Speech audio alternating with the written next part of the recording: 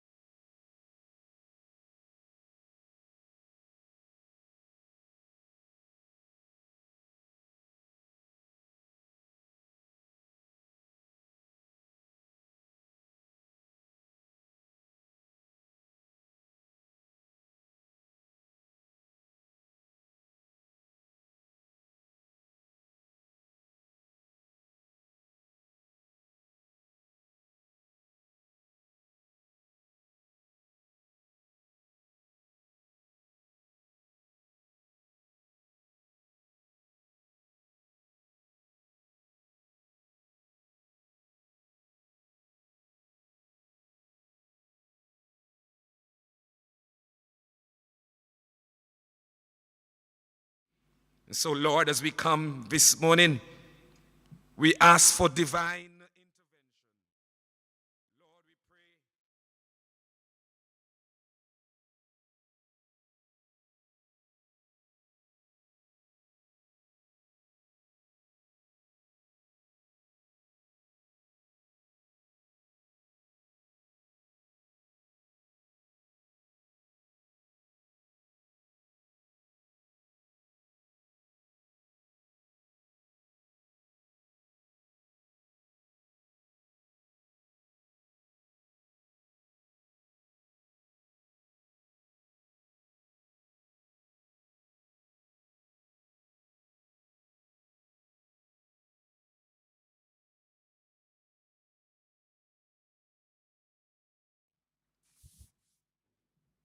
Thank you very much, Reverend. Now, today's event is a pivotal one, which involves a number of key stakeholders, local and international, coalescing around issues relating to the safety of our children. Several agencies and ministries are participating in this important forum today. But just before we get into the meat of the matter, coming to bring the official welcome is Mrs. Rosalie Gage Gray, Chief Executive Officer of the Child Protection and Family Services Agency,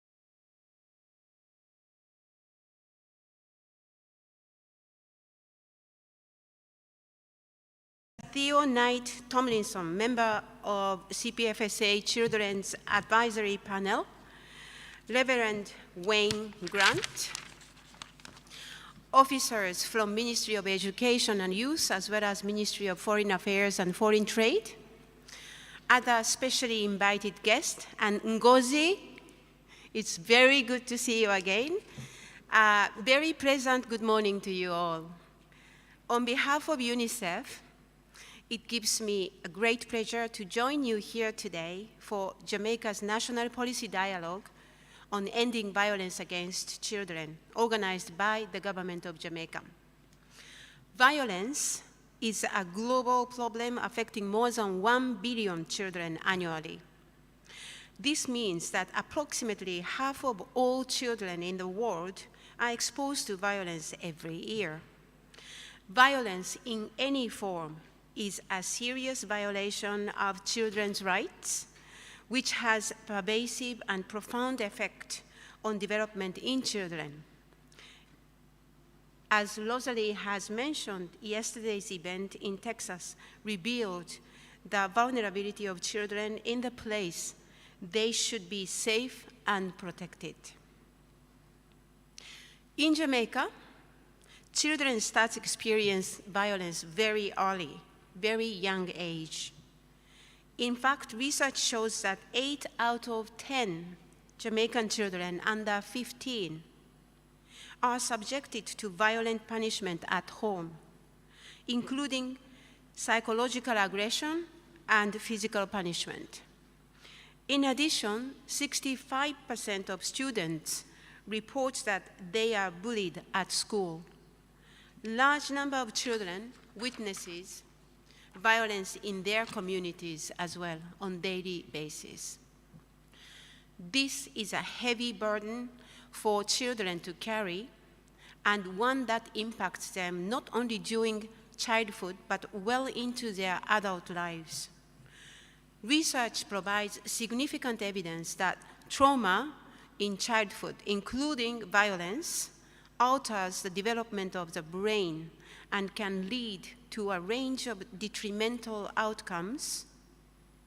In addition, a child exposure to violence has repercussions across generations, repeating the pattern of violence and abuse against their own partners, spouses, and children.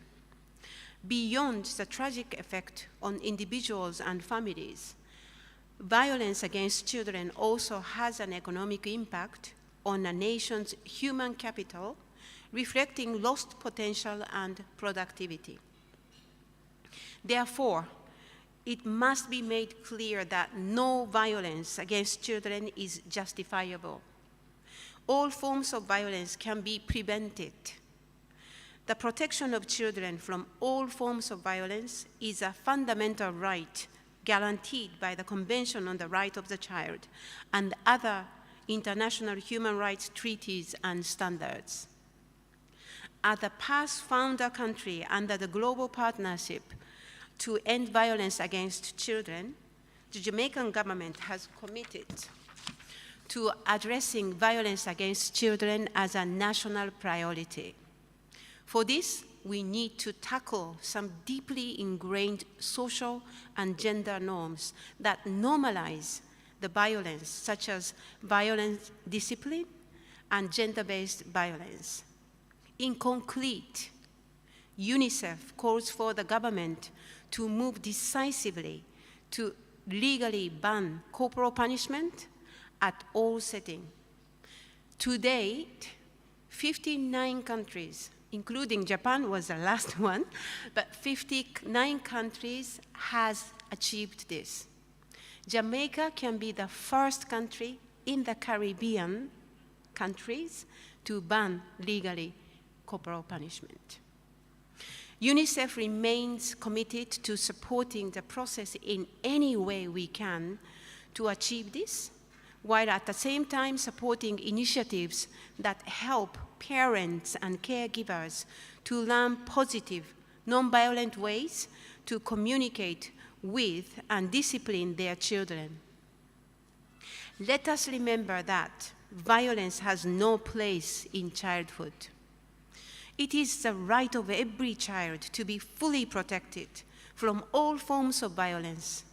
In all settings, we call on the Jamaicans, all Jamaicans, from citizens and parents to decision makers and professionals who care for children, to do all they can do to ensure this protection. I reiterate UNICEF's commitment to supporting Jamaica's work to end violence for all its children. Thank you.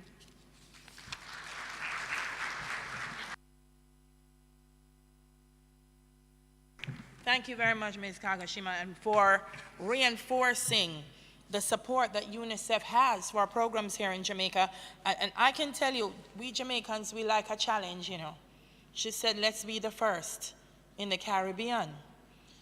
We like to be the first in the world. But since that title has left, we're going to work towards the Caribbean and see what we can achieve, because whatever we put our minds to, we can achieve it as Jamaican people. It's a right. It's a right for our children. And thank you for also underscoring that violence against children isn't just a personal issue, it's a societal issue, and it impacts us at every level. And so it really is important for us to put this dialogue into action. Thank you once again. This month, the theme, Listen Up, Children's Voices Matter, is not just for this month as it relates to CPFSA. They believe that the children always have something to say. It's their right, and they're actually guided by the children through their Children's Advisory Panel. And so I'm very happy to bring to the lectern now Mr. Theo Knight Tomlinson, who's a member of the CPFSA's Children's Advisory Panel. Let's hear it for Theo.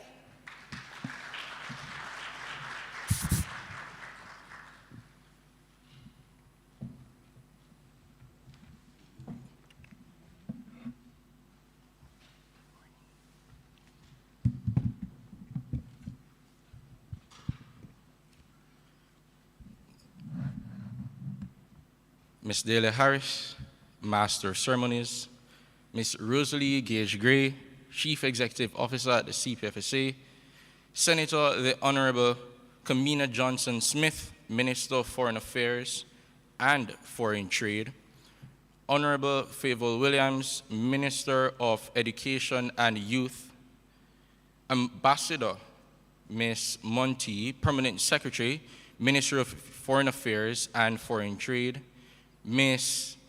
Mariko Kagashima, Representative UNICEF Jamaica, other distinguished guests, ladies and gentlemen of the audience, media houses, ladies and gentlemen in virtual land, a pleasant good morning to you all. No, man, good morning. That sounds better, because today we're here at a well-needed discussion.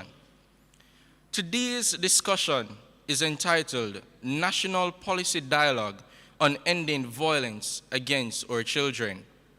It was Whitney Houston who said, "I believe the children are our future. Teach them well and let them lead the way. Show them all the beauty they possess inside. Give them a sense of pride. To make it easier, let the children's laughter remind us how we used to be." I am Theo Knight Tomlinson, a proud member of the CPFSA Child Advisory Panel. On behalf of the CAP Board, I want to thank you for taking time out of your busy schedule to be here to have a well-needed and deserved discussion. Workshops like these are necessary because as the world evolves, growing up looks different. The challenges such violence children face are unique, like cyberbullying, online disputes, constant sounds of gunshots, and many more. Despite these daunting facts, continuing professional development has proven to be the most effective dive strategy to keep up and you all have done exactly that. I am very proud of you, and I'm sure our children are proud too. I trust that as we dive deeper into these discussions for today, that they will not just stay here.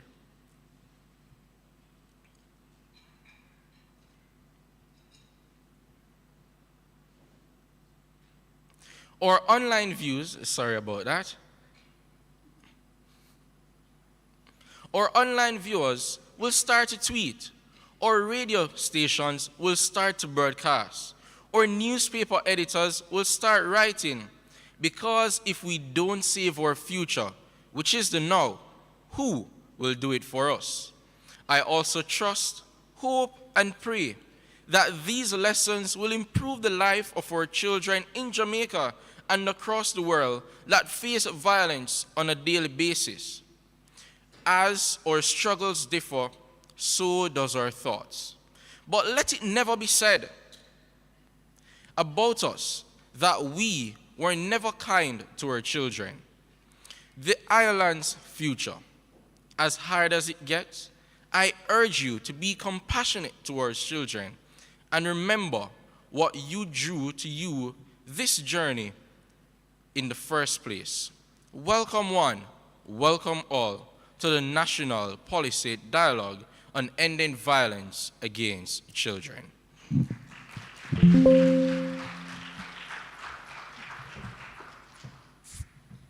Thank you very much, Theo. When the young people speak, we listen. And I liked what you said. Everybody needs to, if you haven't yet done so, center yourselves on the purpose. Why am I here today? We all are here for a reason. There's a broader reason, but in each of us, we have a goal and an objective for being here this morning. And if we center ourselves and anchor ourselves to that, what a powerful meeting today is going to be. And that is what we hope to achieve. Thank you so much, Theo. Let me tell you something. Every time I experience what you're about to experience from performers is not even the word I want to use. It's uplifting, inspiring, thought-provoking. He wears so many hats. He's a social outreach specialist, a motivational speaker, creative writer, dub poet, and I know this morning thoughts are going to be provoked and you're going to be thoroughly entertained. Ladies and gentlemen, let's welcome Mr. Miguel Stepper Williams.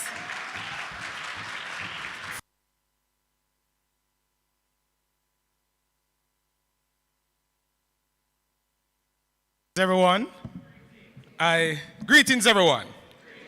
I was given a microphone, but I tell you, the older I get, I just want to stand one place and talk. In terms of just the words penetrating. But it's good to be here. Blessings and love to everyone. It's a joy to explore greatness and to make ourselves better, I wanted, before I started, to utter the sound just to make note that some of the works that you'll be hearing from and some of the words and the angles they are coming from has been a part of my own work over the years, going into juvenile correctional spaces as well as what you would call different community spaces, children's homes, doing the work, working from them time, CDA coming up. A lot of the work would have gone into my own PhD research and things like that, in terms of how we utilize creative therapy. So I'll do this and then I'll do that. Why my father insists for incest, always putting his fingers up my dress. Why my mother insists for incest, constantly showing me what's under her dress. Fingers moving sluggishly along my youthful chest. My mind is in a mess. Is this how love should reflect? I am so stressed. Why my father insists for incest, always putting his fingers up my dress. Why my mother insists for incest, constantly showing me what's under her dress. Thoughts came to me of stopping my breath. Yes, I speak of self-death. Who would miss me? Who would regret? After all, my loved ones are the best. Night after night, with myself, me a fight. Oh, Almighty Father, please show me a different light. I know one day, everything will be all right. Why my father insists for incest? Always putting his fingers up my dress. Why my mother insists for incest? Constantly showing me what's under her dress.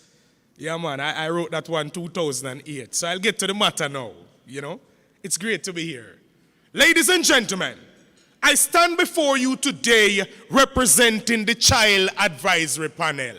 Listen keenly. Get the remote and tune into this channel. I stand before you today ending violence against our children.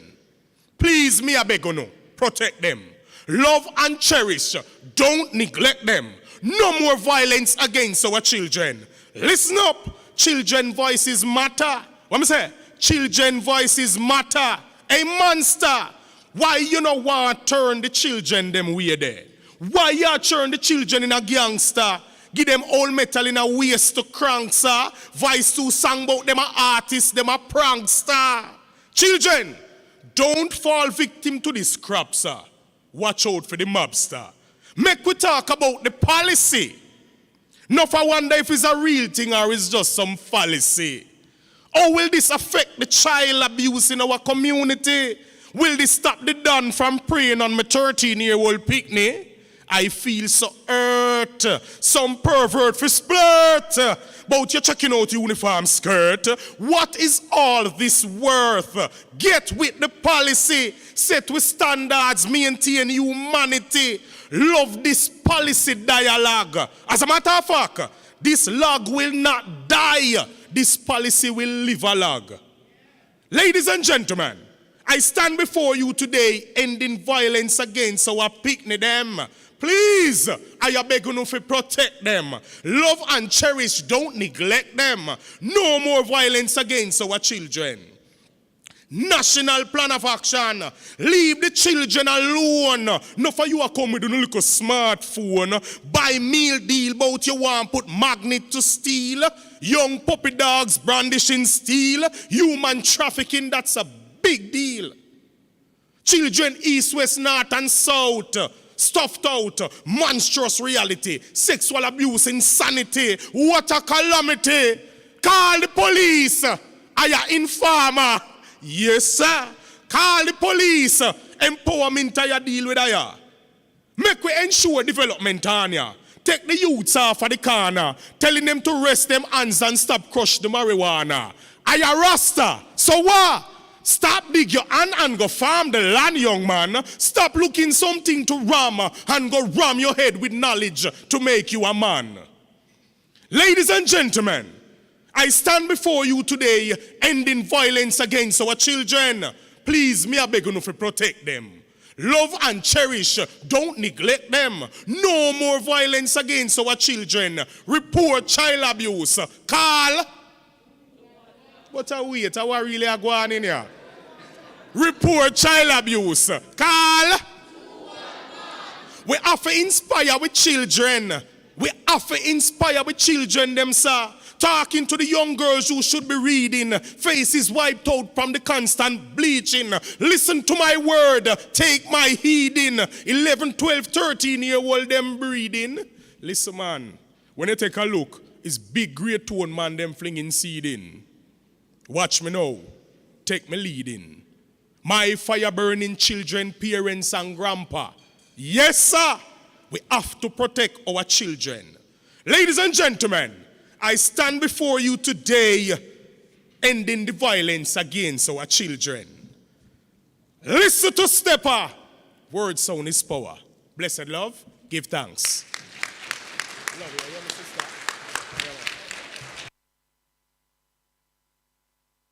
No, I wonder if anyone was listening to Stepper.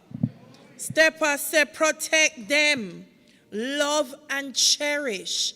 Don't neglect them. And I like that. because we're removing an action and we're telling you what action to replace it with.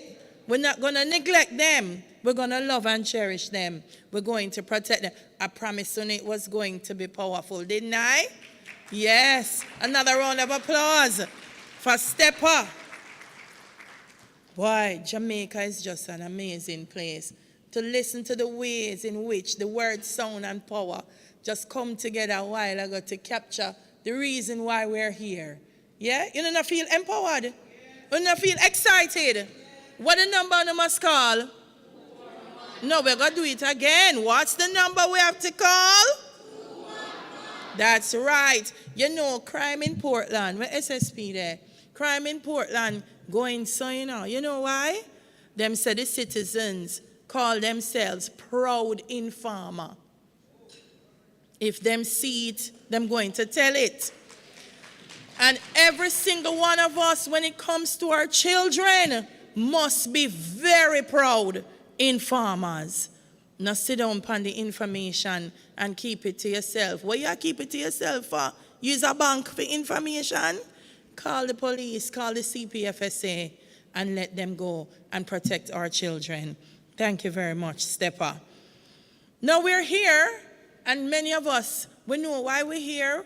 We might not be sure why we're here. We know why we're here. After this end goes, it says, yes, I know why I'm here. Thank you, my love. But to tell us more about the genesis of this event and Jamaica's overall partnership in the End Violence movement is Mrs. Maureen Dwyer, Permanent Secretary in the Ministry of Education and Youth. Let's hear it from Mrs. Dwyer.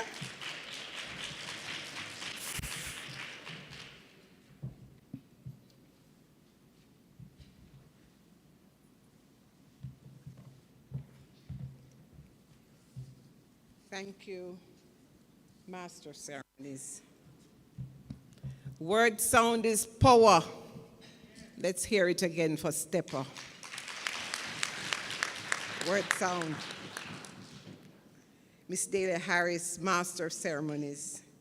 Honorable Favour Williams, Minister of Education and Youth. Senator, the Honorable Camilla Johnson-Smith, Minister of Foreign Affairs and Foreign Trade, who is online with us. Ambassador Sheila Seeley Monteith, Permanent Secretary in the Ministry of Foreign Affairs and Foreign Trade, who is also online. Ms. Marika Kagoshima, representative of UNICEF and the team from UNICEF. Ms. Diane Gordon Harrison, our children's advocate. Mrs. Hyacinth Blair, Senior Director, Children's Affairs and Policy Division, Ministry of Education and Youth. Mrs. Rosalie Gage Gray, Our Lady of the Morning, Chief Executive Officer of the Child Protection and Family Services Agency. Mr. Theo Knight, a member of the CPFSA Children's Advocacy Panel. Reverend Wayne Grant, officers of our Ministry of Education and Youth, as well as the Ministry of Foreign Affairs and Foreign Trade, our specially invited guests, our boys and girls, and everyone, good morning. Good morning. As a part of the 2030 Agenda and its 17 Sustainable Development Goals, the United Nations member states made a commitment to ensure that their citizens live in peaceful, just, and inclusive societies. In pursuit of achieving SDG 16.2, which speaks specifically to end abuse, exploitation, trafficking, and all forms of violence against and torture of children, the Global Partnership to End Violence Against Children was launched in July 2016. The Global Partnership provides a platform for governments and other interest groups to deliver on their commitment to children's rights.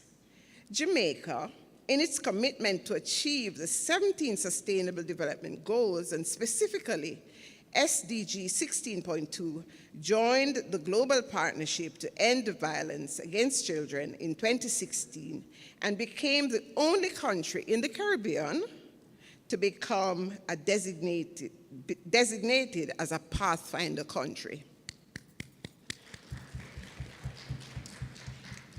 Pathfinder countries are guided by INSPIRE.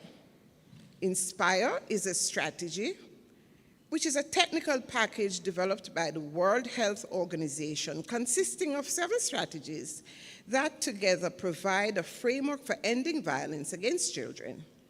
INSPIRE means I, implementation and enforcement of laws, N, norms and values, S, safe environments, P, parent and caregiver support, I, income and economic strengthening, R, response and support services, and E, education and life skills.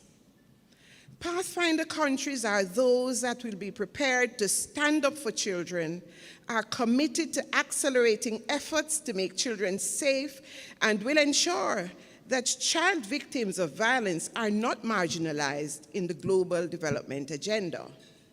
Pathfinder countries convene regular high-level and technical meetings, such as this one, to promote the rights and protection of children, as well as to advance the issue of ending violence against children. Participating countries also share learning experiences and celebrate successes with each other. Pathfinder countries are also able to access the Global Fund to end violence against children in order to implement national projects and activities. As a Pathfinder country, Jamaica agreed to undertake certain commitments, which include the appointment of a champion or convener to lead the process, 3 to 5 years of fast-track actions to end violence against children, which includes the development of a national plan of action, a roadmap for ending violence against children, and holding multi-stakeholder consultations to develop strategies to combat violence against children. To date, I'm pleased to say that Jamaica has fulfilled several of its obligations as a Pathfinder country. With Cabinet's approval of the ministers responsible for children, youth, and for foreign affairs and foreign trade as Jamaica's co-conveners of the Global Partnership. Additionally, Jamaica completed its National Plan of Action for an Integrated Response to Children and Violence 2018 to 2023, and the accompanying roadmap for ending violence against children, which was adopted by Cabinet in 2019.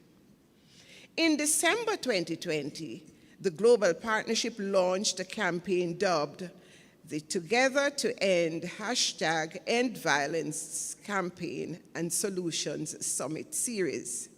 The aim of the campaign is to raise awareness, share solutions, and catalyze action and investment to end violence against children. The Together to End #EndViolence Solutions Summit was launched with the intention to unite countries across continents and sectors behind a single shared vision of a world where every child grows up safe and secure. Every child grows up.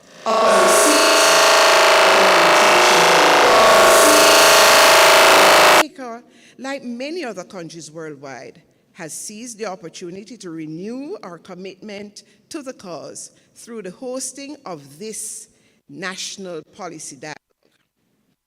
Partnering with the Ministry of Education and Youth to host this event are the Ministry of Foreign Affairs and Foreign Trade, the CPFSA, and UNICEF Jamaica, which is providing financial and technical support. Thank you. Today, as technocrats and policymakers representing ministries, departments, and agencies, as well as NGOs and international development partners across the child protection landscape, we have all come together to look at the progress we have made in ending violence against children, identify the gaps, share solutions, and chart a way forward that will advance the promotion and protection of children in Jamaica in a manner that ensures their rights are upheld. And so, we all have a role. I encourage you, make today's dialogue count for our children as together we work to end violence against them in all forms. Thank you very much. Thank you very much, Mrs. Dwyer. We all have a role, she says, and we must make today count. I like when I hear words such like action and plan and roadmap, because it tells me that we're into implementation. We are going to make it happen. Every single child in Jamaica should wake up knowing that they're safe and secure in this country, and that is why we're here today. The Ministry of Foreign Affairs and Foreign Trade is a key partner in the initiative to end violence against children. And so we invite Senator the Honorable Kamina Johnson-Smith to bring remarks, and she'll be joining us virtually. So ladies and gentlemen, your attention to the screen.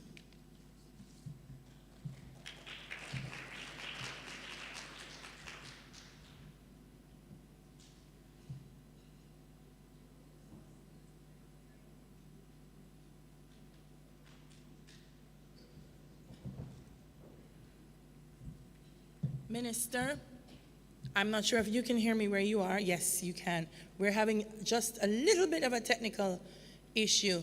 We're not hearing you, but we're seeing you, and the Jamaican flag looks so beautiful in the background. So as soon as the technical team advises me, then we will continue. Of course, we know that for the rest of the day, once we come to the end of this opening ceremony, we are going to move into our panel discussions, and we have several panels lined up for today.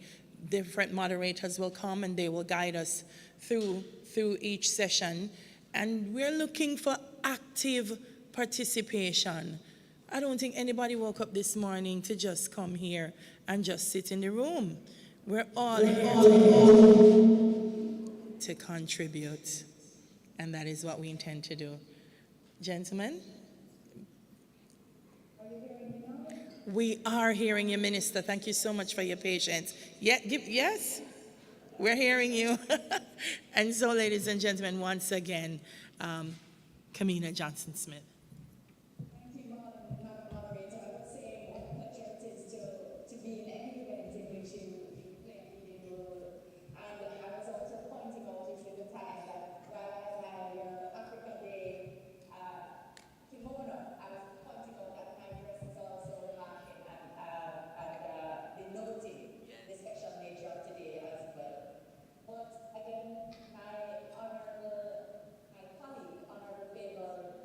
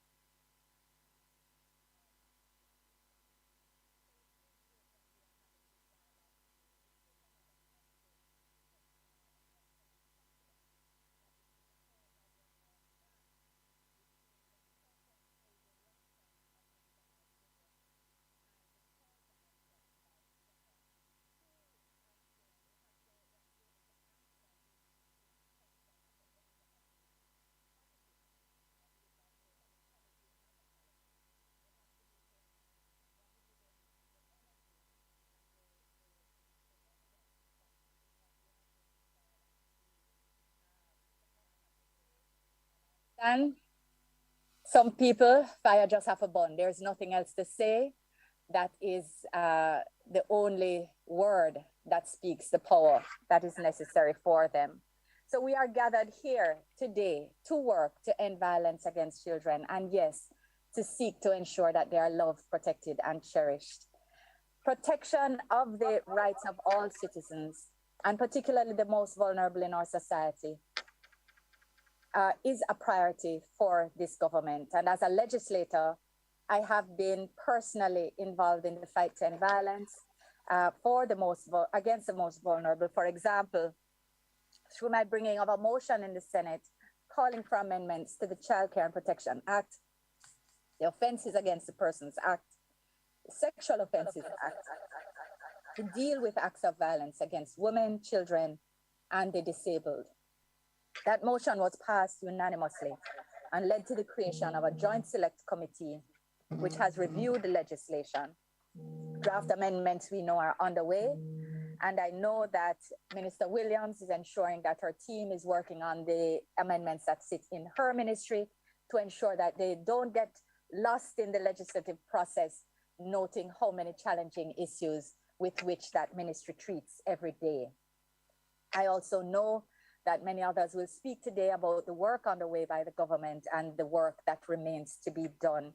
What is certain and sufficient to say for me is that change in this area is a matter about which this government feels passionately, as we truly, truly understand the cyclic nature of violence addressed by Mariko earlier, and its broad impact on not only our individual development, but the development of our country as a whole. So ladies and gentlemen, boys and girls, the Ministry of Foreign Affairs and Foreign Trade and its network overseas has the honor of representing the interests and priorities of the most vulnerable among us, including our children. And we support the tenets, the core tenets of the international rule-based systems, namely peace and security, human rights, and sustainable development, which are to be applicable to all and take account of our children's rights, including the youngest among us. Jamaica's national development goals include the protection of our children and are supported by this ministry as we work with our international partners for assistance, support, and capacity building. Ladies and gentlemen, today's dialogue advances the long-standing goal of ending violence against children, which for many years has been on the international agenda. And at the multilateral level, I just want to highlight to bring another layer to our discussion, another layer of richness to our discussions, some of the structures that have been in place over the years. So in 1946, at the first session of the United Nations General Assembly, member states unanimously decided to establish an international children's fund by way of Resolution 57.1. And this body is today's UNICEF, for which Ms. Kagoshima works, the leading agency in the world focused on children. In 1989, at the 44th session of the United Nations General Assembly, member states adopted the Convention of the Rights of the Child. And this treaty is the most supported human rights instrument, achieving near universality across all countries of the world. Jamaica is a party to this convention and is currently in the process of preparing its national country report to submit to the Committee on the Rights of the Child in line with our international obligations. So all of this work comes together and we report on it internationally as well. In 2002, the UN General Assembly's special session on children was held to renew the international commitment of children's rights. In 2009, the UN Secretary General appointed the first special representative of the Secretary General on Violence Against Children. And this post is an independent global advocacy post in favor of the elimination and prevention of all forms of violence against children. In 2015, coming closer now, at the 70th session of the UN General Assembly, member states adopted the resolution entitled Transforming Our World, the 2030 Agenda for Sustainable Development. And this gave the globe the Sustainable Development Goals, the SDGs as they're often referred to. SDG 16.2, which is often referred to, focuses on ending abuse, exploitation, trafficking, and all forms of violence against and the torture of children. And in this context, Jamaica co-chairs the group of friends of children and the SDGs within the United Nations, together with the countries of Luxembourg and Bulgaria. So we have partnerships that you don't even generally hear about. These are just some of the major international efforts to protect children that harness the efforts of countries across the world to protect children, that have built momentum and that serve as the platform for which the End Violence Against Children Global Partnership was launched on the 12th of July, 2016. This new body would focus exclusively on implementing SDG 16.2. When Jamaica was invited to become one of the first pathfinder countries of this global partnership, it was an excellent opportunity for us to join a new and the most current global effort to further the work on this important issue. It has been my distinct honor to serve as one of Jamaica's national co-conveners on the End Violence Against Children Partnership alongside my colleague, Minister of Education and Youth. Jamaica's contribution to the End Violence campaign in the form of this national policy dialogue reflects our solid commitment, and I do look forward to its outcomes. We recognize the importance of including all relevant stakeholders, as each one of you brings an indispensable element to the plan of action to end violence against children. Indeed, it's this appreciation of the multifaceted nature of the work at hand that makes this global partnership so important and so timely. Ladies and gentlemen, our children deserve to develop holistically, to realize their dreams and their hopes and aspirations. They need our support and protection in order to do so. We have some of the tools to do the job. Our National Plan of Action for an Integrated Response to Violence Against Children and the accompanying roadmap bolsters the policy imperative of our national development goals. And Jamaica as a country is aware that its responsibility to protect our children is something that requires partnership. Partnerships are key, and they're key to the work undertaken here at the Ministry of Foreign Affairs and Foreign Trade, where we strategically pursue international relations in order to support Jamaica's achievement of our goals. Two recent examples of initiatives made possible by the generosity of our partners are the US-Jamaica Child Protection Compact Partnership to prevent child trafficking and to prosecute the perpetrators of child trafficking.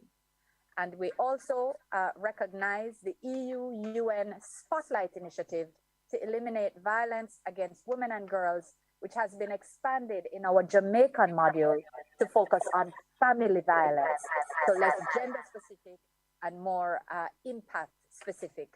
The ongoing support that we receive from UNICEF is also of great significance. And these critical partnerships have borne fruit in moving Jamaica further ahead on the path to eliminating violence against children.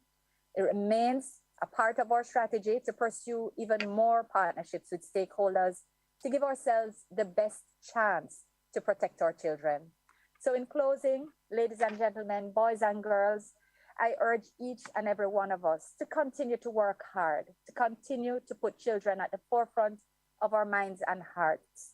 Ending violence is a worthwhile goal. It is a crucial one for our personal and our national development. We want our children to live safe lives, fulfilling lives in a country that protects their physical and emotional well-being. Let's ensure that our laws, our policies, our programs, and our plans all combine to create a violence-free space, a safe space for our children to be their best selves. One love, and thank you for listening.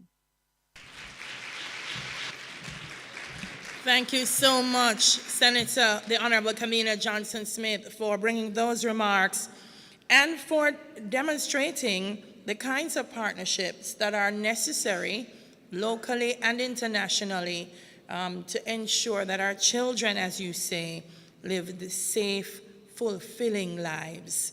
And that's what we want for them here in Jamaica. We can't hear enough of him, Stepper. Never can. And so we're going to hear once more something powerful in word, sound, and power from Stepper. Put your hands together for Stepper.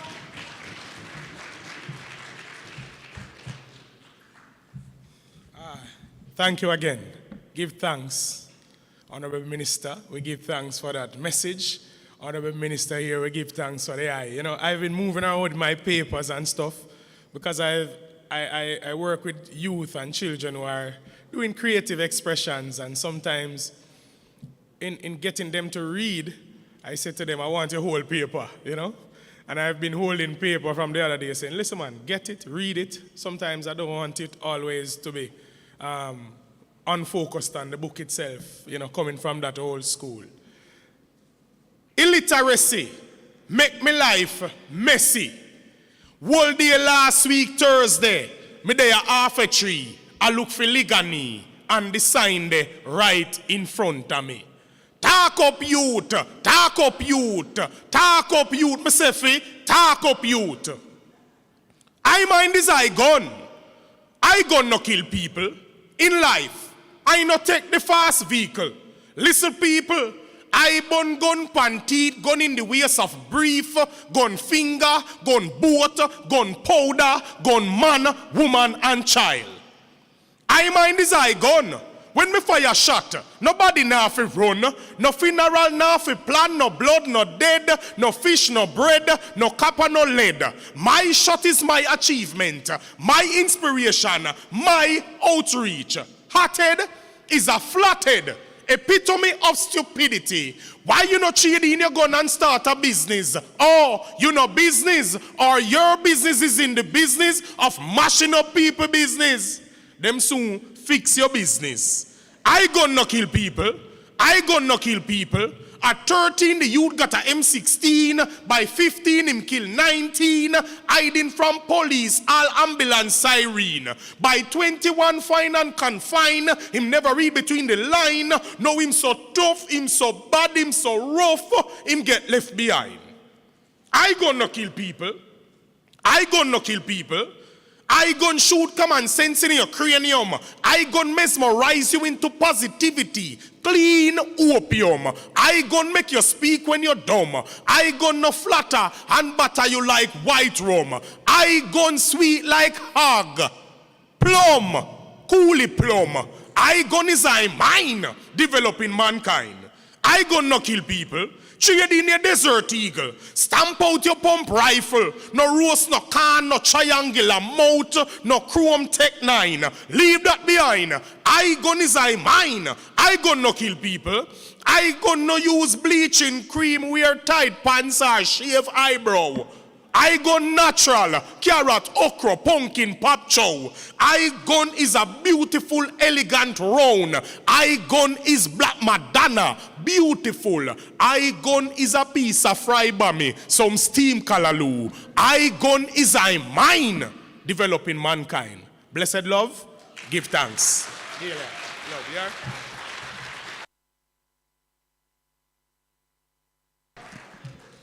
Let me tell you, it's a gift. I can't say it any other way. His ability to put the words and the sound together. And boy, I tell you, I know when him said nice like hog, everybody look up. But the plum, him talking about the plum. Thank you, Stepper, once again for that. Ladies and gentlemen, our next speaker is a woman who is extremely passionate about Jamaica's children and about education. Over the last few years, we've seen her, along with her team, working tirelessly and innovatively, listen, Minister, to be dynamic, flexible, everything to ensure the nation's children are provided with necessary resources and support in relation to education. So I really want you to give her a warm welcome this morning, the Honorable Favour Williams, Minister of Education and Youth.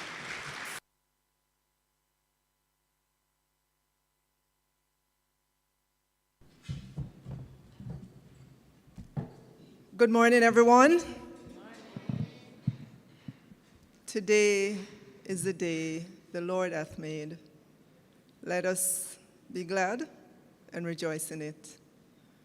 Not to ignore the problems, but to rejoice because we have another day in which to make a difference in the world.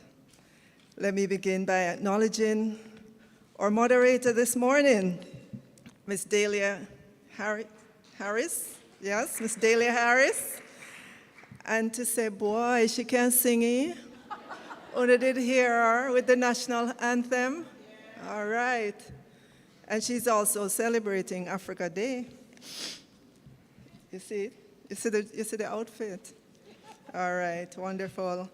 Round of applause for Stepper.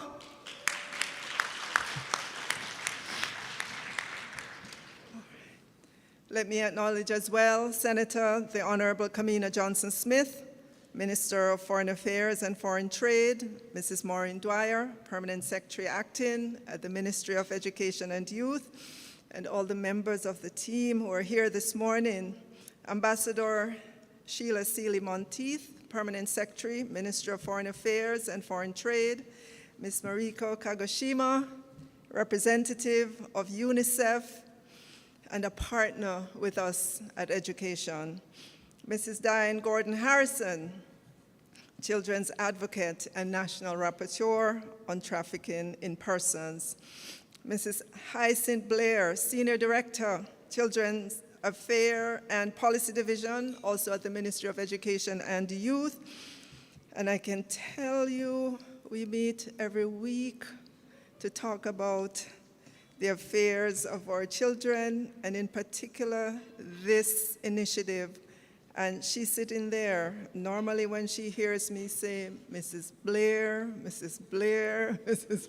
Blair, she knows that something is coming, a question is coming. Why haven't we done this? Why haven't we done that? Thank you, Mrs. Blair, for the work that you do.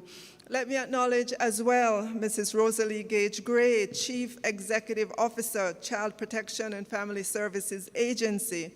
And you would have heard me many times saying the CPFSA is the safety net of all safety nets. When all other safety nets have broken, CPFSA is that safety net into which our children fall, and we ensure that we respond and take care of them. Reverend Wayne Grant, thank you so much for your prayer this morning. You call on us to put a stop order on violence, to put a stop order on abuse of our children.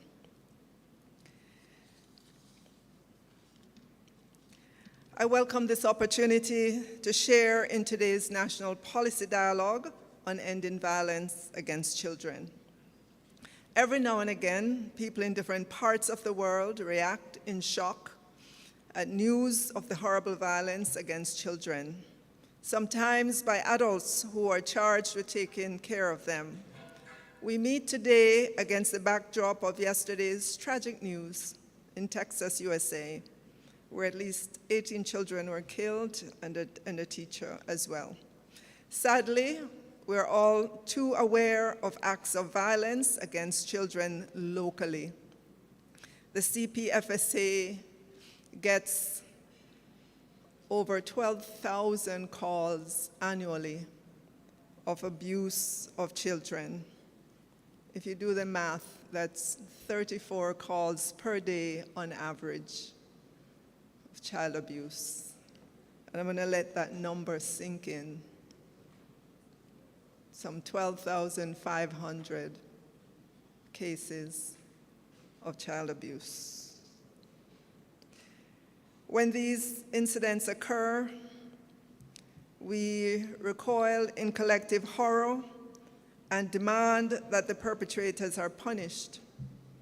Unfortunately, many cases of abuse do not make the news, and thousands of children suffer in silence and carry the physical and emotional trauma with them for years. With the 211 helpline and that of the Office of the Children's Advocate, we're getting more calls, which is telling us that the problem is worse than we thought. Violence against children cuts across social classes. It occurs in homes, in schools, care facilities, and communities. We know that corporal punishment is still practiced in many homes in Jamaica. The data from the Jamaica Survey of Living Conditions show that corporal punishment is the most used method across urban and rural, across age groups, across poor people and rich people, and it's used on both boys and girls. Some of the cases of abuse that CPFSA sees have elements of corporal punishment. And despite the position of the government being the prohibition of corporal punishment, it remains an all too common method of punishment within the homes. According to the data, children in the corporate area are more likely to be exposed to corporal or psychological aggressive methods of punishment than children in rural areas. The top 3 corporal punishment methods are slapping, beating with an implement, and pinching. 69, almost 70% of boys and 65% of girls are likely to be slapped. And you might think slapping, is nothing. It is something. It hurts physically, but it also hurts mentally. Some parents or guardians even go further with psychologically aggressive methods, meaning they quarrel, they shout, they deny food. Yes, some of our parents do. They swear and they curse. And so we want to get the message out to our parents, to our guardians all across Jamaica, that violence against our children is not acceptable and we should not normalize it. Regardless of where violence happens, the long-term impact can be the same.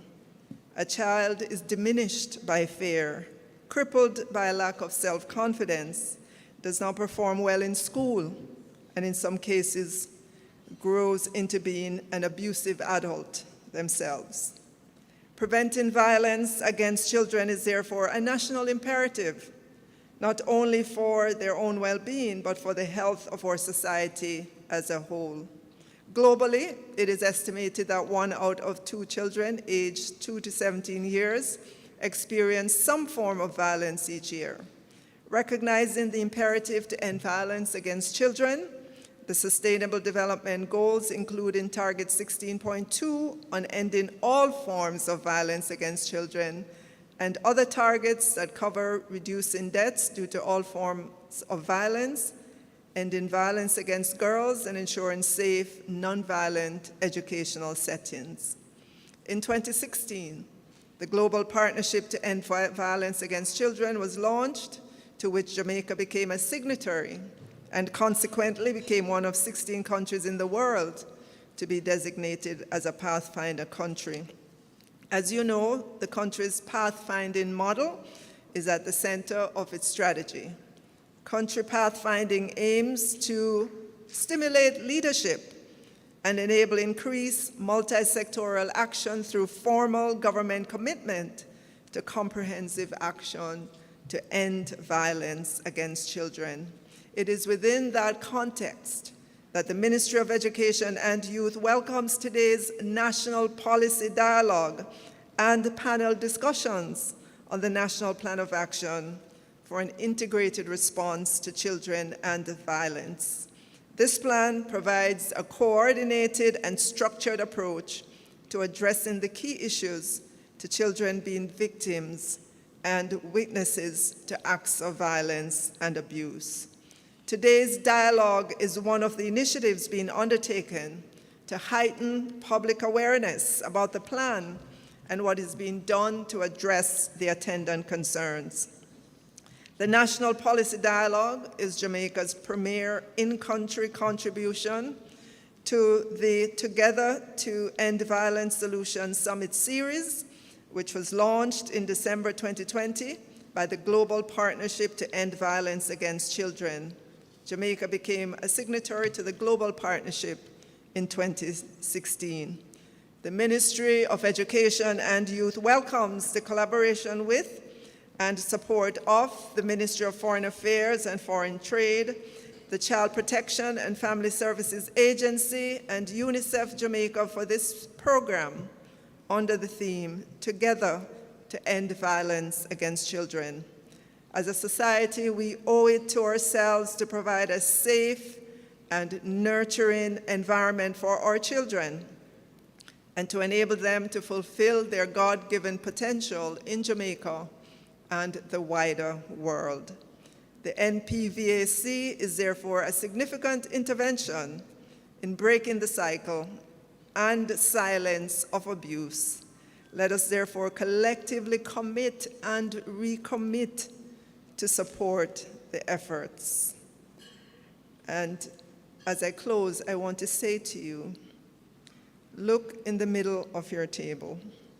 There's a card there in that beautiful bouquet.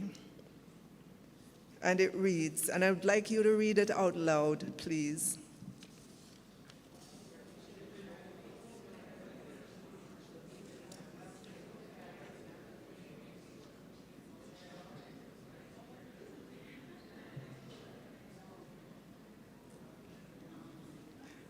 Or it says, children are human beings to whom respect is due, superior to us by reason of their innocence and of the greater possibilities of their future.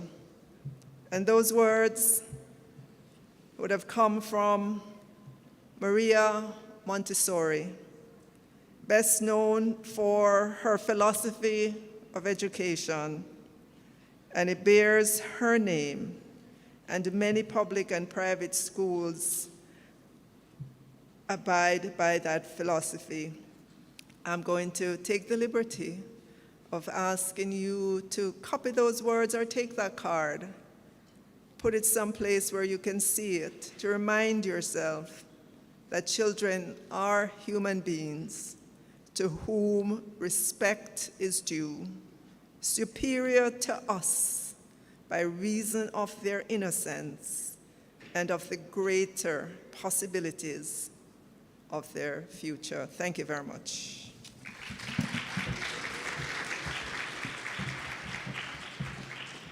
So much, Minister. Powerful way to end this opening ceremony. And please remember, you take it with you. Take a picture and save it every time we think about why we're here and what we need to do. It's a reminder that children are human and respect is due. As something we grew up with as Jamaican people, we know that. Respect due. We see people, we greet them, we say, "What boss, respect due." Respect is very important to us, and so we must extend that to our children. So we have come to the end of the opening ceremony of the National Policy Dialogue on Ending Violence Against Children. We're coming up on a break, but immediately after, we'll have a special report on Jamaica's progress in tackling violence against children and the NPACV. After that, there will be 3 panel discussions, which are expected to be dynamic. I've seen the panelists and the moderators. It is going to be some powerful dialogue. So don't go away. And for those of you who are joining us online, please continue to do so.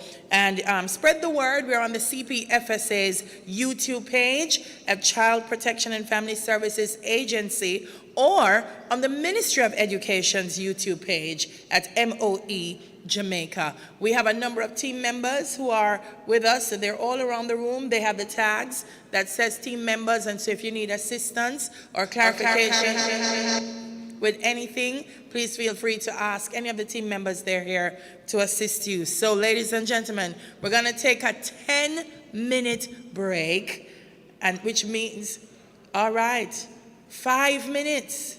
which means it's really 3, because you need a minute to walk, go where you're going, and a minute to come back. So we're taking a 3-minute break, and then we're resuming right here. So see you in 5 minutes.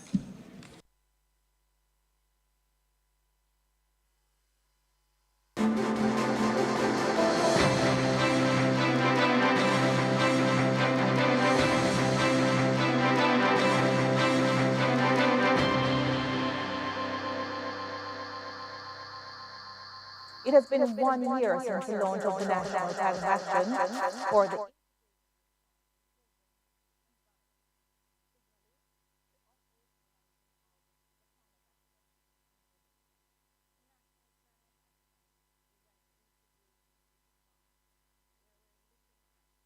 key activities that have to be put in by all the different agencies across Jamaica and the whole country of Jamaica if we're going to protect all of our children from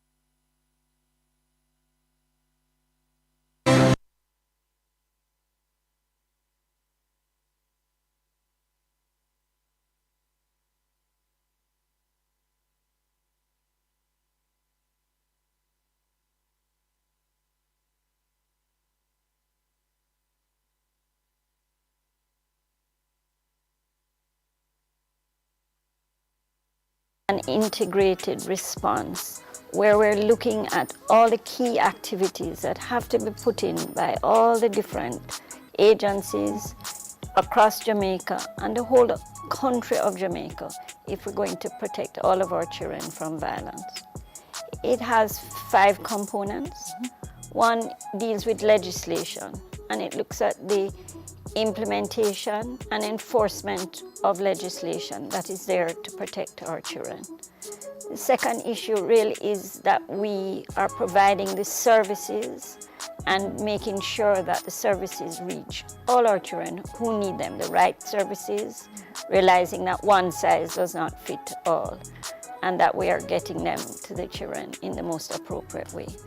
The third area is how do we strengthen our families? How do we strengthen our communities to be able to protect our children? There is special legislation that treats with how children are to be protected against violence in the country, in the community, in the homes. And we are primary enforcers of the law.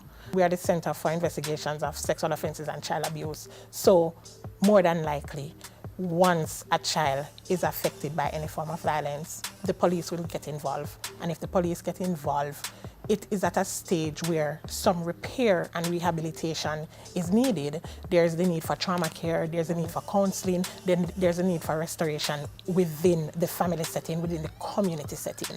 What we're seeing is children exposed to violence, children who have repeated exposure to violence, landed up with a lot of trauma or even what we call post-traumatic stress disorder. So one of our major strategies for coping with children who have been affected by violence or families, parents who are under siege is to first be able to identify a child who's been affected. So what we've been doing is identifying children at grade 5 who may be at risk, whether demonstrated by not reading up to grade level, they might be fighting in the classroom, any sort of behavioral challenge. And once we're able to identify, we're able to offer some support services after school.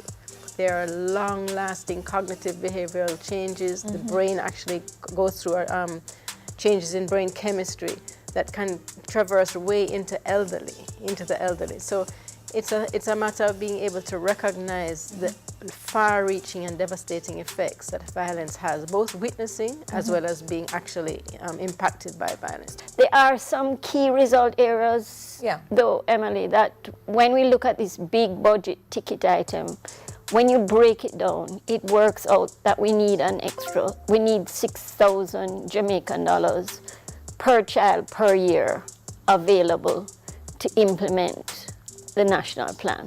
We're talking about a national response.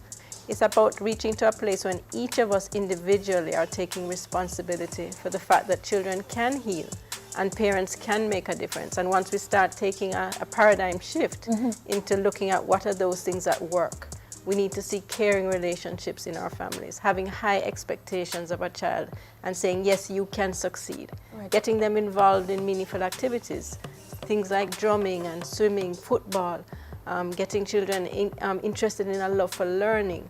Those are things that have been demonstrated with many, many years of decades of resilient research. We are faced with the issue of making sure that at a national level that safe spaces are available for our children in our families, in our communities, where we need structured, supervised after-school activities.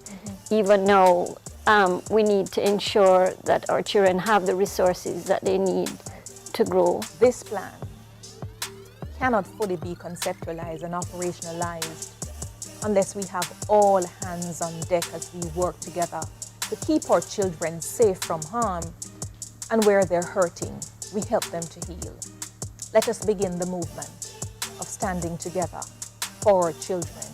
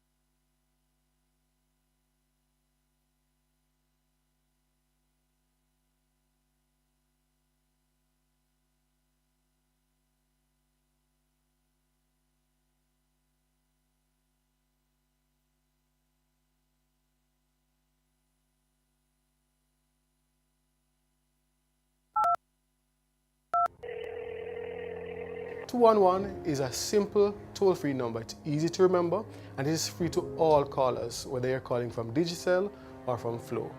It is operated on a 24-hour basis, so there's no excuse for not reporting child abuse. No problem, more than happy to assist you. When a report is made to 211, our officers are some key questions to determine exactly what is happening to the child. When a report is recorded, it is marked with a case identification number, and the officer does an assessment to determine what is happening to the child, 2, the level of urgency, and 3, what entity is best suited to investigate the matter. Ladies and Our gentlemen, I investigating invite partners you include all our own to internal please investigations unit at the CPFSA. return to your tables and your seats, because we are now going to move into the next segment of the day's program. So if there's somebody outside, just stick your head out and say, come in, we're ready to go. If you left the Zoom, please, and you're hearing me from somewhere in your office or in your home, asking you to return. I know how the Zoom works. If you're watching online, please, we need your attention because we're about to resume. So I'm asking everyone, as soon as you are able, to return to your seats and your tables so that we may resume. So we're going to get right back into the swing of things. Our next presenter is going to be Mrs. Hyacinth Blair, Senior Director, Children Affairs and Policy Division, Ministry of Education and Youth, and she'll be sharing with us from Jamaica's progress report on initiatives to tackle violence against children. But before she comes, one of my favorite special young ladies is coming up because she has such big talent. Every time I see her, I say, no man, one little girl can full of talent, so she's brilliant, and she's gonna join us. Already a superstar at the tender age of 9.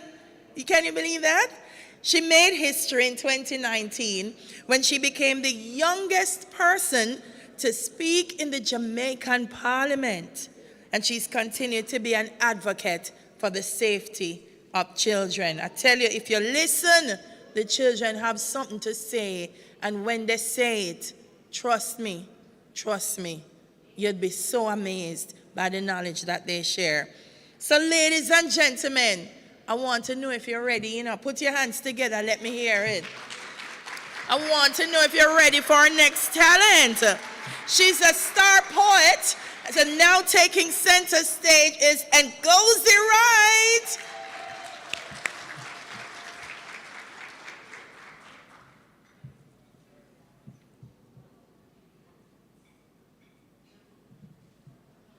Can you see her, or you want her up here? You can see her?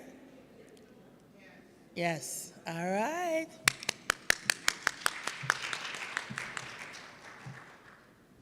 Hey, big man, loud the liquor picnic. Go on with your sweetie, you can't trick me. Take your all clear and go on where you a go. Pervert, me no wanna drive from you. Pervert, me no wanna drive from you. God gives to mankind little children. Stars where you shine, don't kill them. Murderer! You are go burn in the hell. You touch a little picnic, me I go tell. Kids don't talk to no stranger.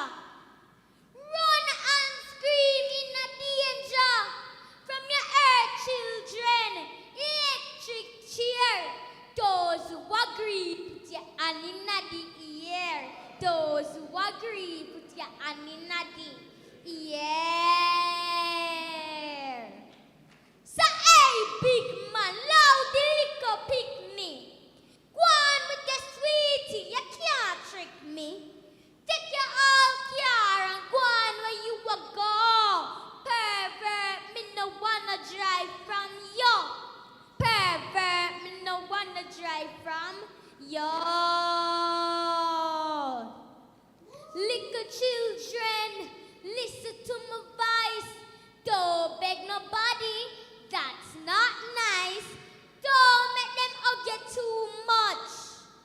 Learn about good touch and bad touch. Friends are family members, feminine or masculine genders. Don't make them give you anything. Show your mommy and your daddy what them bring. Don't make them give you anything. Show your mommy and your daddy what them bring. So hey big man, loudy little picnic. Go on with your sweetie, you can't trick me. Take your old car and go on where you a go. Pervert, me no wanna drive from you. Pervert, me no wanna drive from you.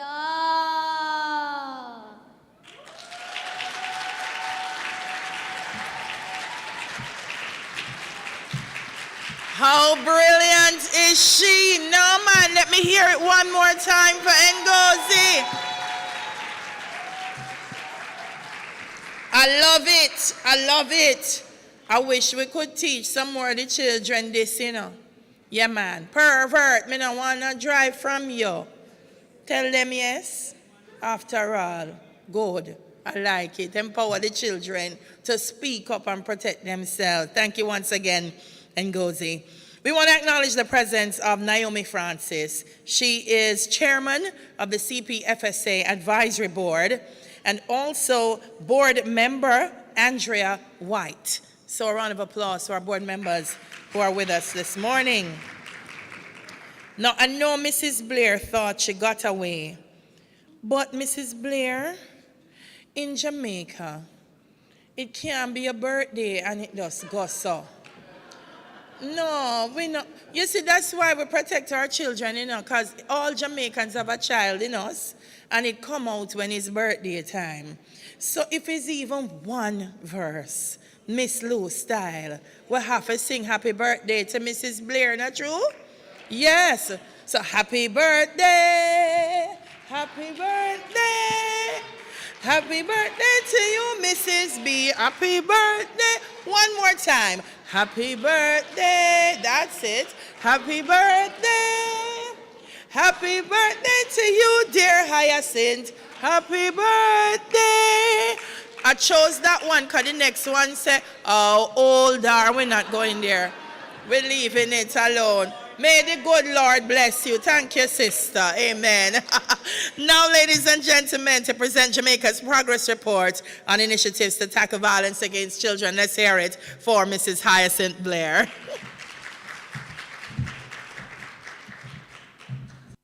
Thank you very much, MC. Thank you so much. Good morning, everyone. It's still morning, right? Oh, thank you. It's projected. Okay. All right. It's fine for me. Okay. So today I want to just give some information on where we are in terms of the implementation of the National Plan of Action for an Integrated Response to Children and Violence. We have been introduced to some of the background in our program already and via what Minister has shared, but just for this presentation, and I'll be very quick because I know time is against us. So we know that Jamaica became a signatory to the Global Partnership to End Violence Against Children and became a Pathfinder country in 2016. And Pathfinder countries are really guided by the INSPIRE strategy, and it's really having commitment and responsibility towards ensuring, actions are fast-tracked in terms of protection and care for children. So among the responsibilities of a Pathfinder country is that we committed to 3 to 5 years of accelerated action to end violence against children. And we also committed to the development of a national plan of action in that regard and a roadmap. And so we, in 2019, or National Plan of Action was approved by Cabinet and it was tabled in Parliament. Now, the goal of the National Plan of Action is to create and maintain a protective environment that is supportive of and responsive to the issues of children and violence. And also, the objective is to reduce the impact of violence on children, and we want to do that through an integrated approach to prevention, control, monitoring, and intervention so that children may preserve their rights and grow to be productive citizens.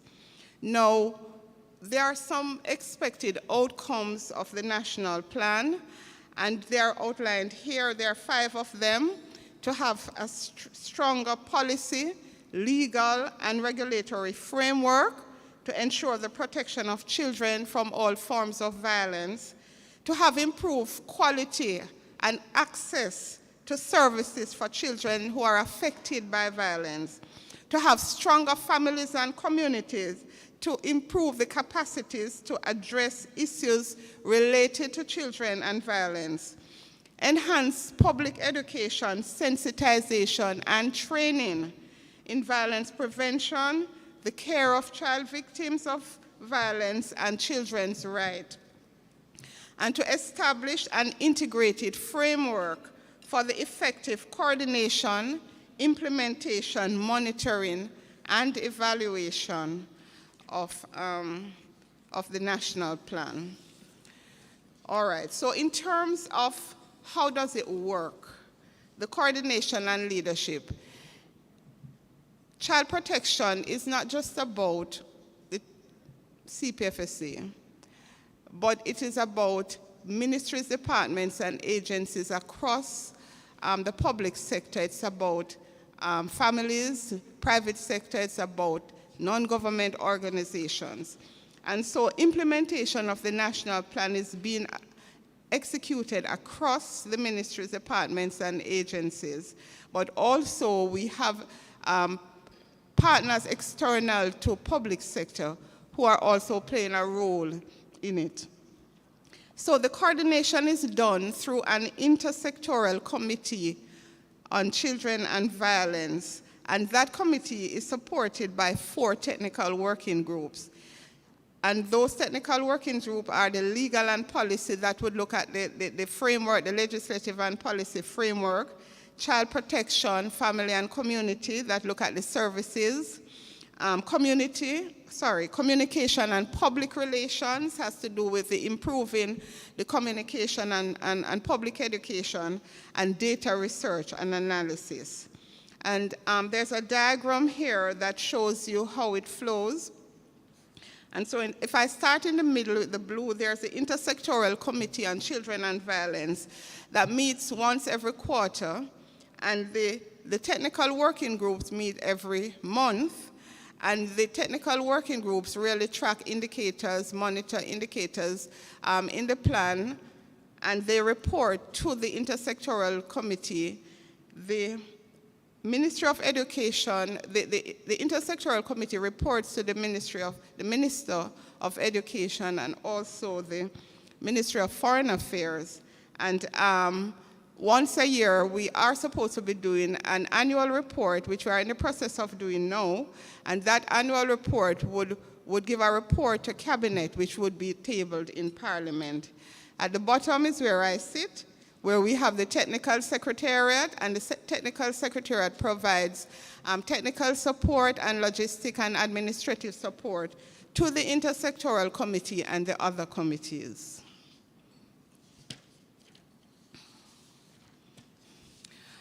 Okay, so in terms of our progress report,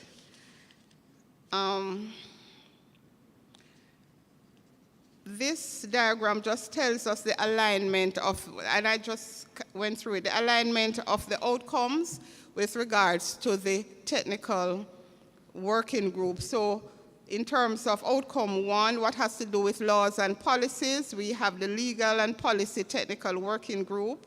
For outcomes 2 and 3, we have the Child Protection Services, Family and Community Technical Working Groups. For outcome 4, really has to do with enhanced public education. I think there's a switch around at 4 and 5 there. So public education has to do with outcome 4, and data research and analysis is with outcome 5. So progress report in terms of the institutional framework and administration. As I said earlier, the national plan was approved in 2019. In 2019 of June, it was approved by Cabinet and tabled in Parliament.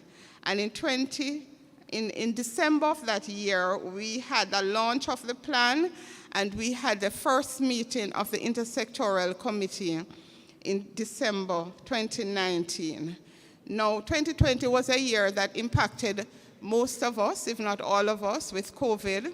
And so that also impacted just implementation of the plan. We spent that year setting up the groundwork, setting up the committees, the 4 committees.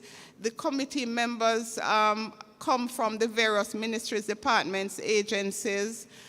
We also have committee members from the NGO community. We have committee members from faith-based organizations. So we spent most of that year setting up the committees that would monitor the implementation of the plan.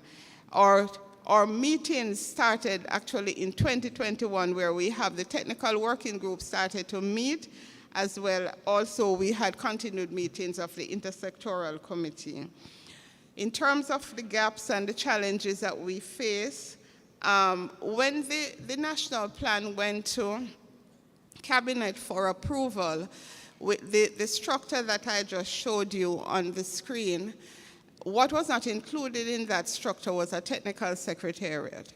So when the plan was actually approved, there was no secretariat in place. The secretariat would fall within the division, the Children's Affairs Division. So the technical secretariat now really needs to be strengthened in that area so that we can provide the kind of support that is needed by the technical working groups and the intersectoral committee. So that is the major gap and challenge in terms of administration. Now we will go on to outcome 1, which speaks to stronger legal and policy framework. There were 12 laws and 5 policy instruments that are named in the national plan for review, for amendment, and they're listed here. There is a column where I have laws that were not named because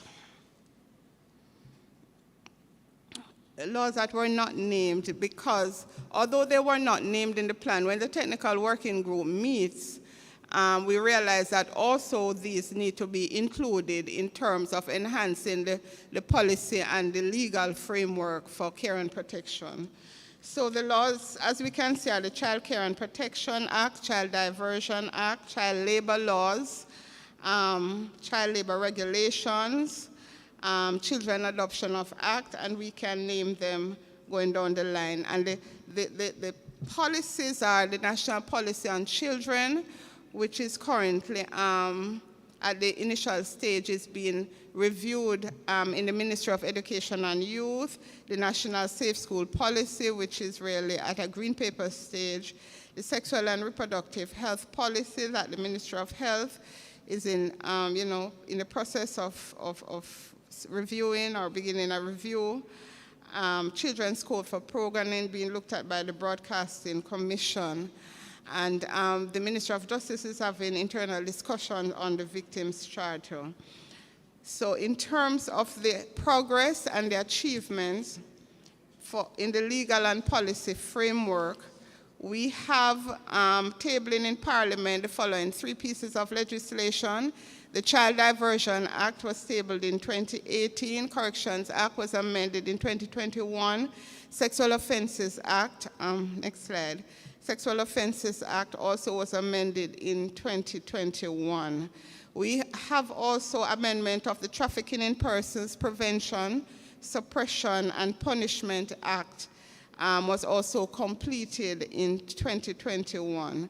Now, there are other key pieces of legislation that are at various stages of review. You could go to the next slide, please.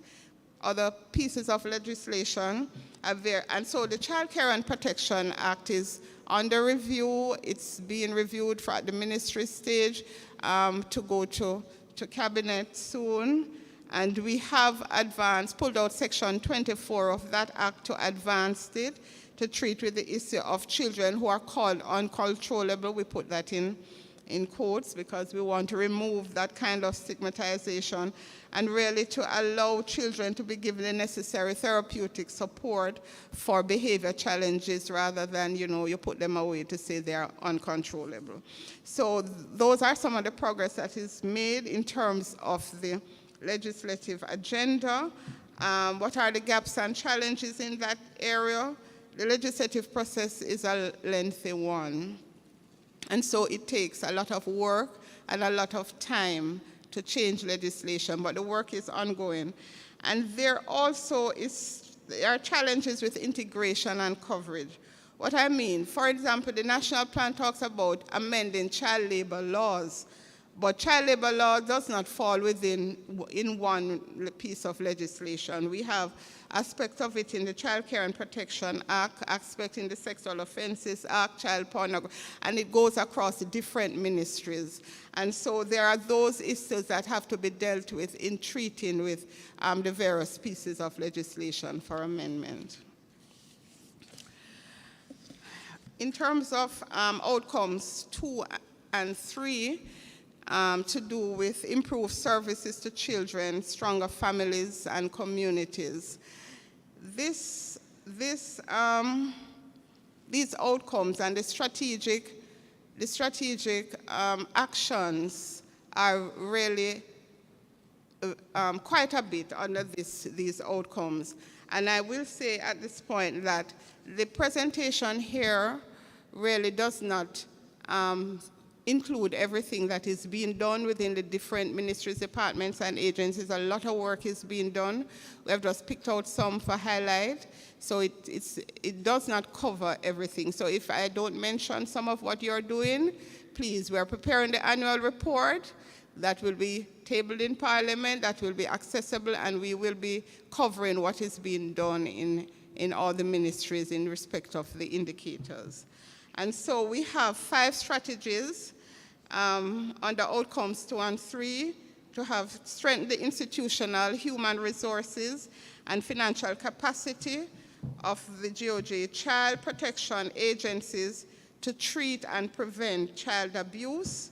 We want to foster greater levels of collaboration and coordination among responsible child protection agencies or the actors for the provision of the highest quality services for those that are in need of care and protection. We want to ensure that all child victims and perpetrators of violence and those in need of special care have access to quality service. We want to strengthen parent, caregiver, and community support, and to strengthen educational institutions and life skills. So some of the progress that has been made in this aspect is that in looking at the agencies and the entities that treat with children, that offer services to children, whether in the Ministry of Health, National Security, Education, CPFSA, all the entities within the child protection sector do have established protocols and guidelines and operating procedures that guide service delivery to children in the sector. And whilst we have services for protection of children and care of children, and even put systems in place to facilitate reporting of abuse and all of that, the CPFSA has begun the process of developing an early warning system that will shift focus from even early detection and response to prevention. And in respect of collaboration, the CPFSA, there's collaboration between CPFSA and Ministry of Health, collaboration with CPFSA in terms, and Sissoko on diverting of children. And we go further to the next slide. The Child Diversion Act, which was enacted, the Child Diversion Program is being implemented and operating. A social service workforce study is currently being conducted by UNICEF to guide the development and implementation of country-level action plans to strengthen the social service workforce for child protection. We know that the National Parenting Support Commission is implementing, doing a lot of work in terms of parent support, implementing the parenting policy, parenting education. All of that is happening. In terms of case management, the CPFSA uses the SOHIMO case management system to capture data digitally and to improve case management. And there are plans in place to improve this client ratio of social workers to victims or to children to a ratio of 1 to 60, as what is outlined in the national plan. And there's much more work that is happening that will be captured in the annual report. So what are some of the gaps and the challenges in this area? There's need for a comprehensive case management system to integrate data across ministries, departments, agencies that would enhance efficiencies and really eliminate duplication. We want to be able to identify if a child has come into the system at point A and has gone at received some services. We want a case management system that can, provide information on a child that might be a national security into juvenile correctional facilities. Maybe that child had come into care at an earlier stage, we don't know, because the data really, there's greater need for integration and collaboration. There is also need for greater collaboration across the child protection landscape, as I just said, as different entities would capture data, and it needs to be collated and analyzed in a central space to guide policy and other necessary actions. But we have a lot of good programs, not enough evaluation of the programs that we have, not enough timely evaluation of the programs that we have in place just to ensure effectiveness, whether they're working. So there's need for that systematic evaluation of programs across the sector to determine effectiveness. For outcome 4, which speaks to enhance public relations, sensitization and training in violence prevention. And the main objective of this outcome is to raise awareness, improve knowledge and understanding among the general population about child abuse, the root causes, its impact and consequences, treatment and care of those affected, and methods of prevention. Now, the strategies to enhance that are outlined in the national plan speaks to increase public awareness about child violence through preventative education, mass media, special campaigns, and sensitization programs. Enhance capacity of the media to provide appropriate reporting on children and violence at all levels. Improve family and community attitudes towards child care and protection issues through increased education, sensitization, and training. Improve children's knowledge about protection issues and life skills through education and sensitization programs. And increase collaboration or networking among partners to implement the public awareness, education, and sensitization. So what are some of the achievements?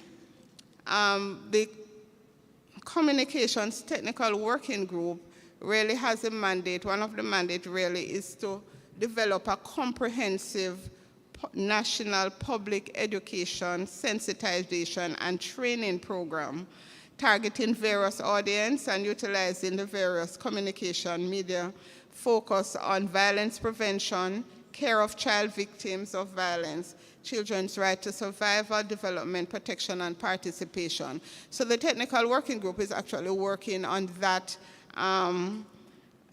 that plan right now, and working towards completing it by the end of this first quarter. Some of the other achievements: 211 child abuse reporting helpline has been installed, activated, and is being operated by both of our internet service providers. Safe Spot, which is a national child and teen helpline, was launched in 2011. That is operating in partnership by the Children's Advocate in partnership with PSOG and UNICEF. We had a virtual town hall meeting. CPFSA led that one in 2020 November. This was supported by the Spotlight Initiative through UNICEF, as well as media interviews to raise awareness about the national plan. And the CPFA, we have developed some videos on focusing on child trafficking, and they are currently in the process of developing some other videos. So what are the challenges, the gaps? We know that there are deep-rooted cultural practices in our society in changing how persons think, especially when we talk about corporal punishment. We know that the thing is, I grew up and I got it and I turn out good after all, you know? And so we have those norms and practices and deep-rooted issues that we face as a nation. In terms of we know that we have the facilities to report abuse, but we also know that not everybody quickly reports sexual abuse, child abuse, that kind of thing. So we have some of those issues. And we do have the issue of resourcing, because public education, communication, that kind of sensitization training plan needs the resources to undergird that so that it can be effective. For outcome 5, establishment of an integrated framework for the effective coordination, implementation, monitoring, and evaluation of the national plan. The strategies is that to establish governance structures for coordination, implementation, monitoring, and evaluation of the national plan, develop, implement, and maintain a monitoring and evaluation system, develop sustainable financing mechanisms for the implementation, monitoring, and evaluation. This is monitored by the Data Research and Technical Working Group. So in terms of some of the achievements, currently happening is the development of an M&E framework and systems of performance indicators for the national plan. The national plan has really a total of 100 indicators for us to track. We have a consultant now that is working on developing that M&E framework for it, looking at the indicators, and some of them needs some of them needs to be relooked, to be reworked, to ensure that we are able to track them. Also, to set in a system, to put a system in place that will facilitate the provision of data, providing information on those indicators regularly so that it can inform, it can be analyzed and inform decision making. There's a child protection database, and CPFSA has completed an audit of the child protection database, and they are in the process of updating it. There are some key players, there are some key players who really we need your support in updating this database. There's a memorandum of understanding that is being worked on now, and we need the support of the players within this sector who will review the MOU and respond. We have a CDC-funded violence against children and youth survey, which is happening. UNICEF multiple indicator cluster survey, which is a household survey on the situation of children and women in Jamaica. We have the Jamaica Kids Online National Study on the Risk and Opportunity of Children's Internet Use in Jamaica. So all of this is happening now, that it will inform us as to what the needs are, what are the areas that we really need to focus on, and to help us to plan and to put the systems in place. We have the evaluation of the child protection system in Jamaica that is being done by UNICEF, and the Child Protection Compact Project Child Trafficking Prevalence Study. One of the gaps that we know in this area is that we are not very big, as I had indicated earlier, on monitoring and evaluation, so we need to improve technical capacity in that area. We know that we are working towards digitization of records, because there is that gap, and we also need to work on the coordination of the data. But in respect of the overall gaps and challenges for the national plan, the Secretariat needs the support, because if the Secretariat is not strong enough, then all the work that needs to be done by the various technical working groups will not be done in the time that we want it to be done. We know that COVID had impacted the start and some of the activities.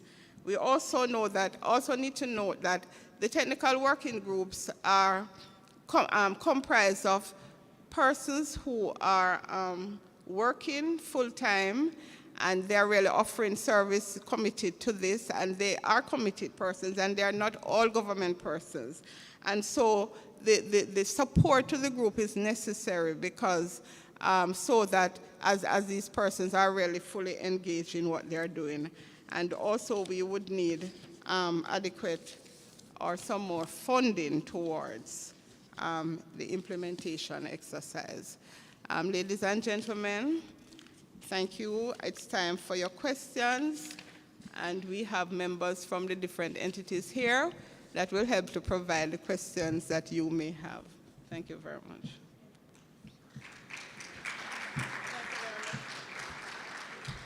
Thank you very much. Thank you. Thank you very much, Mrs. Blair.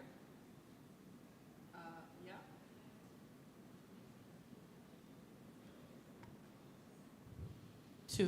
Yes. Thank you very much, Mrs. Blair, for that. Very thorough.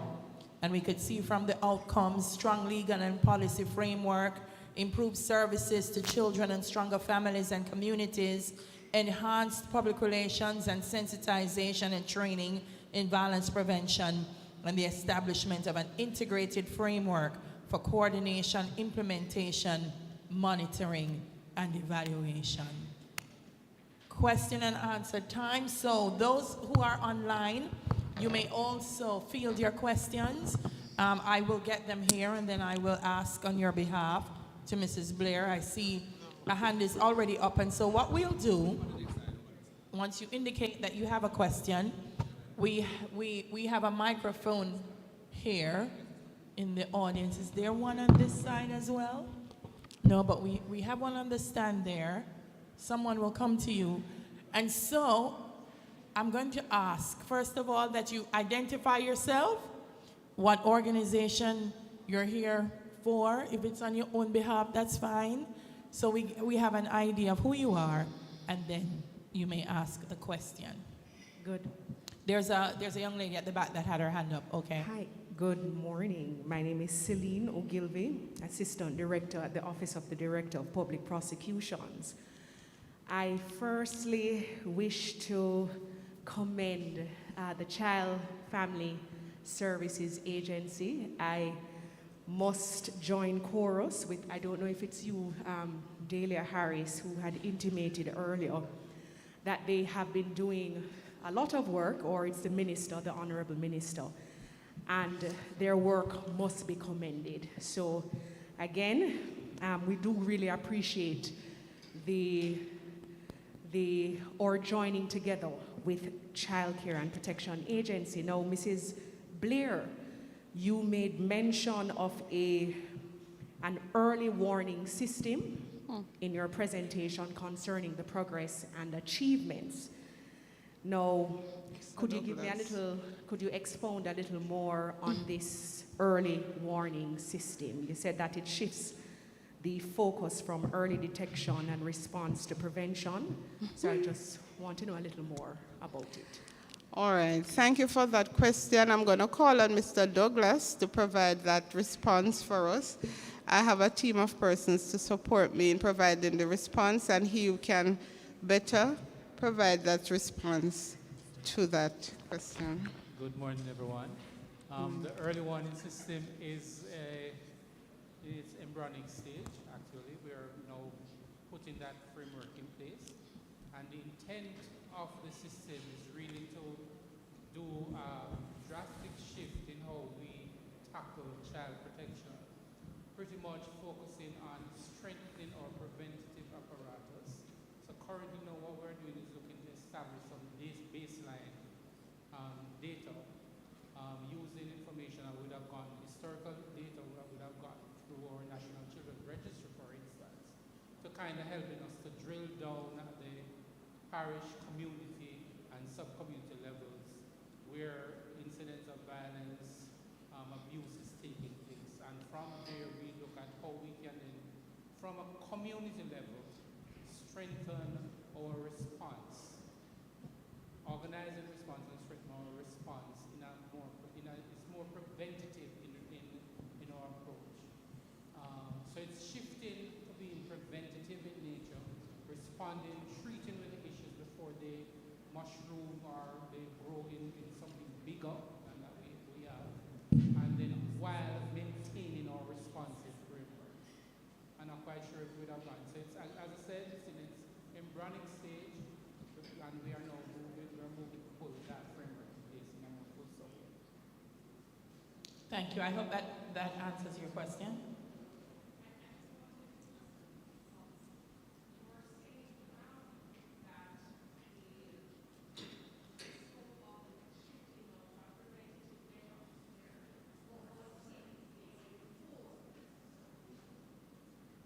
So the question is, if your response says you're shifting to a preventative measure, what was the response before?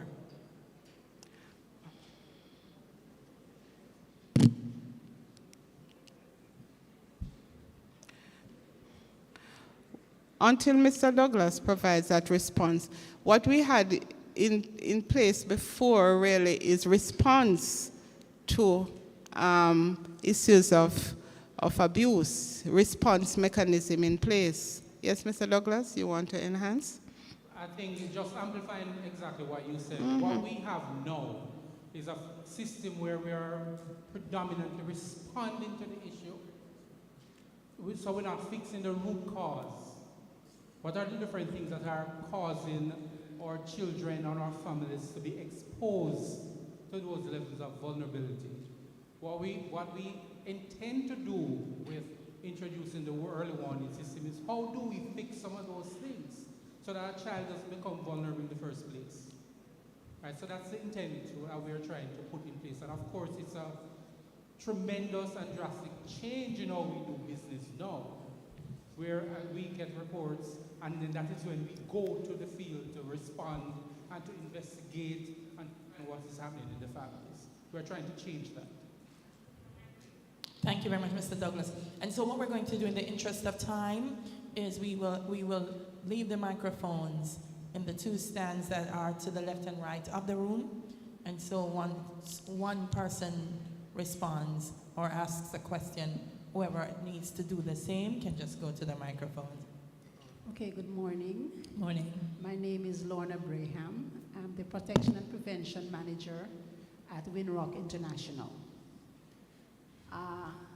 I really want to commend Mrs. Blair for that presentation. Really feel heartened by the collaborative efforts of CPFSA and their stakeholders, the work that you're doing very well. You mentioned, Mrs. Blair, in your presentation that there are some videos on child trafficking that CPFSA and the partners have produced. Did I hear correctly?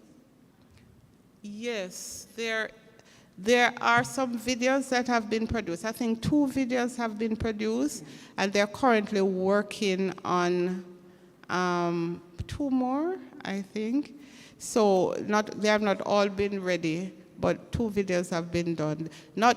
Both of them have not been on trafficking.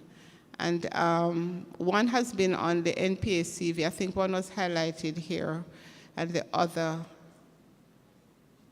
where's the mic?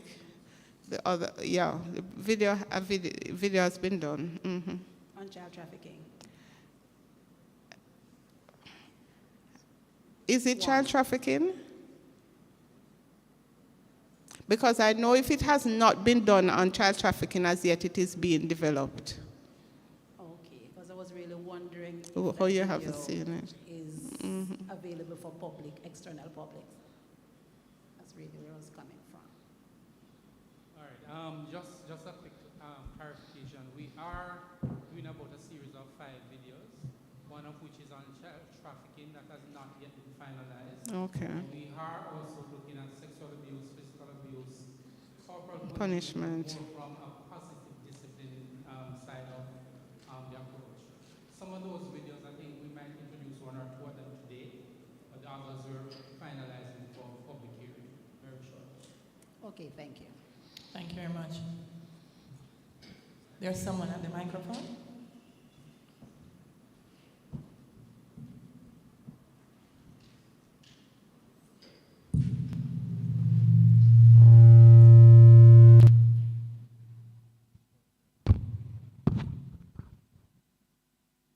Thank you.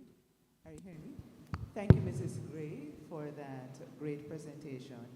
I have 2 questions for you. Deborah, you have to say name and where. Yes. Thank you. Right, and so I am Deborah Manning from the Jamaican Association on Intellectual Disabilities and the Administrative Social Worker there. And so I have 2 questions for you, and it is in relation to your working groups. Do you have representatives from organizations with disabilities represented within the working groups that have been established? Yes, not all the working groups, I must say. But I know that at least on one of them there is a representative, or we had invited a representative. I would probably need to check to see whether that invitation was taken up. Okay.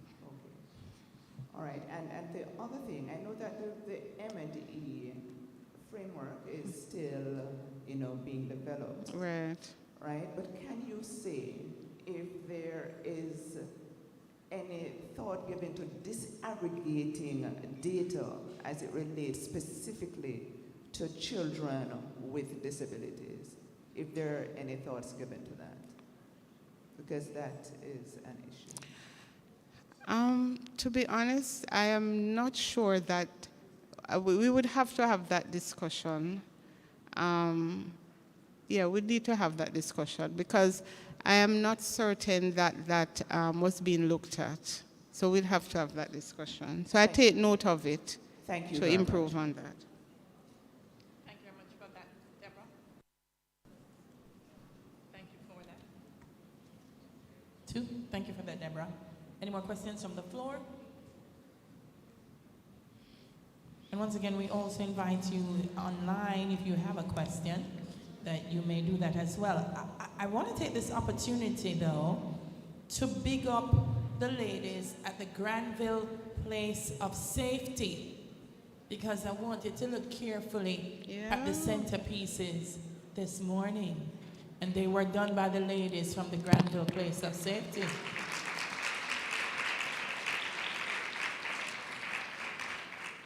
Wonderful, wonderful.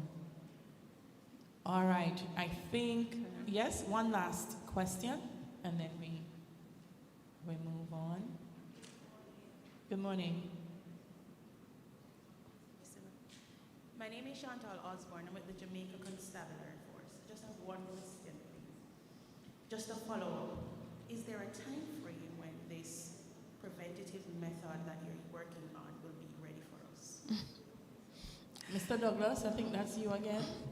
Yes, but it is in the beginning stage. Yeah. He did say it's in the embryonic stage, right? So I'm not sure if he has an estimated time. I think he may not want to give an estimated time, and then we say, look, how Mr. Douglas tell me next month, and it not happen. It still has a lot to be fleshed out. So I would caution against us giving a time frame and then not being able to deliver. But you that will time hear. frame. I will hear. You will hear.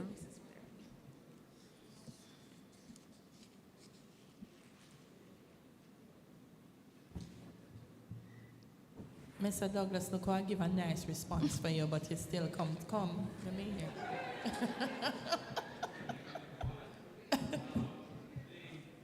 So right now what we're doing is we have just completed the procurement process for a technical expert, and we have done that engagement, and they should begin the groundwork shortly. We are expecting that at least the framework and the roadmap would be in within the next 6 months. And certainly we will be working with almost all of you, if not representatives from your organizations, to ensure that it works and works well. Thank you. Thank you very much for that, Mr. Douglas. We have a question from YouTube. It's from Diane Lawton Franklin, J-Aid. It says, great work, CPFSA. The question, are there any plans in place to produce programs and resources that target children with mental and intellectual disabilities? Is that for PS? The plans, we are developing a public education communication training plan, and we intend really to incorporate all our children for it to be as inclusive as possible. So certainly we will include in the plan children, all children. Kenny, also new to, are amendments being proposed or made to the penal code to include child abuse types of crimes? Are amendments being proposed or made to the penal code to include child abuse types of crimes? I would have to find out that information. Yes, I think so right, too. I would have to find out Yes. that information. All right. I think, yes, that should be it for a question and answer session. Please, may I have a round of applause to Mrs. Blair. Thank you. I think a very thorough report, telling you what the outcomes are, how we expect to achieve them, and most importantly, how we will monitor and evaluate the plan at the end of it, so we will know what happens along the way and how, if there is anything. So the plan sounds to me like it is very responsive. We're putting the outcomes, we're monitoring to make sure if this isn't working, we're going to do something else, because children are dynamic, and so is our society. And so I like the way in which she's shown us that framework. So thank you again, Mrs. Blair. We're now just going to move into the next segment of the program, and that is our panel discussion on corporal punishment, its impact, and alternatives. So I'm going to make space for our panel and our moderator, because this section is being moderated by Dr. Charlene Kaur Desai. She's Child Protection Specialist for UNICEF Jamaica. Yes, so she's going to come up, and Dr. Kaur Desai will introduce her panel to you, and she will do the necessary introductions into the discussion, and then she will lead that aspect of the afternoon. So ladies and gentlemen, let's hear it for our moderator, Dr. Charlene Kaur Desai.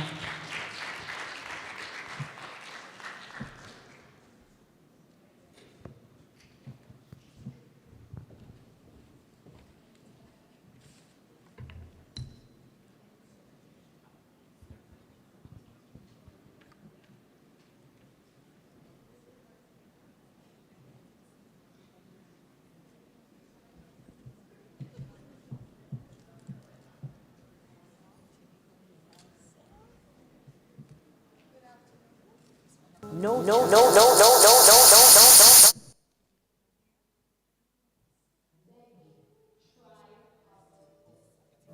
Talk to your child.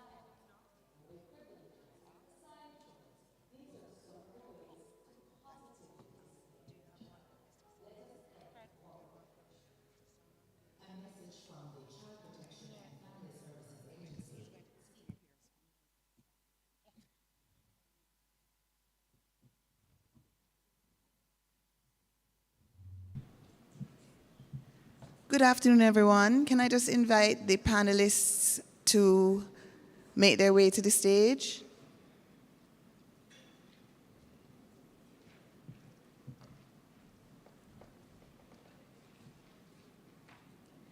In the meantime, I just want to thank our Master of Ceremonies. She's doing a fabulous job, isn't she? Let's give her a round of applause.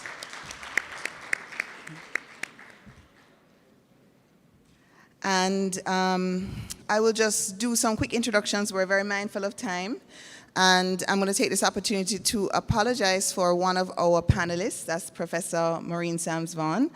She has another engagement, so she will have to step out right after she speaks very quickly. So I will allow some questions after she speaks, if anybody has, but then we'll go into the panel, everybody will speak, and then we will take all the questions after that. And I'll introduce all our panelists as we go along. I want to just recognize that we also have a panelist online. So we have Gillian Van Turnot, and she is joining us all the way from Ireland. So welcome. Okay, so as everybody knows, this panel is going to be on corporal punishment. And we've been hearing and talking a lot about that today. I just want to remind everyone, not that we really need reminding, but corporal punishment remains one of the most common forms of violence against children. And we know that worldwide, 4 in 5 children between the ages of 2 and 14 are subjected to it in their homes every year. And when we talk about corporal punishment, I want us to remember that we're not only talking about physical punishment, we're also talking about psychological aggression. So in our definition, we're talking about all of these various issues as it relates to how we interact with our children and violent discipline. And we know that research has found strong evidence connecting violent punishment with multiple harmful impacts for the child and society. Our UNICEF representative, Mariko, spoke a lot about that today, and she also talked about what's happening in Jamaica, because this is something that's happening worldwide, but when we look at our own country, we can see what the research is telling us, that 80% of Jamaican children are regularly subjected to violent discipline methods at home, including both psychological and physical punishment. And we know that 65% of our students are bullied at school, so we have peer-to-peer violence issues as well. And community violence remains one of our major problems in terms of violence against children. But there is hope, and Mariko also spoke about the fact that several countries around the world are taking that step. In Jamaica, we have already taken some wonderful steps. You know, we have banned corporal punishment at the early childhood settings, also in institutions, and there's a lot of positivity and a lot of political will surrounding looking at this issue very seriously. But we are here about solutions, so we want to also remind everyone, and we have Ms. Carr here, I'm very happy to have her here from the National Parenting Support Commission, because we want to also support our parents in this journey and give them alternatives to the type of discipline that we have been accustomed to in Jamaica for many years. So this is what we want to talk about today. I'm going to remind all the panelists that time is of the essence. You know, it's an important topic, but everybody has 5 minutes to speak. And then we will, at the end, have some testimonial from Mr. Salmon back there, a parent who has come to share his journey with us. We're so happy to have you here, Mr. Salmon. And after that, we'll have questions and answers, okay? And so, without further ado, I'm going to introduce Professor Maureen Sams-Vaughan. Prof, I worked with Prof for many years. She's my mentor, so I'm very excited that she's here as well. For those of you who don't know her, and I'm sure most people in this room would know her, she is UWI's, the University of the West Indies' first professor of child health and child development. She also established a child and family clinic for developmental and behavioral disorders. And she was the first chairman of the Early Childhood Commission. And Prof has done research for many, many years looking at children's development. She has been involved in 2 birth cohort studies in Jamaica, which has looked at how children and families develop in our country. And she's going to come here now to talk to us about the impact of corporal punishment on children and families. And Prof, you have the floor.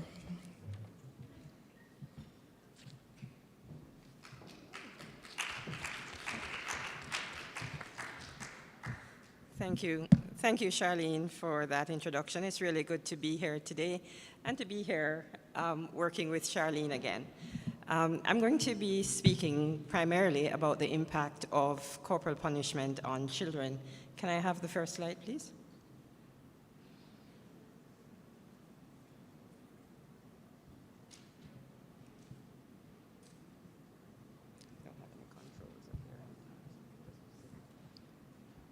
Just asking if we can have the presentation projected now.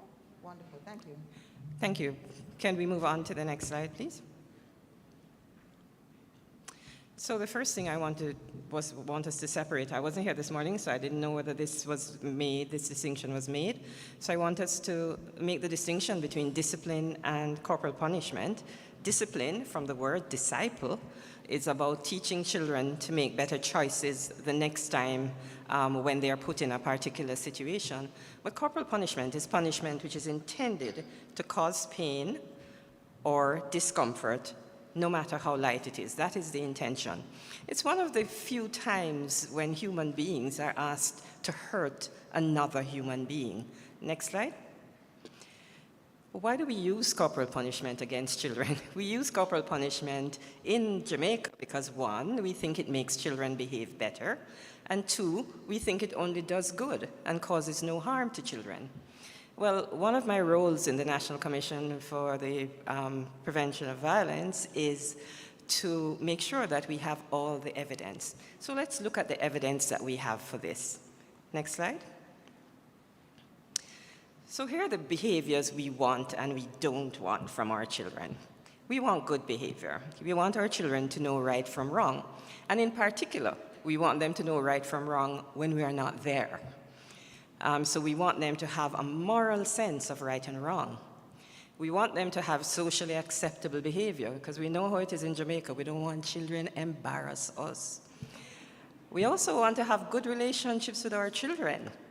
And we want them to learn well at school. And this is really in our Jamaican psyche, because we want our children to learn well so that they can achieve better than we can.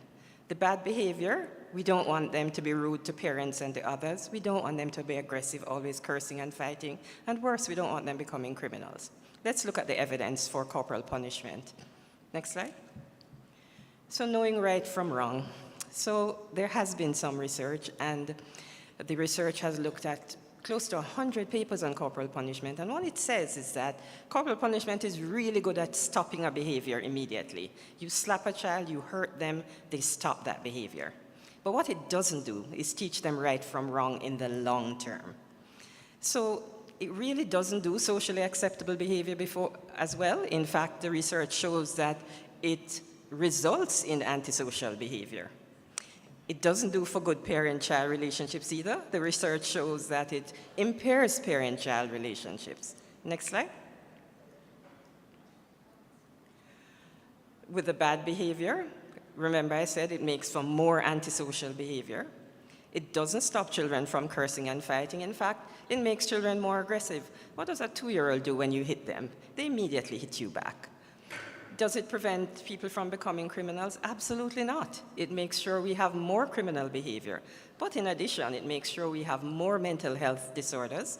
And children who are exposed to corporal punishment are far more likely when they're in relationships to beat their partners. Next slide. So hasn't done so well. So we are all saying, okay, that research comes from abroad. That doesn't have anything to do with us. Well, let's look at what we know about the research here. And this is research on over 1,000 Jamaican children who were exposed to home and school corporal punishment, intimate partner violence, and community violence. We found that they had lower IQ scores, so they're not going to learn well. So it's no surprise that they have lower reading, spelling, and math scores.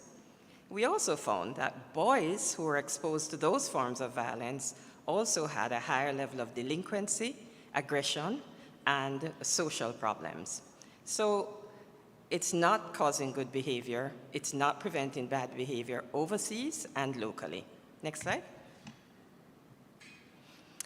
And so we say, okay, those are the things that happen only when we have severe behaviors, severe corporal punishment. And these are the slides that look at severe corporal punishment and severe neglect of children. So on the left side, you can see what a healthy brain looks like. And on the right side, you can see the brain of a child who's been a victim of abuse. And you see that some areas of the brain don't develop at all.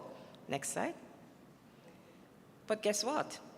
We have research coming out last year that shows that excludes all the severe punishments. And you see those little yellow dots there? Those are the areas that have been affected by spanking, not by punching or kicking or really harsh punishments. The prefrontal cortex of the brain is right here, the one behind the forehead, and it is 1/10 of the brain size. And the research has shown that persons who had corporal punishment that included hitting them with objects like belts, like we like to use here, that size of the brain is reduced by 15 to 20% in adults. And that part of the brain is responsible for organization, planning, memory, attention, impulsive behavior, and regulating our emotions. So when we see persons who are having some of these behaviors, we must think about what their childhood might have been like. Next slide. We've also shown that spanking not only changes actual brain size, but it changes brain function. Even milder forms of corporal punishment are impacting the brain. The research shows that children who have been exposed to corporal punishment, when they see a situation that is non-threatening, they interpret it as threatening. So they get fearful and they get anxious, even when it is non-threatening. We have also learned that children who are exposed to corporal punishment have problems with social information processing. So a lot of their brain power is devoted to processing fear and threat. And when you devote most of your brain power to that, you devote less to thinking and learning. No wonder our children aren't learning if they are exposed to corporal punishment. Next slide. So in conclusion, corporal punishment does not make children behave better. Indeed, it makes them behave worse as children and adults, and it is harmful to children's brains. We now need to make that change from punishment to discipline for a better society, one that's less aggressive, one that allows people to think and focus on reasoning, one that is kinder and gentler. I always say we have stopped beating workers, we abolished slavery. We have stopped persons hitting each other in relationships. We have the Domestic Violence Act. We have stopped beating prisoners. The only people who we have left to stop beating are our children. Let's move on.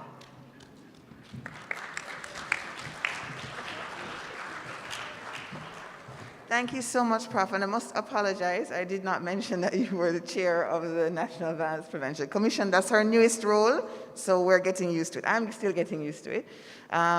We're going to, because Prof has to leave, we would just take maybe 2 questions and just let her respond if anybody has any questions about the presentation, either here in person or online. Are there any questions? Do we have microphones at the, oh, we'll have to use the ones up here? Okay, no problem.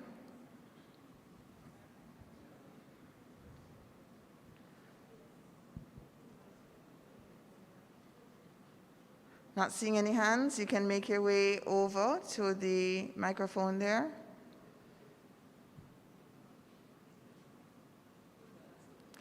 Okay, well, I guess you were very clear, Prof. We really appreciate that. It's always important to look at the research. You know, there's a lot of things that we think and feel, but when we actually see the research, I think it's important to understand how corporal punishment is impacting our children and the wider society. Thank you very much, Prof.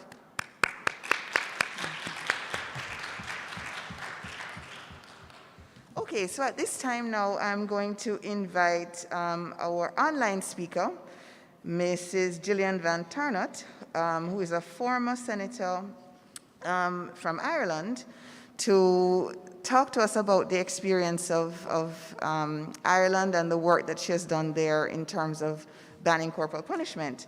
To tell you a little bit about Gillian, in her 5-year term in the Upper House Irish Parliament, she spearheaded a number of legislative and policy changes, including securing a legislative ban on corporal punishment of children in all settings.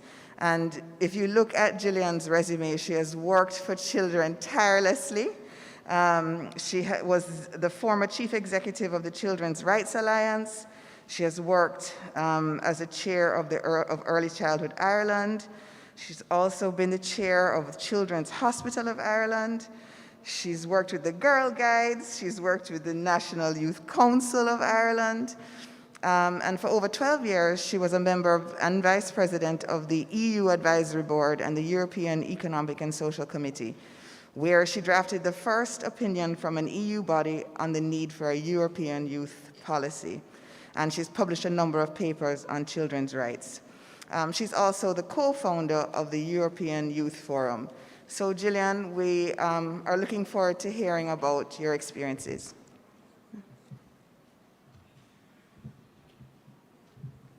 Okay, oh dear, hold on one second, Gillian, we're not hearing you so well. Just going to sort out the technical issues.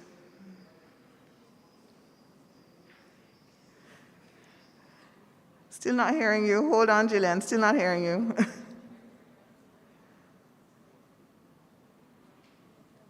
And I'm asking everyone, just please bear with us, you know, in this new mixed modality, we have to sort out these technical issues.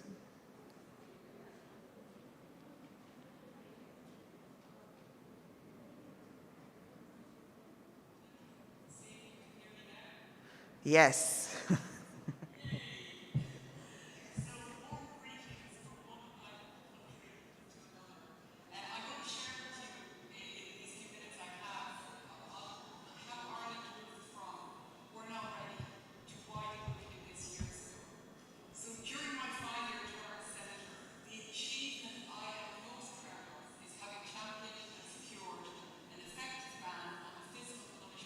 Children in Ireland.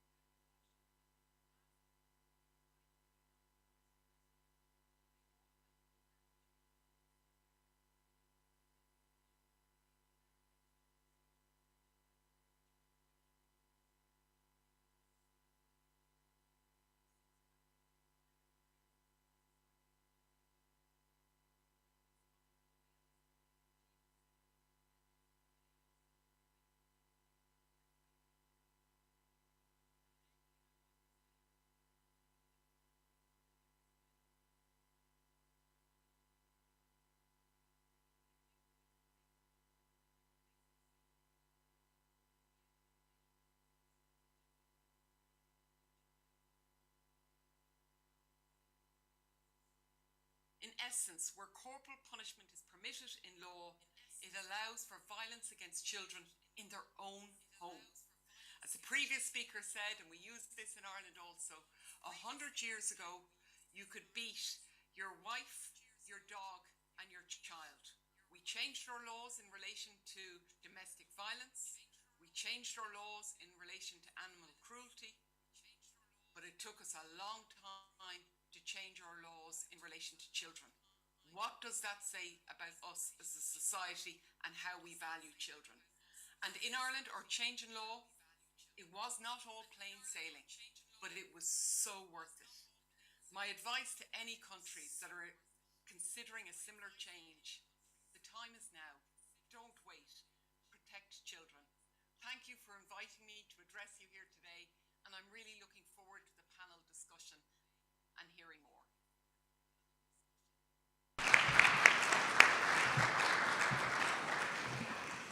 Thank you so much, Gillian. Very, very interesting. It's always wonderful to hear about experiences in other places. We know that not everything will translate to our context, but I was very interested to hear you talk about the fact that, we didn't see increases in convictions and these types of things. And I think it's really important for us to have those discussions, because these, I think, are some of the fears that we may have here in Jamaica. And again, we want to help support parents and the whole country on this journey. Okay, so we are going to move to our next speaker. Again, I'm very pleased. I want to commend my panelists. They're keeping to time very well, so that's great. And remember, please write down your questions and hold your questions for afterwards, okay? So now I'm going to invite Ms. Casey Carr to come and speak with us. And Ms. Carr is an educator extraordinaire, I can say. She has been working for many, many years in the education sector. She was a part of the Education System Transformation Program team, and now she's a Chief Executive Officer of the National Parenting Support Commission. And we at UNICEF, we work so closely with the NPACV. We really value that partnership, and we really know firsthand that Ms. Carr is very, very passionate about supporting our nation's parents and children. And so I'm so pleased to have her come now to talk to us about positive parenting. Ms. Carr?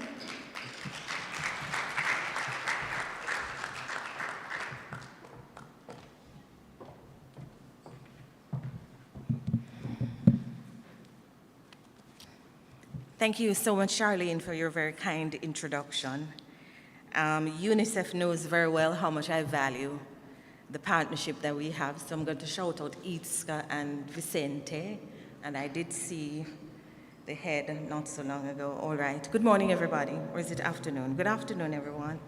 I'm supposed to be talking now to you about the strategies that the National Parenting Support Commission are taking to empower parents so that they do not use corporal punishment.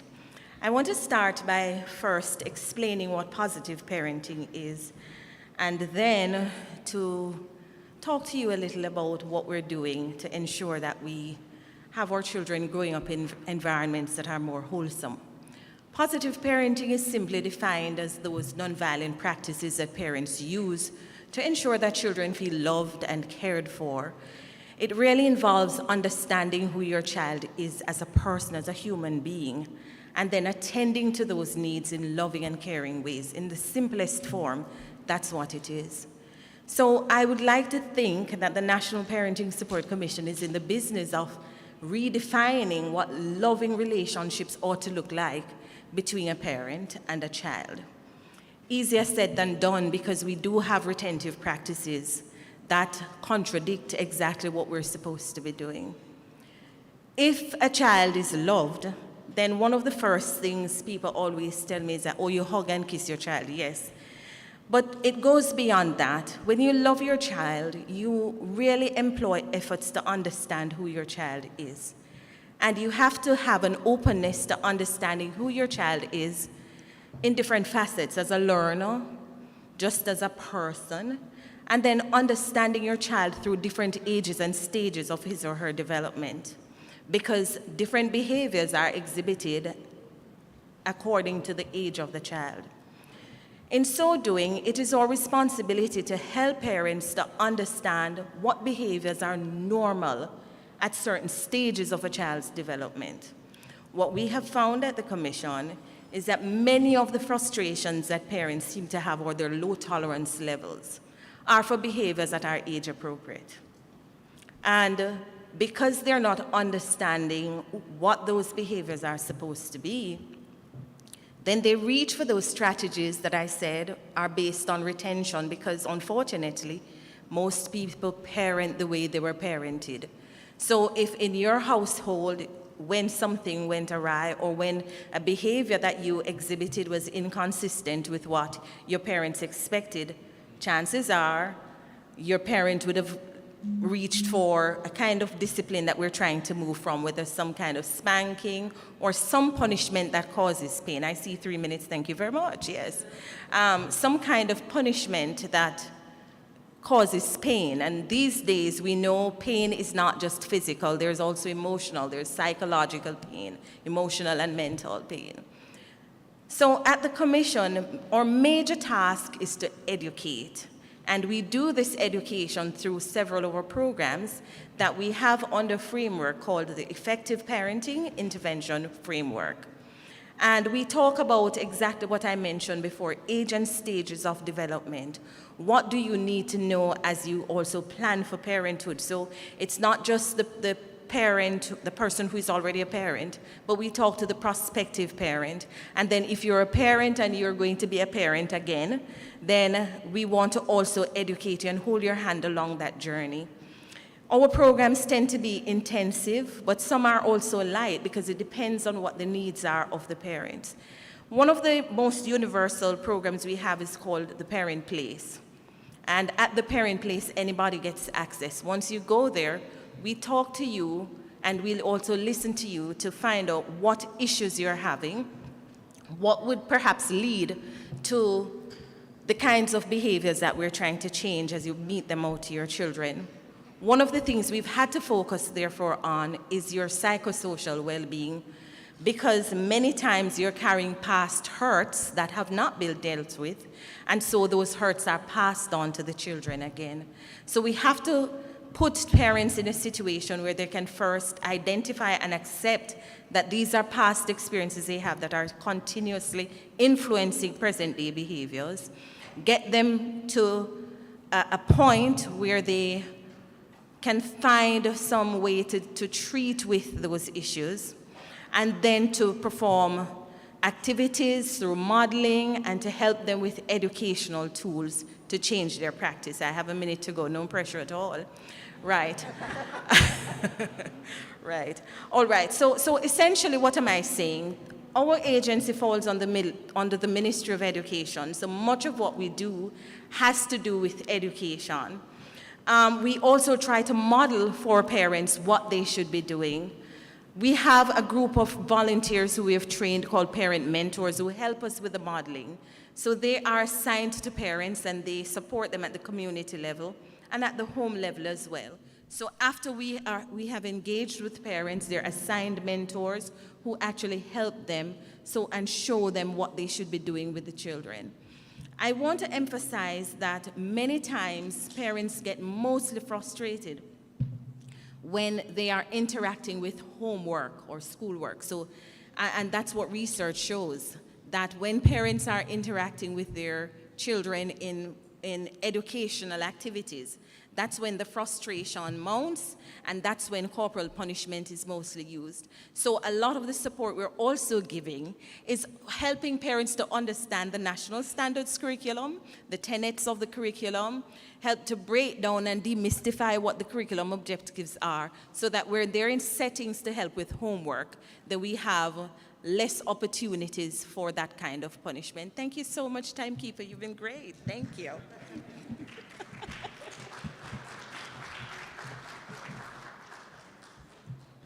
Thank you so much, Ms. Carr. I also understand the frustration when doing homework, so I can understand what you're saying. And it's wonderful to hear what the Parenting Support Commission is doing as it relates to all the various programs and spaces that parents can come to feel supported and get the help that they need. So thank you for sharing that with us. So moving right along, I'm now going to invite our youth member to come and speak to us about his perspective and the youth perspective on these issues that we're discussing here today. And I'm going to invite Mr. Andrew Johnson to come. He's a young professional in the transport sector, specifically in aviation. And he works in the engineering department at the Aeronautical Telecommunications Limited. And this is a company that he has had a good relationship with for some time. They awarded him a full scholarship as an engineering student at UTech.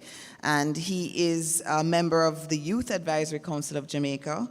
And most recently, he represented Jamaica at the Commonwealth Youth Parliament last year. So can we get a big round of applause for Mr. Johnson?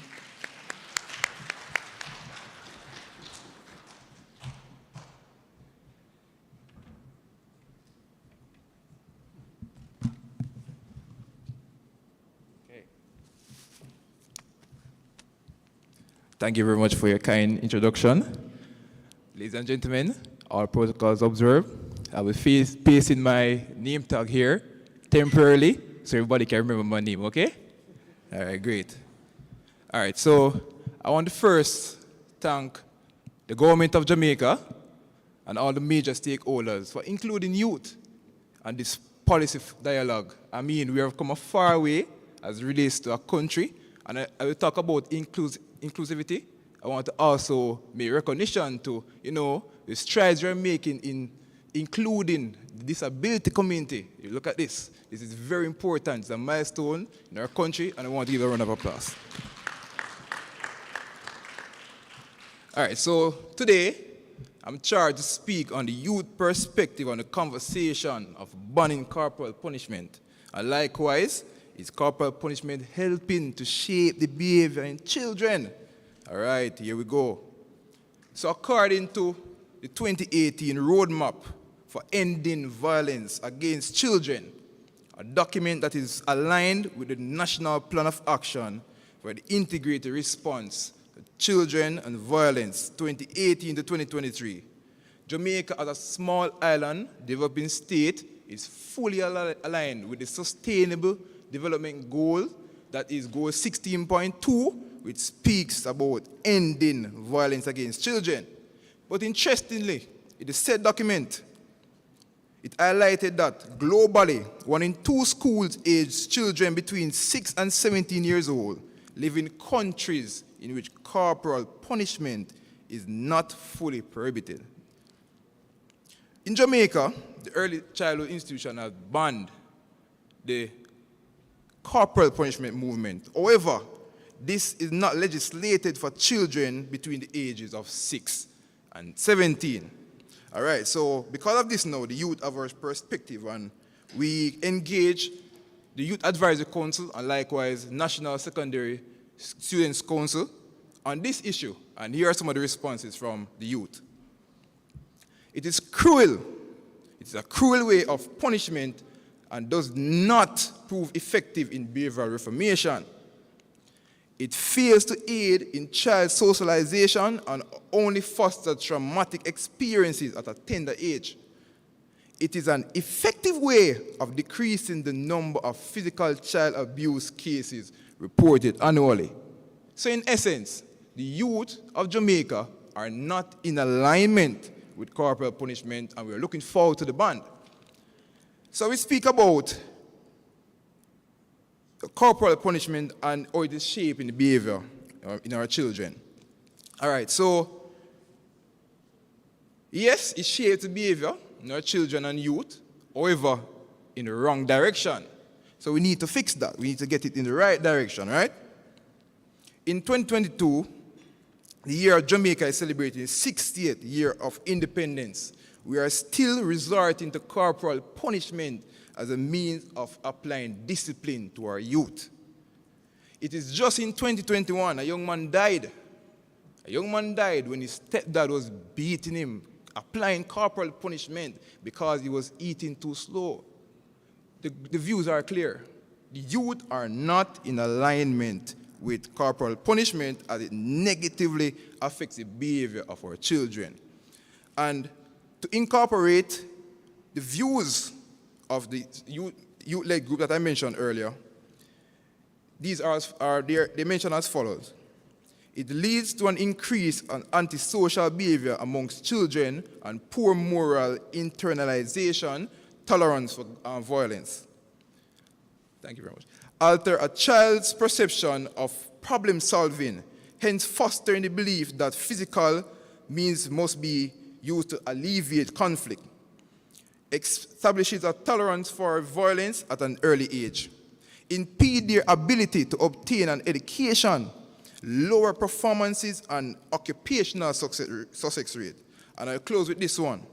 Result in mental health challenges. And we know how much mental health is being plaguing our nations. So it results in mental health challenges that can manifest themselves into adolescence and adulthood. So if views are clear, we are looking forward to the ban and policies to put in place to prevent violence against the youth of our nation. Thank you.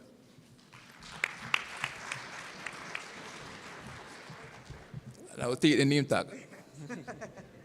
We won't forget your name, Mr. Johnson. Thank you so, so much. It's wonderful to hear the voices of the youth. Thank you so much for bringing that perspective. We really appreciate it.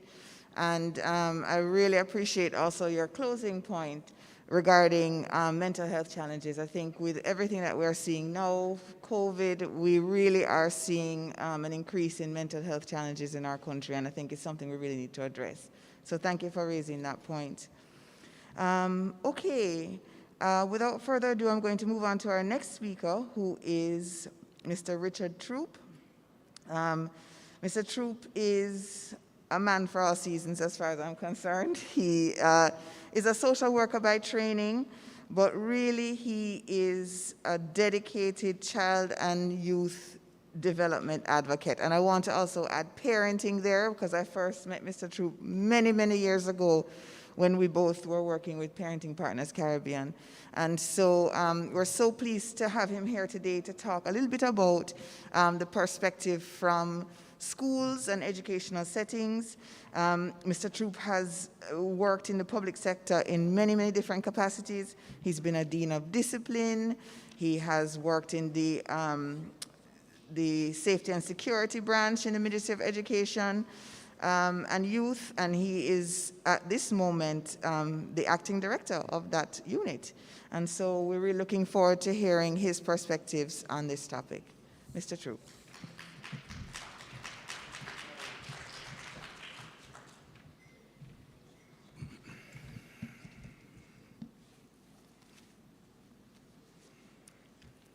Thank you, Dr. Cordesai. I begin with a reflection of my own childhood. Several years ago, well, not several years ago, several decades ago, I can recall us playing as children. We were not blessed. I don't know if it's blessed. We did not have access to technological devices or social media platforms, so we really played. One of the games we played as a child was play school. The teacher was my sister or a friend. We would sit under the plum tree in the back of the yard, and we're at school. And the defining moment for teacher is a belt. So poor little plum tree, because the plum tree represented that child that was not paying attention. Slap, slap. When plum fell from the tree, slap, slap. You're disrupting my class. I also recall as a child that back then parents would say to teacher, Miss, nor ram filick him.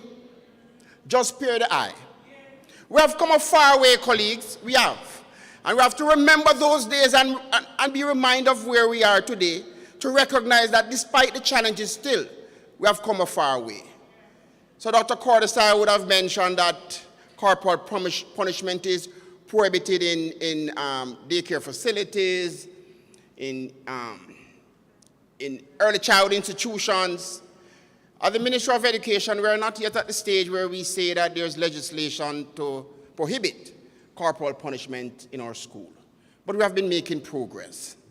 In 2008, we would have put a bulletin out in the system that would have banned corporal punishment, the use of corporal punishment in school. In 2011, the government would have indicated that a safe school policy will be prepared and brought before Parliament to ban corporal punishment in school.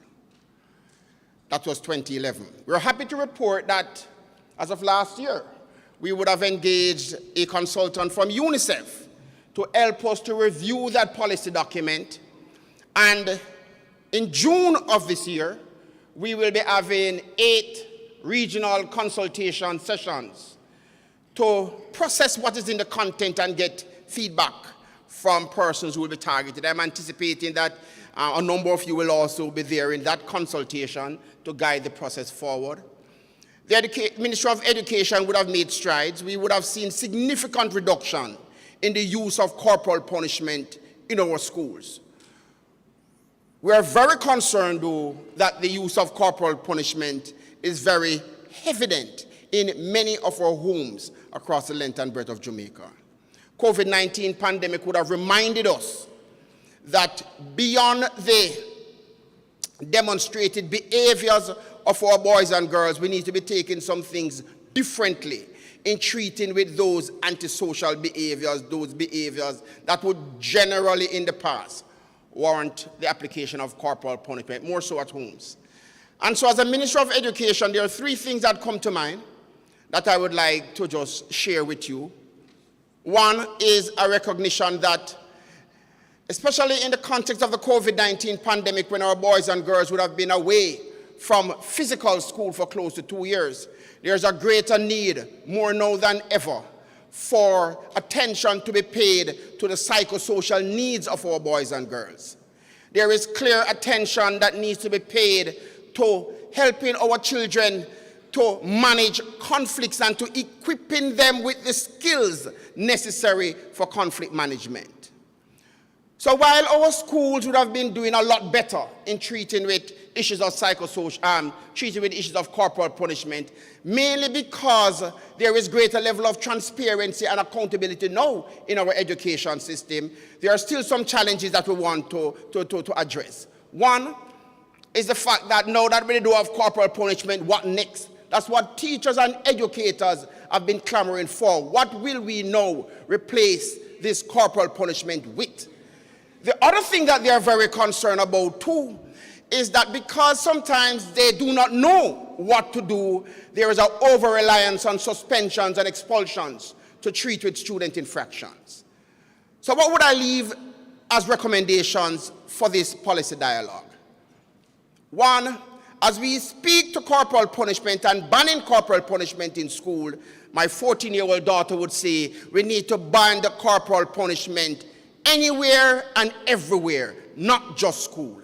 Because children who are broken at home come to school as broken children, right? So it's about banning corporal punishment. The second thing I'd like to add is the need for clearly greater investment in providing training opportunities for educators, for parents, and the children themselves as to what are alternative strategies to manage conflict rather than the fighting and the violence.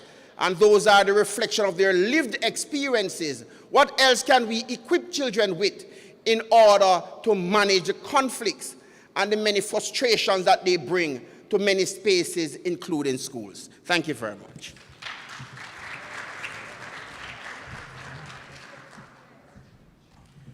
Oh, so well said, Mr. Troop. So well said. Thank you so much for raising a lot of these important issues, including providing support and alternatives for not only parents, but for teachers as well, as you said, and also, raising awareness among our children.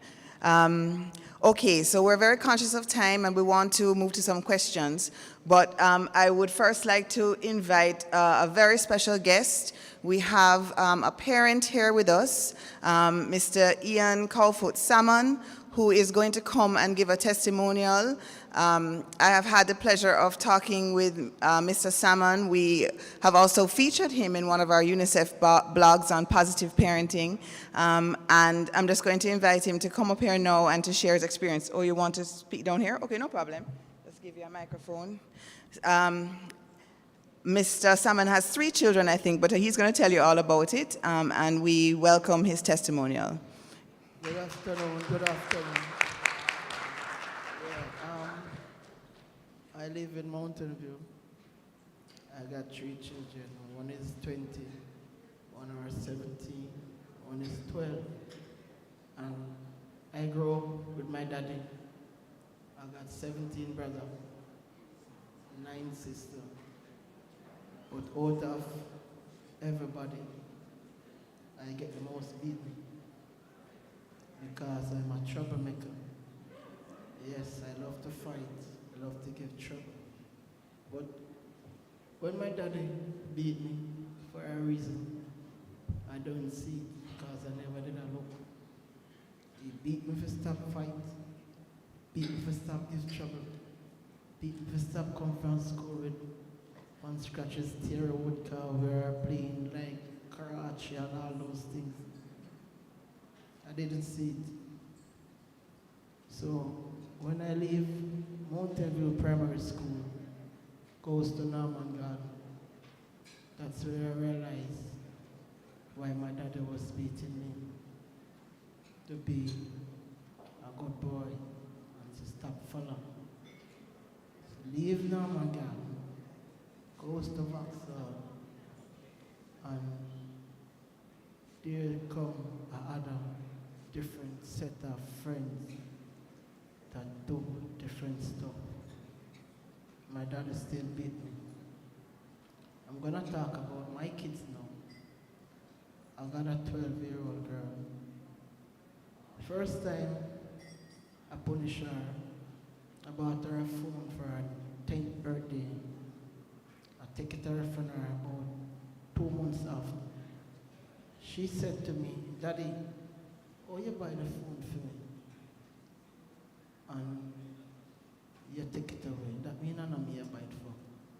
I said, because you're not behaving yourself. She said, if you give me it back, I'll behave myself. I said, all right, I'll give it. Give her it back. No more trouble. My 17-year-old son is now in Georges. I buy him one of the PS4 game them that goes on the TV. We were talking, me and his mommy, talking. Started to follow company at school. The principal down my Georges called me. I went down there. She told me that he's following bad company. I come home, I take the game. But little did I know that take that game not going to heal the wound. The wound get bigger. He started to give the trouble a little bit bigger. I take him to Devon House. I turn to him and say, what really seems to be the problem? My teacher called me. He started to tell me I cannot talk right here. Anyway, I give him back the game. That's where he behaved himself. My big son turned to me and said, Daddy, don't pay him no mind because all he wants you to do is beat him. And that is what I do not do. because my daddy beat me, and I'm not afraid to talk. My daddy beat me more than the slave them, or the slave them get beaten. I get 2 times the amount of lick that the slave them get. So for me, if I turn around and beat them, it is like I am taking revenge. I don't see it that way. So I just try to just talk to them, go to work. I work with Mr. Matalan, and I have to leave my house at 7 to reach work. I am leaving work now to come here. This is where I go to work. I am a painter for Mr. Matalan. So I have to reach work 7 o'clock in the morning. So I have to take a taxi, go up on all those things. So when I come back, I don't have no time. If you look on book on those things, I'm not gonna take all the credit because there's a mommy. So she's gonna take 25 and I'm gonna take 25 because when I'm not there, she's the one that oversees those 2 boys and that little girl. And I don't believe in beating children because you're gonna beat me to stop par with this beautiful young lady. You don't know the relationship me and this beautiful young lady as a friend. And as a parent, you're gonna beat me for stop par with her. You're gonna talk to me at daytime like how me and her talk. You don't have the time. So please leave me and her. We're not gonna do anything out of what we're not supposed to do. We are just friends. But probably her parents and you, which is my parents, don't mesh. So you find out where sometimes the jealousy and all those things come by. You understand? So that is really it. So I'm not the father that beat children. I talk to them. My little daughter love ice cream. My son love burger. The big one love chicken. So that's what I buy them to hear what's going on up inside here. Have a good day.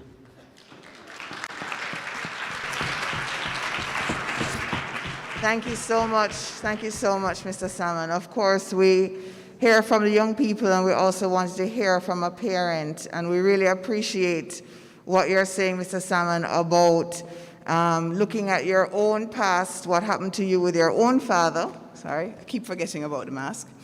And how you didn't want that to be the same experience for your children, and that the fact that you tried to use other strategies to, in terms of talking with them, really finding out what's wrong, reasoning, and also, you know, take, as you said, maybe sometimes having some consequences. It's not that we are not disciplining our children at all, but that we just have to try and move away and break that cycle of what happened to us in the past. So we really appreciate it. Thank you so much for coming and sharing your story with us.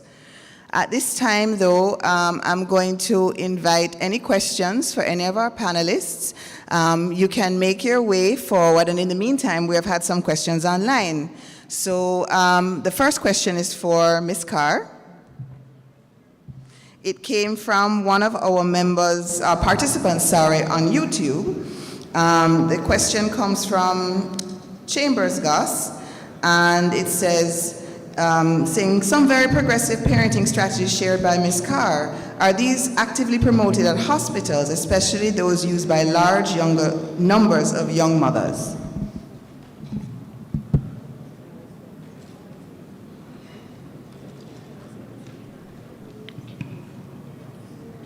Thank you. We're just getting some feedback from this one. Thank you for that question. We do have a good partnership with the Ministry of Health, and we do have a curriculum that we promote in the health centers. Is there an opportunity for more work? Absolutely. I don't believe that we have exhausted all our efforts to ensure we're reaching prospective and new parents. So we will certainly be scaling up those efforts, but we do have a strong partnership with the Ministry of Health. and we have an approved curriculum for those particular persons who would have just given birth, who are new mothers, and so on. Thanks. No? Okay, great. Just a follow-up question, again from Chambergos, just asking, also, is this information shared among members of under-resourced communities where corporal punishment, for example, is a prevalent form of discipline used by parents? Member of which communities? Under-resourced. Oh, So our poorer under-resourced communities. It's a great question. The National Parenting Support Commission does have a focus on the under-resourced communities. We understand that all parents need support irrespective of your stratum, but the fact is where parents have resources, they have access. So we do have a focus on those communities that persons would not necessarily have access. We've been working, for example, in the zones of special operations. We have a focus on the 20 communities actually that have been identified as those that are most volatile. And so there is a concentration of our efforts in those particular spaces, for sure. Thank you. Thank you so much, Ms. Carr. And thank you for your questions coming from YouTube online. We have 2 speakers at the mic. I think that you came first, I'm not sure. Okay. 3? Okay, no problem. So we're just going to start over here, and then we'll go here, and then the gentleman. Yes. Earl, thank you. Mr. Troop, so my question is for you. You've clearly recognized the issues that have been plaguing our schools relating to the ban of corporal punishment. You have made mention of things that, having recognized these issues, these are things that we should or we will be doing, yes. My question to you is, and I've noted a lot of videos going around on social media in respect of violence in the schools. Not sure what has happened to those children in particular, but what have your department now been doing in respect of giving us options, or the teachers, the principals, options concerning, well, outside of corporal punishment? Can you give examples of any schools that it has worked in, etc.? Okay, before I respond to, and thank you for those 2 great questions. Before I respond to the issue of the video, let me speak specifically to some of the things that we're doing now to equip our teachers. We have already had a relationship with many of our partner agencies. I will speak to one in particular now. Ministry of Justice, the restorative justice program that it has. Prior to COVID, they would have been working to provide these training opportunities for 2 educators in our school system. Now that we have returned to face-to-face classes, we have revisited that approach. We are presently, as we speak, committed to provide this training to 104 schools, 30-member delegation from each of those schools, 5 parents, 5 teachers, and 20 students. This is an intent, is a commitment to ensure that our teachers, students, and parents are adequately equipped with alternative strategies. In addition to the fact that it is helping them to be better able to manage conflict, the other thing that we're doing with our schools under this project is ensuring that we are tracking and monitoring the use of the restorative justice centers across the island. So that if schools are treating with issues of violence and conflicts, it is not just again suspensions and expulsions, but what is the evidence that children and families are being referred to these centers for intervention? Because at the end of the day, what is important for us is to ensure that we are not only ensuring that there is a win-win situation for all, but we want to restore the community we call school. In relation to the videos, and I want to speak to everybody with the videos, because the proliferation of videos that are being circulated is not only done by students but themselves, by also adults. We have a serious issue with how we're managing the use of social media in our country, right? A lot of the videos that go around are actually dated videos, old videos. When we do come across these videos, the unit, Safety and Security in Schools units, and other units of the ministries will seek to investigate. The children or the individual who are featured on these videos, we will ensure that, they get the requisite support from within school. Is it to be referred to the guidance counselors? Is it to be complemented by referral to other agencies outside of the school in the context of what is seen on the videos? The important thing is, colleagues, we have to recognize that a lot of what our children are doing are modeling what they are seeing that adults are doing, and we have to hold each of us ourselves accountable to how we navigate the social space, the things we post on social spaces, and hold our own children accountable to, when we have access to these technological devices, the level of supervision that is required and the level of monitoring that is required to ensure that we are mitigating its proliferation and its impact, negative impact that is. Okay. Thank you. Thank you so much for your questions, and Mr. Troop for your response. Okay, thank you. My name is Berthlyn Plummer, and I'm the Executive Director acting at the Peace Management Initiative. My question is for Ms. Carr, and I'm going to just do a follow-up because to the question that was asked. Is there an outreach component at the Parenting Commission with regards to especially community groups and community organizations?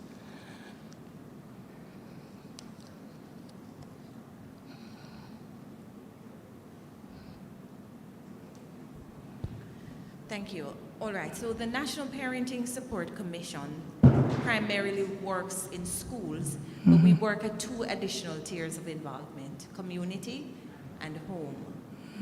We also are a coordinating entity, so we work with a whole lot of government and non-government organizations, civil society organizations as well. For the same kind of focus, I think everybody is interested in improving what we see existing on the parenting landscape at this time. So we work with a whole lot of persons. We do a lot of community work because, we believe that what needs to happen is the entire village needs to be empowered. And we want a situation where every person who comes in contact with the child has sufficient information to help that child along the growth and development process. So we actually do a lot of work in communities. Right, but how can we develop a greater collaboration to support the communities and support the parenting work there? Because we understand that you're a Ministry of Education group. However, we have children who are not in school. Parents are frustrated, especially now with COVID, and there is really no support. We understand the resources, but if we put some more effort into collaborating with the group, the outreach program, people and the commission, could be more accessible to the group, disseminate information, then I think we could, do much more work with the parenting support group. Right. I think there's actually a whole lot of work that's being done. To say there's not much being done, I wouldn't agree. There's a whole lot that's being done. I think the National Parenting Support Commission operates so well at the granular level, the very grassroots level, and we might not have had the budget for major national campaigns where you're seeing that kind of visibility. We're working with the UNICEF and actually the IDB to improve that. We have two national campaigns that we will launch in short order to treat with issues such as these. that we're discussing today. As it relates to better collaboration with PMI, we're always very open. This is the first step. I will see you after. Interestingly, we have worked with PMI in the past. We've worked with Fight for Peace. We've worked with several organizations that have a focus, such as PMI. So we're certainly not averse to that, and thank you for saying that, because collaboration is really where we're strong. We have a whole lot of partners. In fact, there are many persons in here who are part of what we call the parent sector. Those are persons who are in the business of parenting with whom we must partner. The agency was developed as a coordinating entity, so there's no coordination without partnerships. So thank you for that. I'll see you in a few minutes. Okay, thank you. Thank you. Great. Thank you so much. We have a question over here. Yes.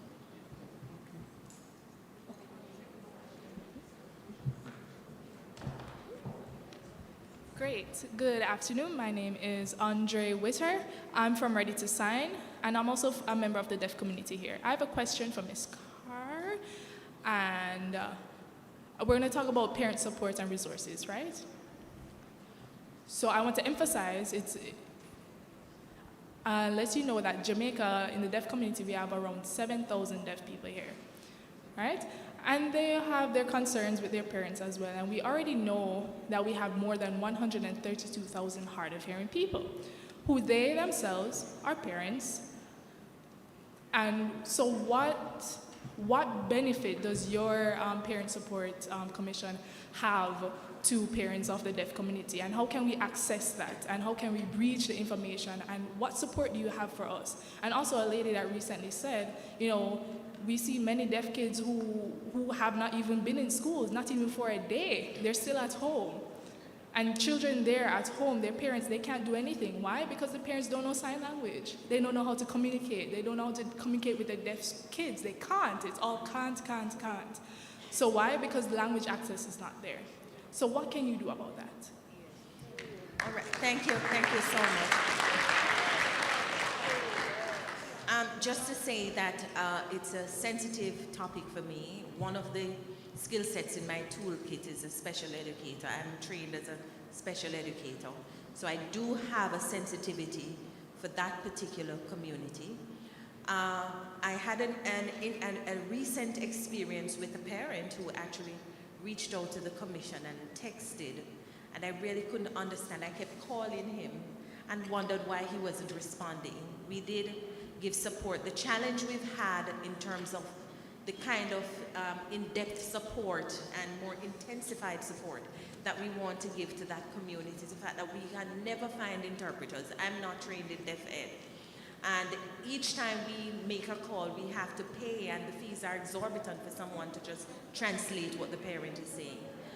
We have to work closer with our own special education unit to ensure that they can avail themselves to providing those services, so that when we go out, communication can take place and we can have a better understanding of what areas of support they need as parents. But I thank you for highlighting that, because that is actually an important focus of the Commission, to support the community of persons with disabilities.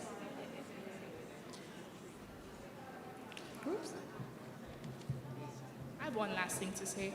So when I came here this morning, I saw the presentations, and it was speaking about two different things, about having two different groups, corporal punishment and using the right forms of discipline. So with corporal punishment, people think that we can, touch, we can touch bodies, right? Do you agree that what it is, that's what is a part of corporal punishment? Do you agree? Yes.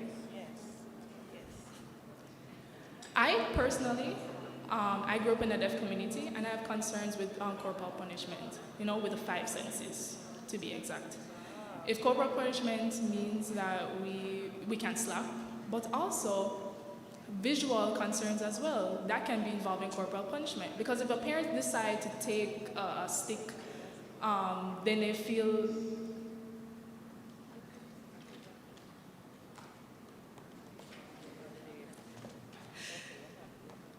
so corporal punishment, we know that is a form of abuse, right? But the concern I have is with the 5 senses, right? And the 5 senses can become And we already know feeling is a part of the five senses. And another thing is what you see. So any of the adults, if they decide to discipline their child by, taking up something like a belt or a stick, you haven't touched the child as yet, but the child immediately feels like, what? Oh, I'm scared, because, they associate the belt with physical beating. And another thing is hearing. We in the deaf community, we use visuals. It's just the same way. That's just how we express ourselves with our mouths. Just how you talk, we use our signs. And what we see with our eyes, that is a way of how we understand punishment as well, because that is what we associate. So some parents think that, oh, okay, it's the best way to do it is to do a timeout. So for example, oh, you stay in your room, right? You stay in a different room by yourself. Also, that is a form of punishment. Why? Because we have a heightened sense of smell. Because in the room might smell old, the air is old. You're not giving me fresh air, you're not giving me fresh air to breathe. And that is also a form of abuse. So we need to give proper resources and discipline, and that's what we need. I agree. And some of the parents, we will decide to say, oh, we can't give you the best tasting drink or the best tasting food. Why? Because you had bad behavior. So we give them something else, something that is bad, something that is rotten. That is considered punishment as well. So we need to have proper resources and to exchange the way we discipline and to adjust the way we discipline.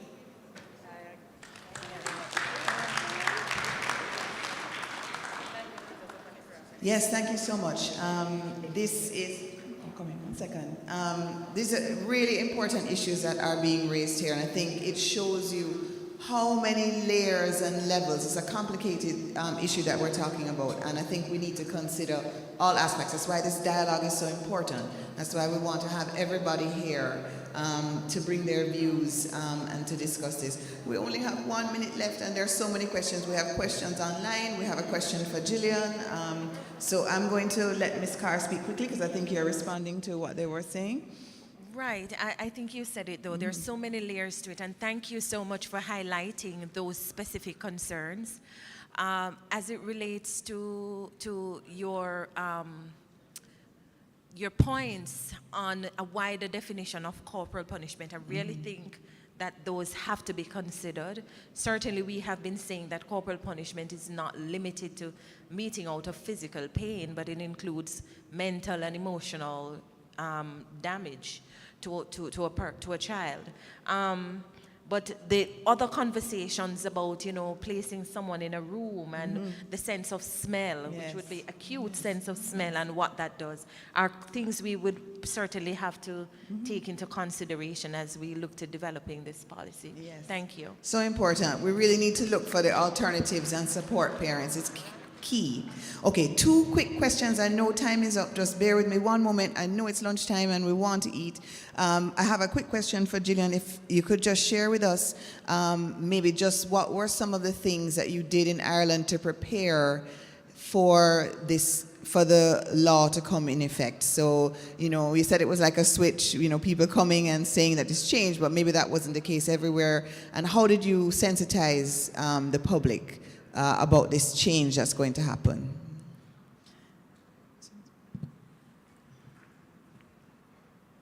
Okay, wait 1 second. Okay, there we go.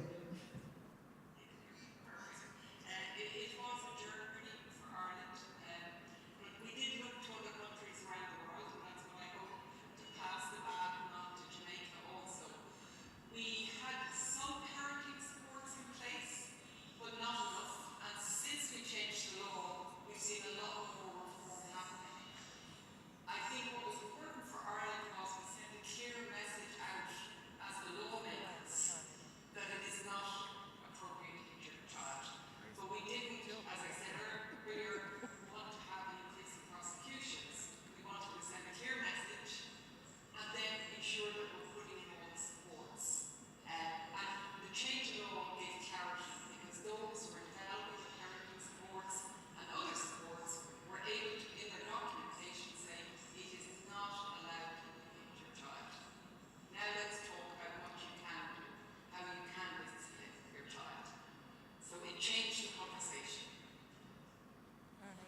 much, Gillian. So important. It's about changing the conversation, as you say, and giving these supports and making sure. We might not, as you said, like in Ireland, we're not going to have everything in place. Ms. Carr has a lot on her plate already. We're not going to have everything in place necessarily, but as we go, as you said, you'll see where the needs are and learn, figure out together how to put those supports in place. Okay, and then we finally have one quick question from Ms. Carr again, from a participant online, just in relation to the violent discipline in relation to school-related frustration that you mentioned in your remarks.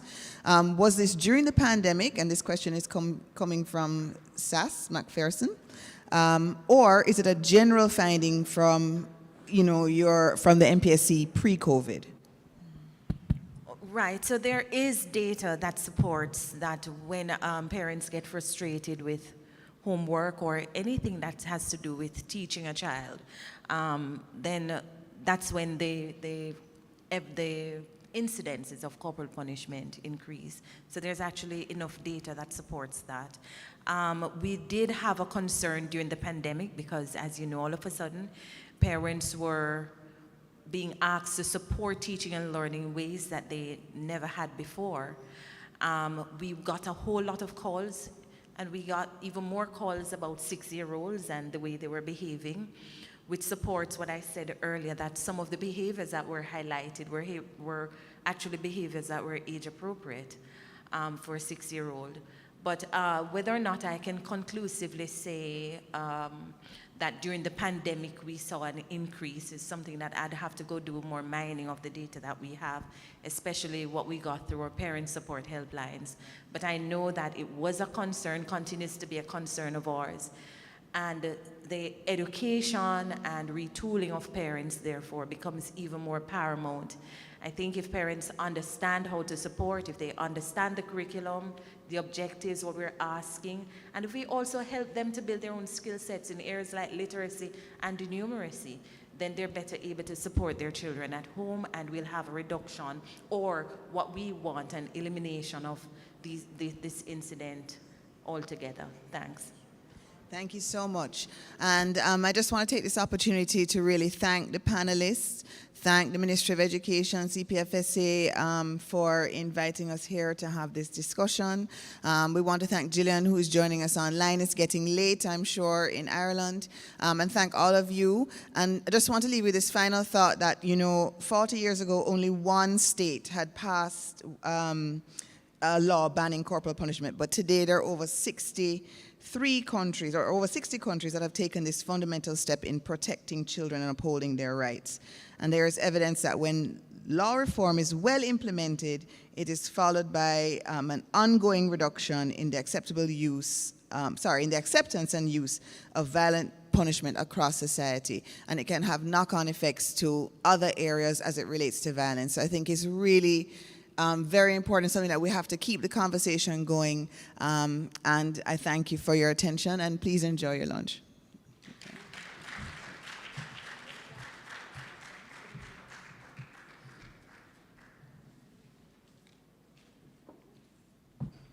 Can we hear it one more time?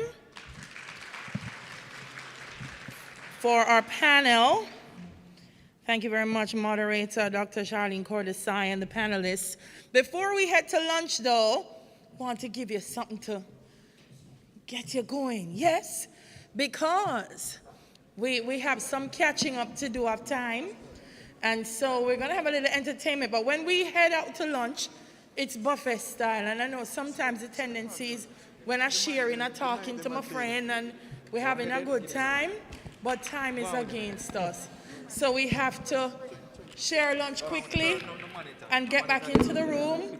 Charlemont High School is going to be providing entertainment while we eat, and then we'll see how quickly we can move out of lunch into our next panel, because we have 2 more panel discussions for today, and we have to see how we can make up some time.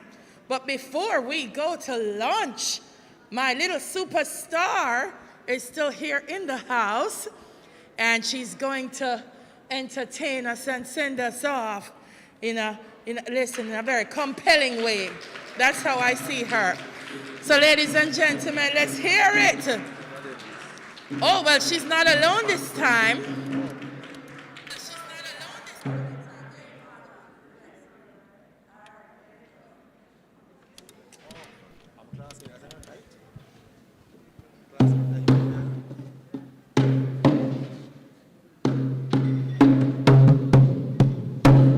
Wake up, Jamaica, listen. So much children are missing. No more upscotch, no more niceness. The whole country in a crisis. Break my heart, and I can't smile. So me I represent for all child. Teach the children how they should live. And they will remember it all their life. But if any man provide not for his own children, is worse than an infidel. Take care of your kids then, take care of your children. Oh, you for the dance and a party hard, and your children are suffer like dog. Take care of your kids then, take care of your children. Oh, you for the dance and a party hard, and your children are suffer like dog. You don't worry about makeup on ear, on your head, and your pit the shoes a beg bread. Hey, you don't worry about makeup on ear, on your head, and your pit the shoes a beg bread. You are worry how your shoes look, and your youth them not a school book. Flossing bars and your slogan, and the youth them the pan part program. Take care of your kids them, take care of your children. Oh, you for the dance and a party hard, and your children are suffer like dog. You a pop off, Burberry tag, you them book in a scandal bag. Full of tattoo, nose a bore, and the picnic skin full up a sore every late night. Corner street, and the youth them now food for eat. You a chat about the latest beat, and the youth them down a food sheet. Take care of your kids them, take care of your children. Oh, you for the dance and a party hard, and your children are suffer like that. Pull up!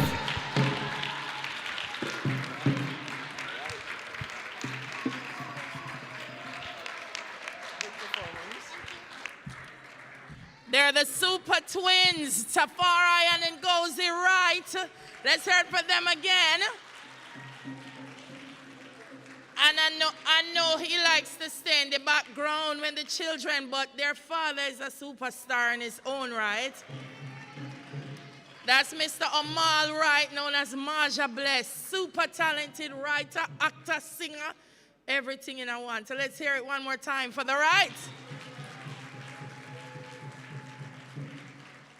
All right, ladies and gentlemen, I'm going to depend on you. We're going to make up by this time. So what we're going to do now is we're going to move to lunch. It's buffet. We'll just share quickly, get back to our tables. Charlemagne High is waiting to entertain, and if you've never heard the Charlemagne High band yet, you're in for a treat. So we're going to do that, return to the room, and then we're going to continue. All right? Thank you for your cooperation.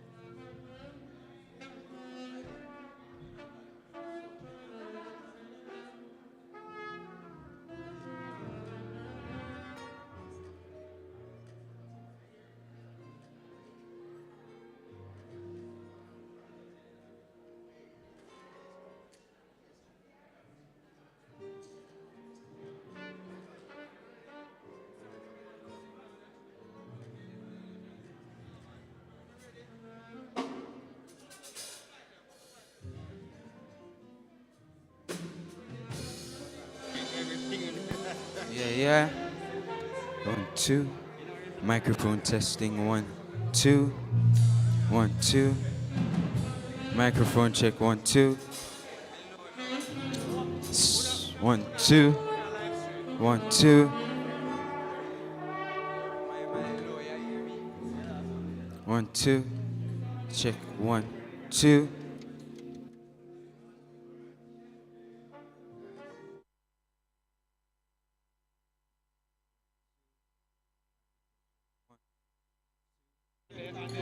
Decibel sound. 1, 2. Yeah. 1, 2.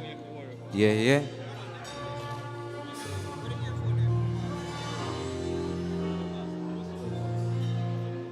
1, 2. 1, 2. 1, 2. Yeah.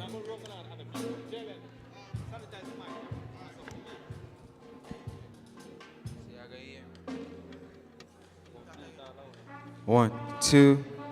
Testing. 1, 2. Yeah. 1, 1, 2.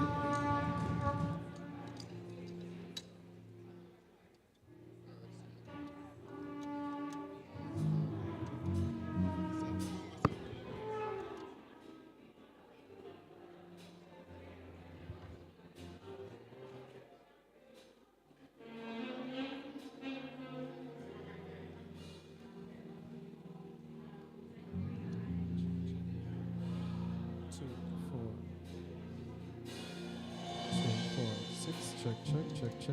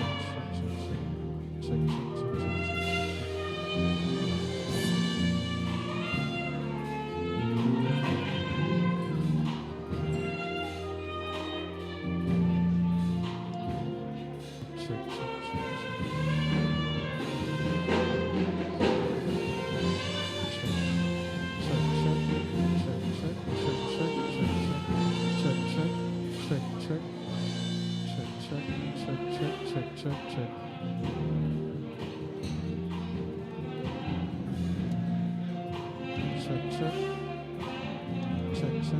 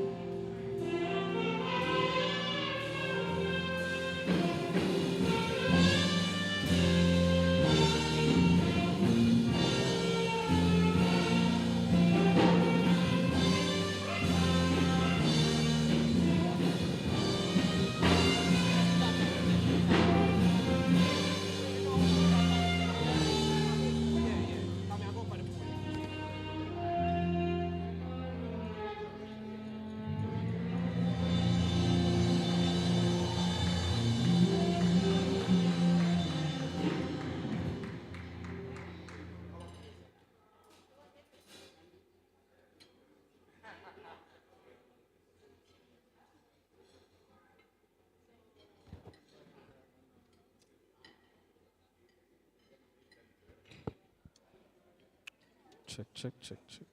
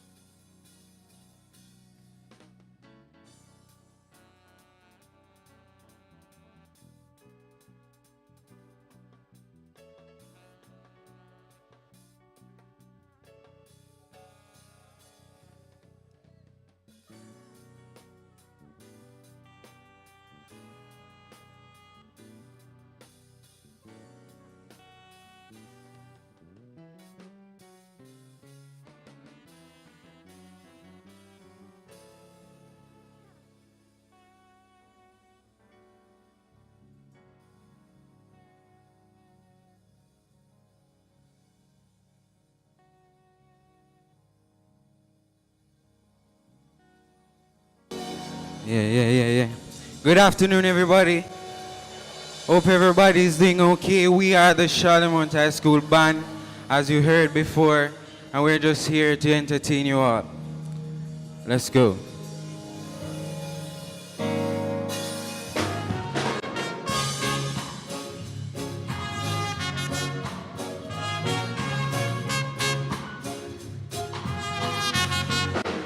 Girl, I've got a date, and that just means I can't stay late. Say all my life, and I've been wanting you, girl, not just once or twice. Take this from me, I'm as free as a bird in the tree. Girl, I've got a date, and that just means I can't stay late. Say all my life, and I've been wanting you, girl, not just once or twice. Take this from me, I'm as free as a bird in the tree. Friends may try to hurt us, scandalize our names, but no one could tear us apart. You've got a place in my heart. Say I love you, darling, and that's no lie. Oh, stick by me, and I'll stick by you. So when you cry, I'll cry too. Oh, stick by me, and I'll stick by you. Bridge. Friends may try to hurt us, but guess what? They scandalize our names, but no one could tear us apart. You've got a place in my heart.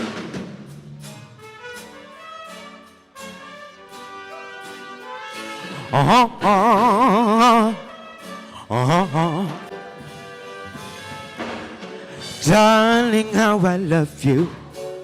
I gave you all I had.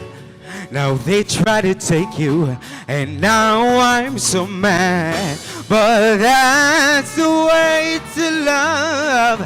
That's how I feel in my heart. I've got to say, oh, how I suffer, yet oh, how I try. I gave up my pride to be by your side. Now whosoever try to take the love that's really, really mine. Darling, how I love you. I gave all I had. Now they try to take you, and now I'm so mad. But that's the way to love. That's how I feel in my heart. I've got to say, oh, how I suffer. It's oh, how I try. I gave up my pride to be by your side. Now whosoever try to take the love that's really, really mine. Darling, how I love you, yeah. I gave all I had. Now they try to take you, and now I'm so mad. But that's the way to love. That's how I feel in my heart. I've got to say, oh, how I suffer, yet oh, how I try. I gave up my pride to be by your side. Now whosoever try to take the love that's really, really mine. mix me. So if I got my, let him try, let him try, yeah. Let him try, let him try, let him try, let him try, let him try, let him try. Yes.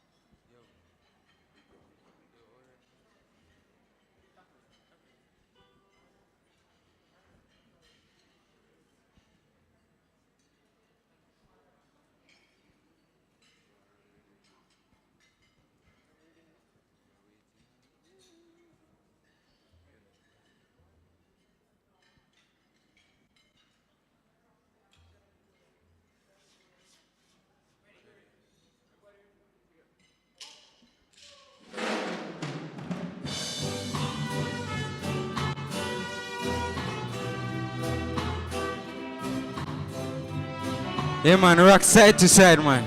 Yeah, man, rock, man. Side to side.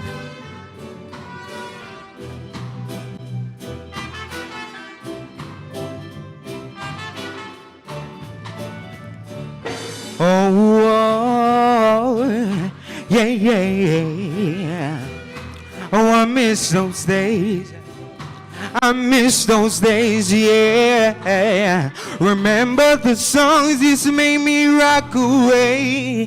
Those were the days when love used to rain, yeah. We dance all night to the songs they play, but we can come again. We do it just the same, yeah. Now I feel it in my heart, yeah. Being such a golden time at Mars, yeah. Now there's hardly any safe place left to go. Someone's bound to come and try to spoil the show. Remember the songs used to make me rock away. Those were the days when love used to rain, yeah. We dance all night to the songs they play, but we can come again. We do it just the same, yeah. El Jano, Tartan, Sarah Weston, Dennis Brown, yeah. Big U, Josie West, Daddy Roy will wake a town, yeah. And you'll have to hold your woman real close when Smokey starts to sing. Temptations, Marvin Gaye, Spinners all the way. Aretha Franklin, yeah. Patti LaBelle used to make me drift away. But play Matthew, play Sam Cooke any day, yeah. We dance all night to the songs they play, but we can come again. We do it just the same, yeah. Right now, we need a brand new start. People everywhere need more music from the heart. And if there remains such a place left to go, then will someone tell me, I'd like to know. Remember the songs used to make me rock away. Those were the days when love used to rain, yeah. We dance all night to the songs they play, but we can come again. We do it just the same, yeah. Remember the songs used to make me rock away. Those were the days when love used to rain, yeah. We dance all night to the songs they play, but we can come again. We do it just the same, yeah. Yeah. Nice and easy.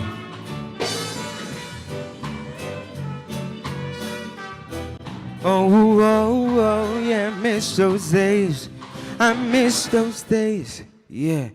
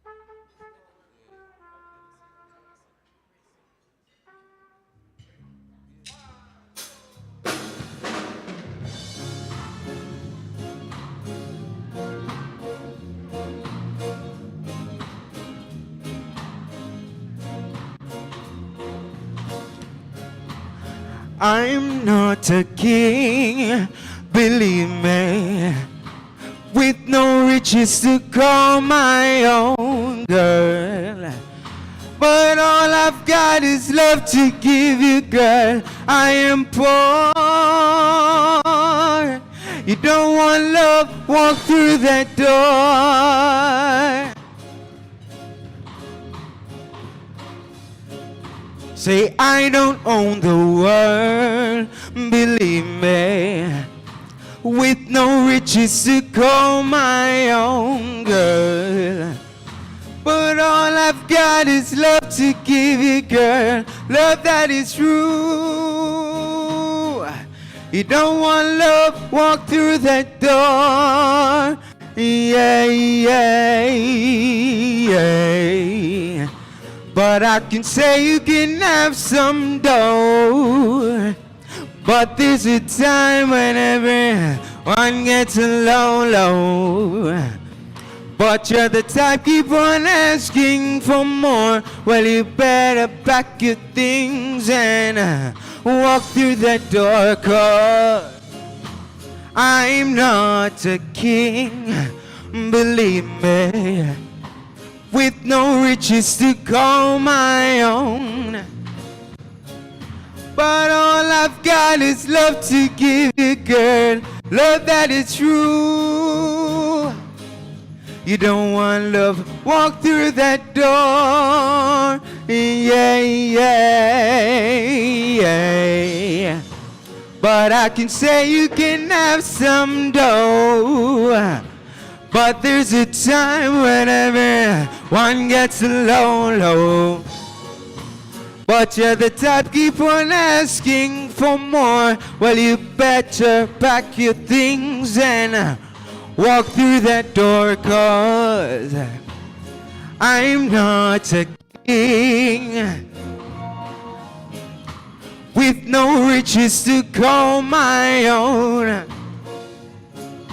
But all I've got is love to give you, girl. I am poor.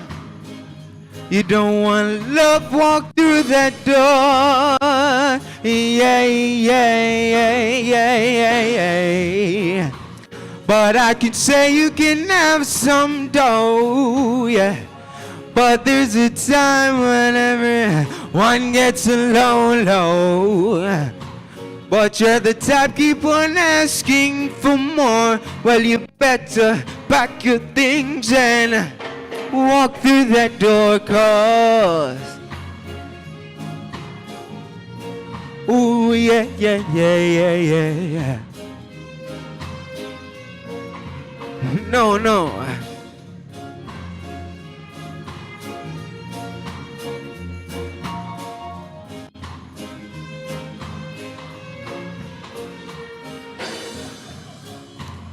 I'm not a king with no riches to call my own. But all I've got is love to give you, girl. I am poor. You don't want love, walk through that door.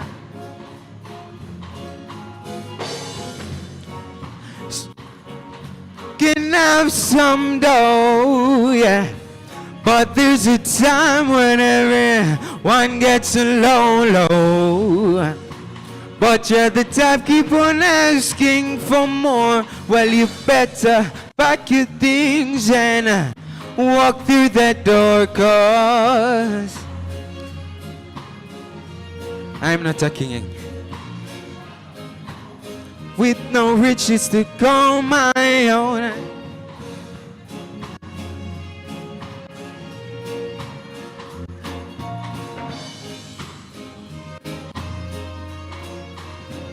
Level. Say I don't own the world with no riches to call my own.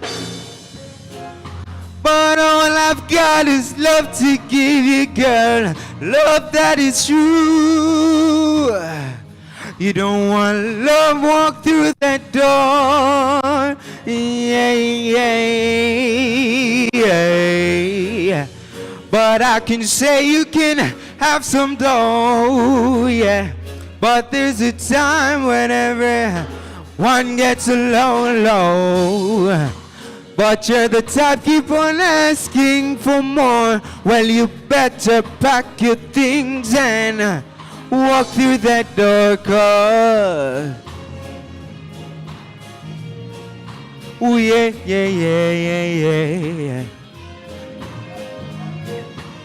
I'm not a king, yeah. Boy, yeah.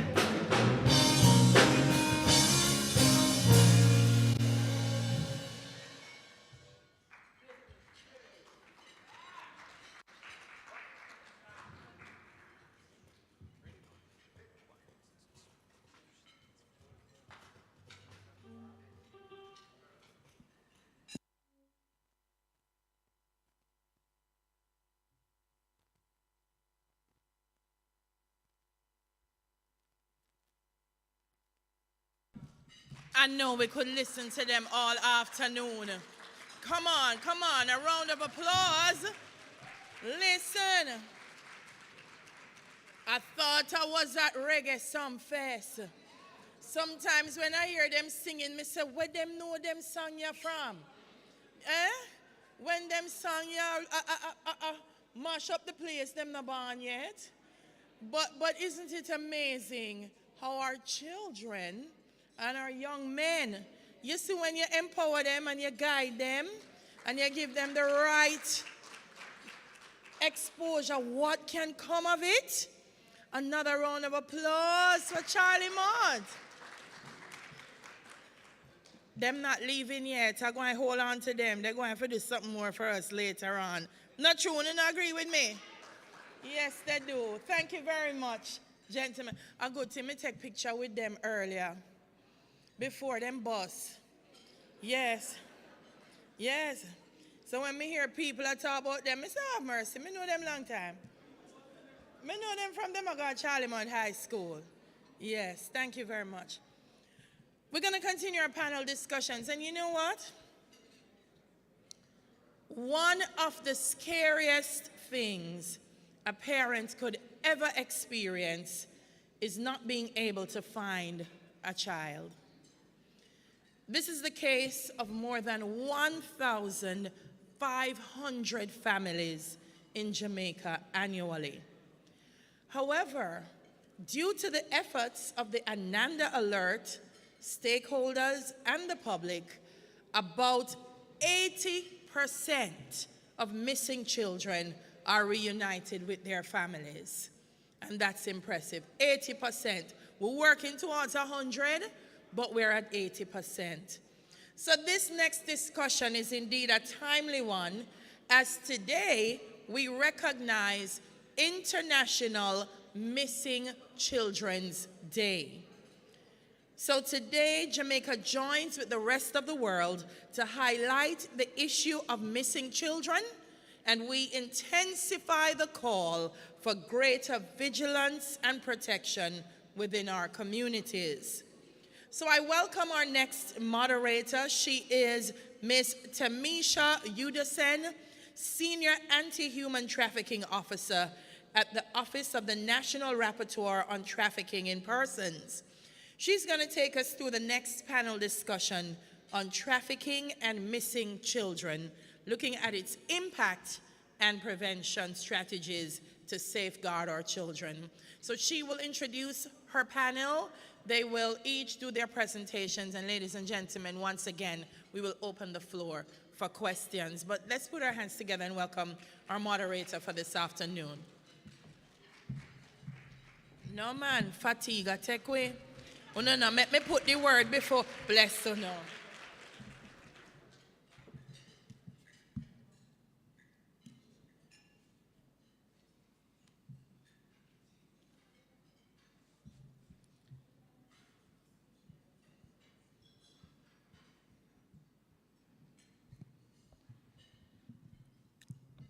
Thank you so much, Ms. Delia Harris, Master of Ceremonies. Ladies and gentlemen, can we just hear it for Ms. Harris, please, as she done a fantastical job. Yes, thank you so much. Ladies and gentlemen, a very, very, very pleasant afternoon to you. My name is Tamisha Udosen, and it really is a pleasure for me to bring greetings to you on behalf of Mrs. Diane Gordon Harrison, Children's Advocate of Jamaica, and also National Rapporteur on Trafficking in Persons. Mrs. Diane Gordon Harrison was here earlier today for this morning's activities, and due to an urgent matter, she's not able to be here for this session, and so it's truly an honor for me to just stand in for her, to have this very important discussion with you in furtherance of the national policy dialogue on ending violence against children. And of course, the theme for today's activity is together to end, hashtag end violence against children. And the emphasis is really on together, ladies and gentlemen, because we can't do it by ourselves. And so I am just going to quickly invite my panelists, my distinguished erudite panelists, to come to the stage and, of course, be seated and just to join us so we can get this conversation started.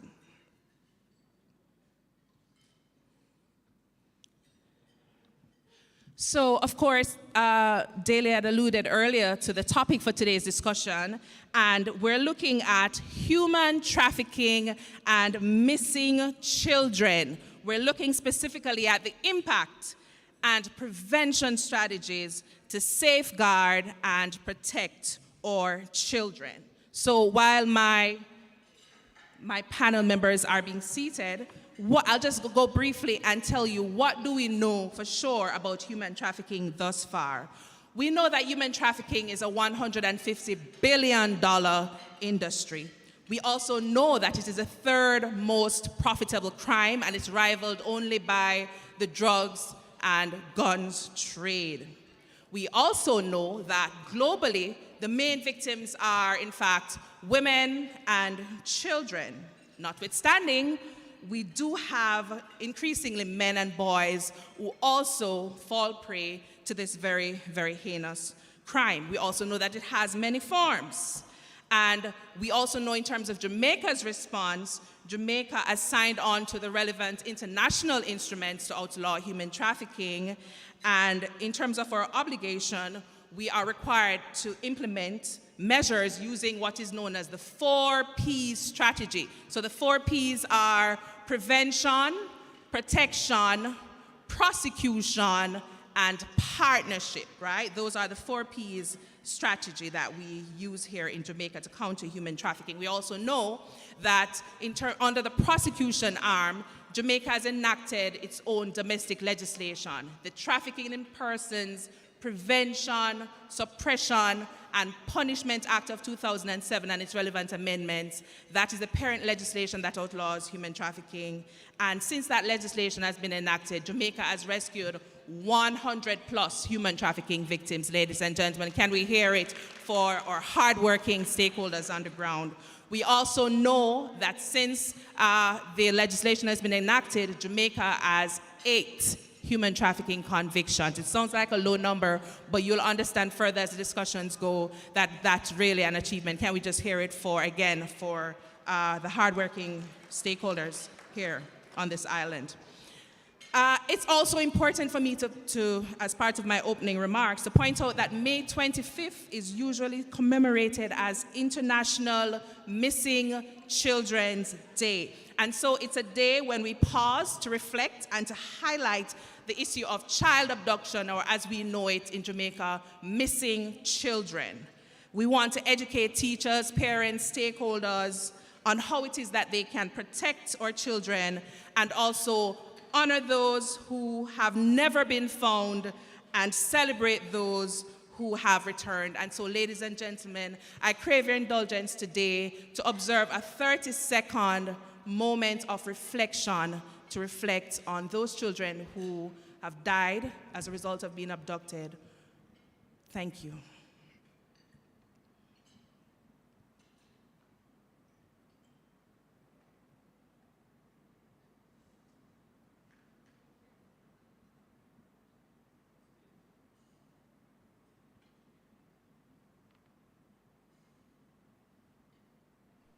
Thank you so much, ladies and gentlemen. Ladies and gentlemen, the statistics have shown that at least 1,500 of the nation's children reported missing in the last 5 years have not been found. 1,500 of those children have not been found. We also know that during the pandemic, we had fewer reports of missing children compared to pre-pandemic reporting levels. We also know that to address the issue of missing children, Jamaica has established the Ananda Alert system that seeks to achieve the speedy and safe recovery of missing children through missing children alerts and child recovery activities. And so with that introduction, it is indeed my distinguished pleasure to go ahead now and get to the meat of the matter by introducing my distinguished panel members here. So to start off, we have Ms. Anna J. Roberts, and she is the Ananda Alert Officer at the Child Protection and Family Services Agency. She's a trained social worker, and she leads the Ananda Alert Secretariat. And so it is indeed an honor to have you here today, Anna J. Thank you so much. We also have Mrs. Audrey Budai, and Mrs. Budai is the manager of the Trafficking in Person Secretariat, which the Secretariat is the arm that supports the National Task Force Against Trafficking in Persons.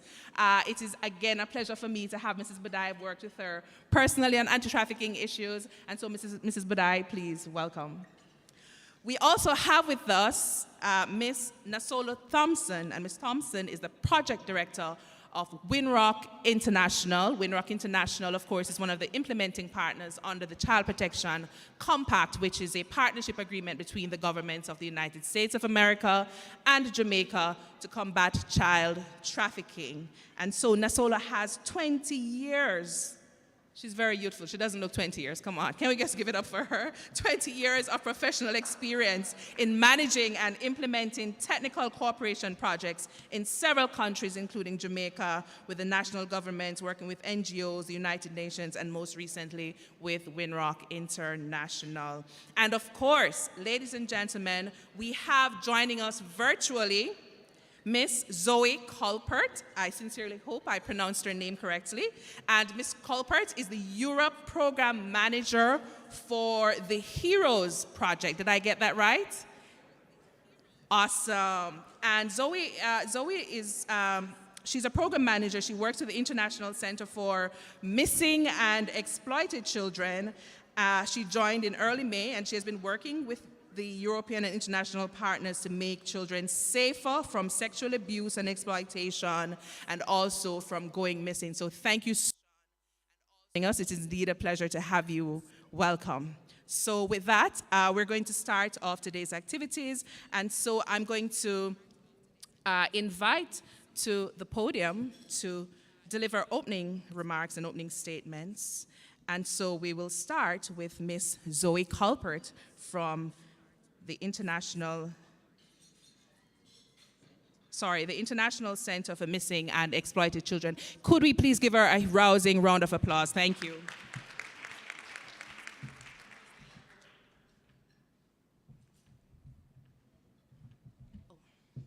I'm sorry, Zoe, are you able to hear us? Are you having? Oh, okay. Our technical team, can you assist Ms. Culpert? Oh, our technical team says that you're muted. Can you unmute? You can't unmute? You're good to go now? Oh, she's saying she can't unmute? Okay, so all right, they're asking to give them a few seconds just to sort things out a bit. Ah, the wonderful world of technology. Wow.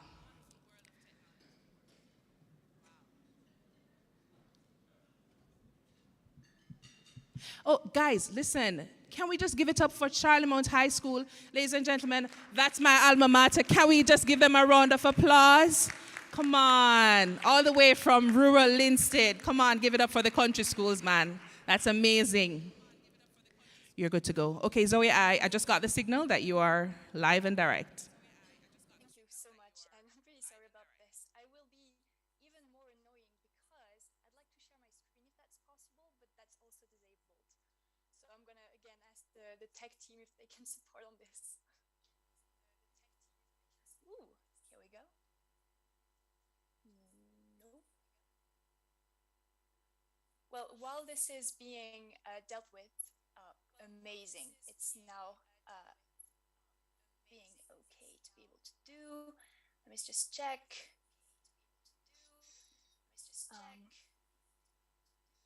We're gonna get there.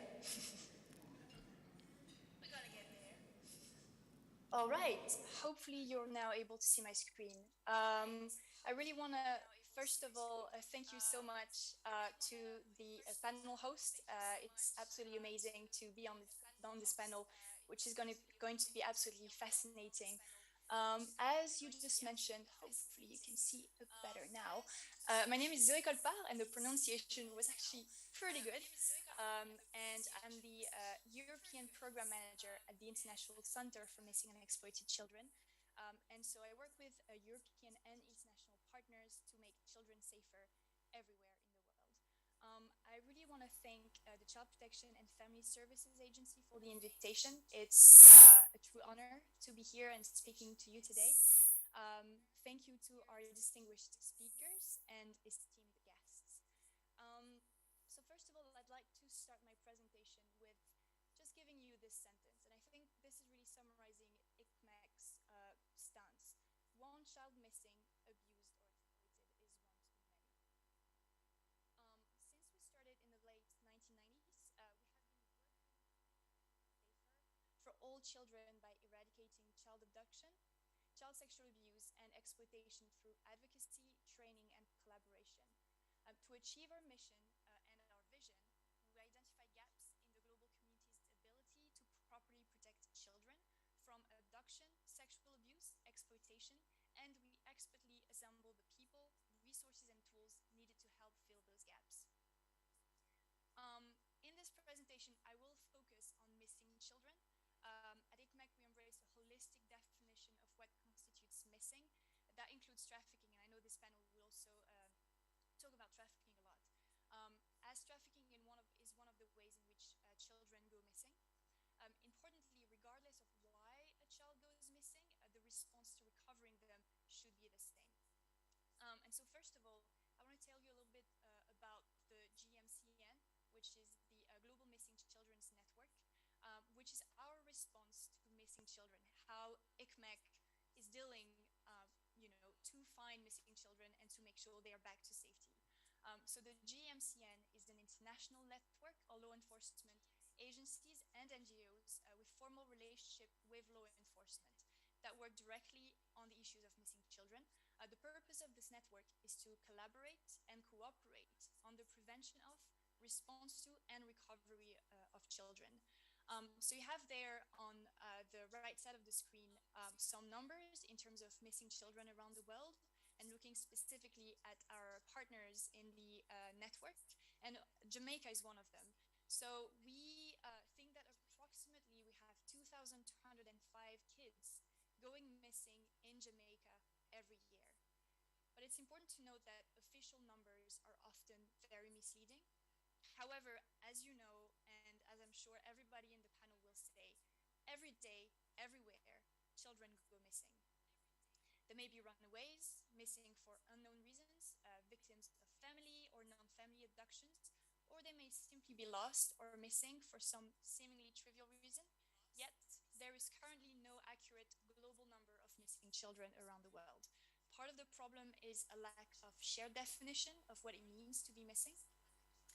And I just want to focus a little bit on the Latin America and Caribbean region. And in some countries, there is a robust child protection system and a coordinated response to missing children. And this is the case in Jamaica. And you guys are amongst the highest users of the GMC engine, which means that obviously you care and you're putting a lot of emphasis on missing children and trying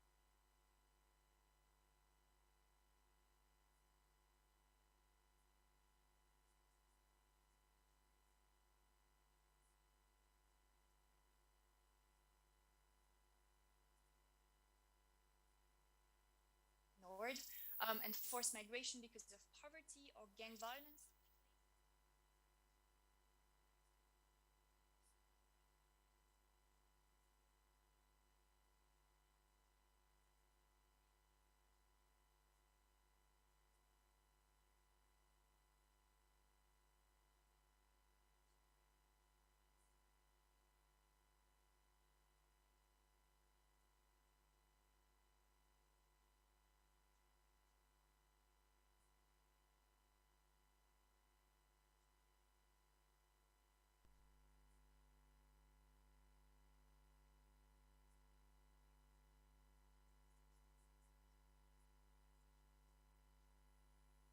Forced sex work, and even the risk of death increases significantly the longer a child is missing.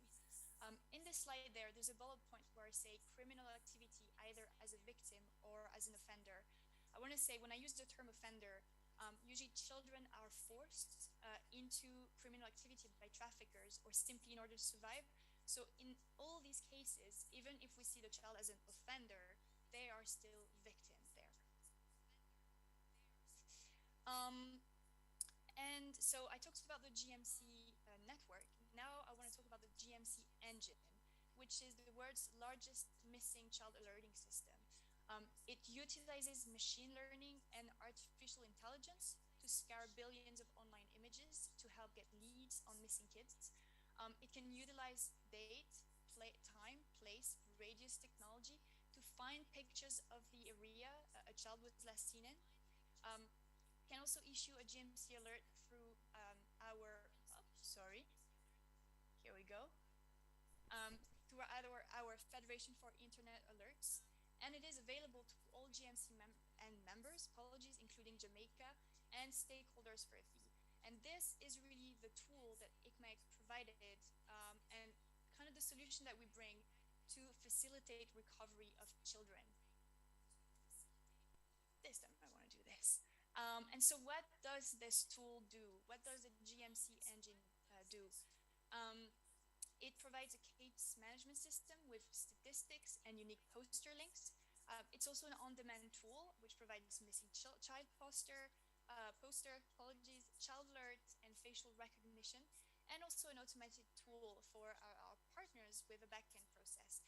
I would really encourage you to go check the link that I put there, find.globalmissingkids.org, because you'll see actually how this works, where you see announcements of missing children that are live, that are currently missing, with information such as the child's photo, age, etc. And I think it's really interesting and really helpful to understand really what this tool is about and how important it is by going to checking this website. All right, so I'm almost at the end of my presentation. I'm sorry, I'm realizing I'm taking a little bit more time, but I just want to take a little bit extra time just to think about what more can we do. Because there's always something more, and there's always, something else that we can do to make sure that children are safer. At ICMEC, we advocate for all countries to develop a robust legal definition of a missing child. We support initiatives for all countries to implement a rapid emergency missing child alert, such as AMBER, that is implemented in the US and in many other countries around the world. Improve prevention programs around children going missing. Treat all missing children's cases equally to protect every vulnerable child. Increase the use of return interviews with missing children so we can better understand the child's experience while missing. Because it's really important to note that the case does does not end when the child is found, but when they are found, reunited with appropriate adult caregivers, and provided with every necessary resource that they need to recover and prevent them from going missing again. And the last note there is child protection concern, not only a law enforcement concern. And as such, we need to include all stakeholders in our response. That includes social workers, child advocates, forensic psychologists.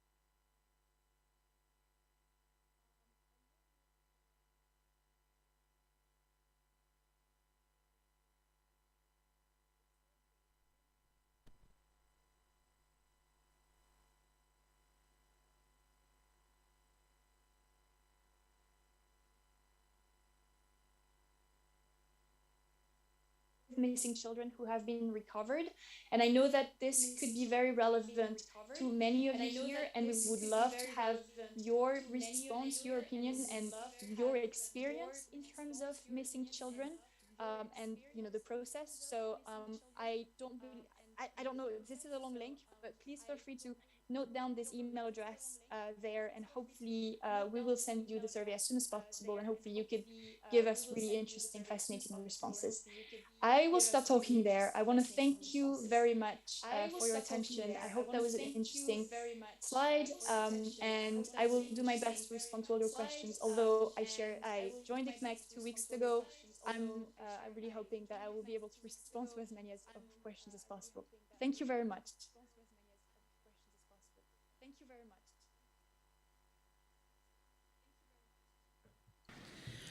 Thank you so very much for that presentation, Zoe. I certainly was taking quite a lot of notes while you were giving your presentation.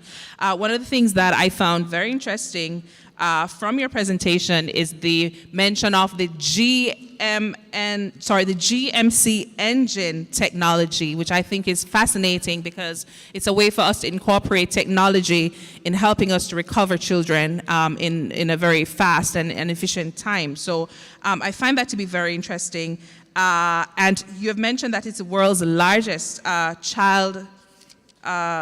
it's the world's largest missing children database, basically, to assist in that regard. So I found that to also be very interesting. And I've made a note of that email address that you mentioned, fnorthcott@icmec.org, right? And that's for the harm survey. So thank you so much for your presentation and the information. Please do stick around for the question and answer section in case there are any questions from the audience. Again, thank you again so much. So with that, I quickly will segue to our next panelist, and she is Miss Anna J. Roberts. Please do give her a warm Jamaican welcome, please.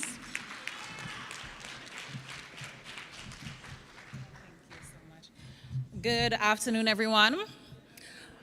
Just to say that Jamaica, we are a part of the Global Missing Children Network, and the database that was just spoken about, we actively use it. So there are many of our local missing children that are placed on this network, and it provides us with an opportunity to issue alerts so that anyone that is using an internet-enabled device, they can see the photographs of these missing children and contact us if they have any information. So we definitely work with Zoe and her organization, and we use up the database that's available to us. All right, so to get into the situation of what is happening locally, Jamaica, we have a missing children crisis. So we are coming from years where over 2,000 children are being reported missing. However, we have seen a gradual reduction, which I think is really good.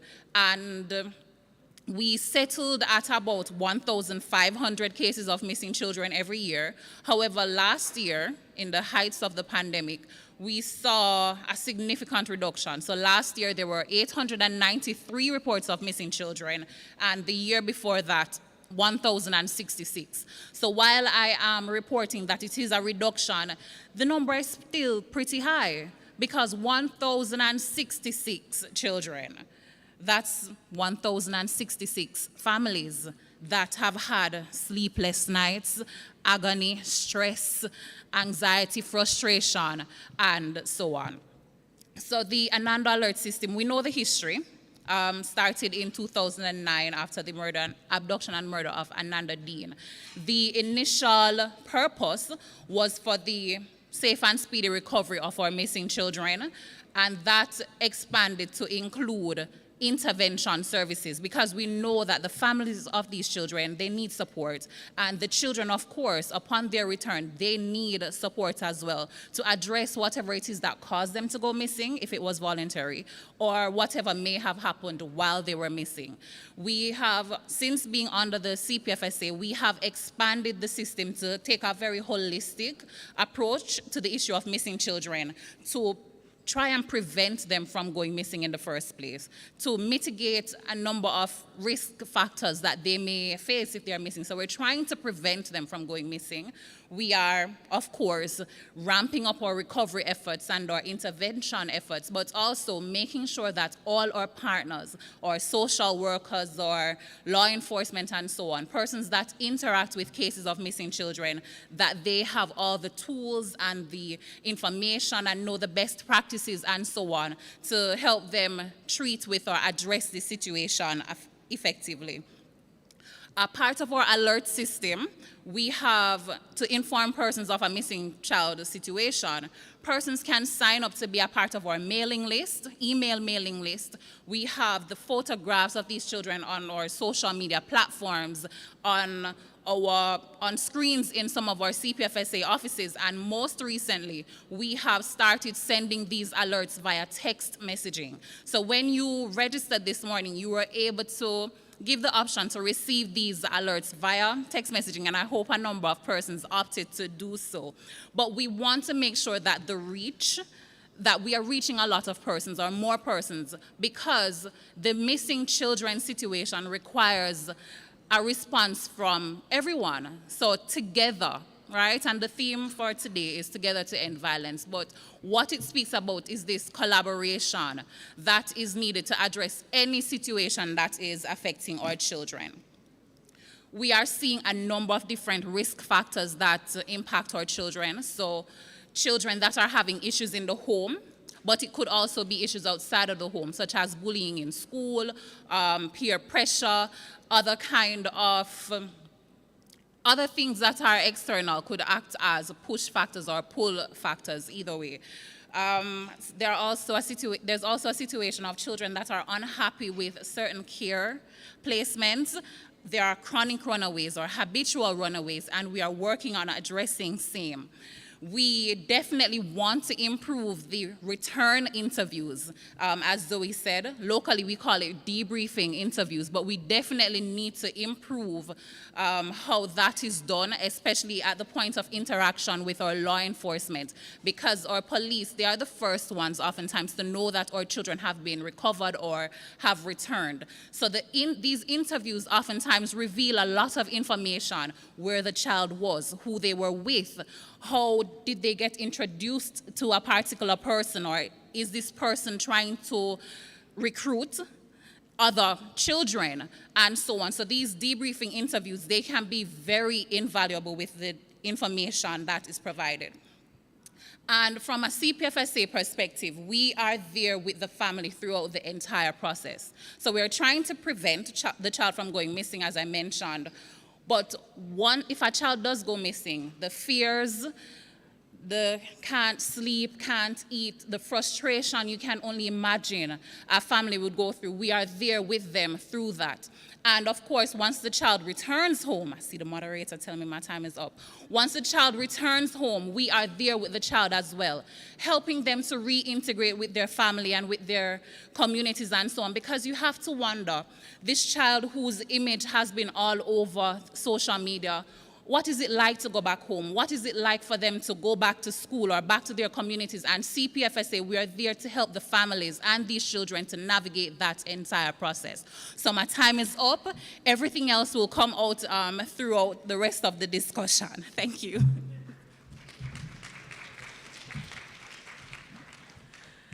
All right, can we just get another round of applause for Anna J? Thank you. Thank you so much, Anna J.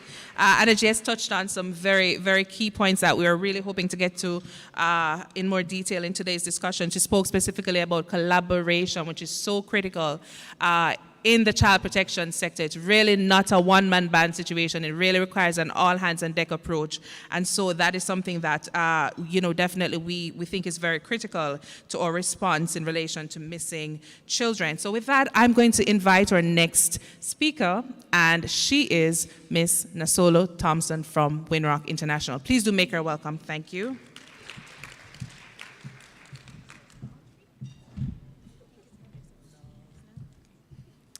Good afternoon, everybody.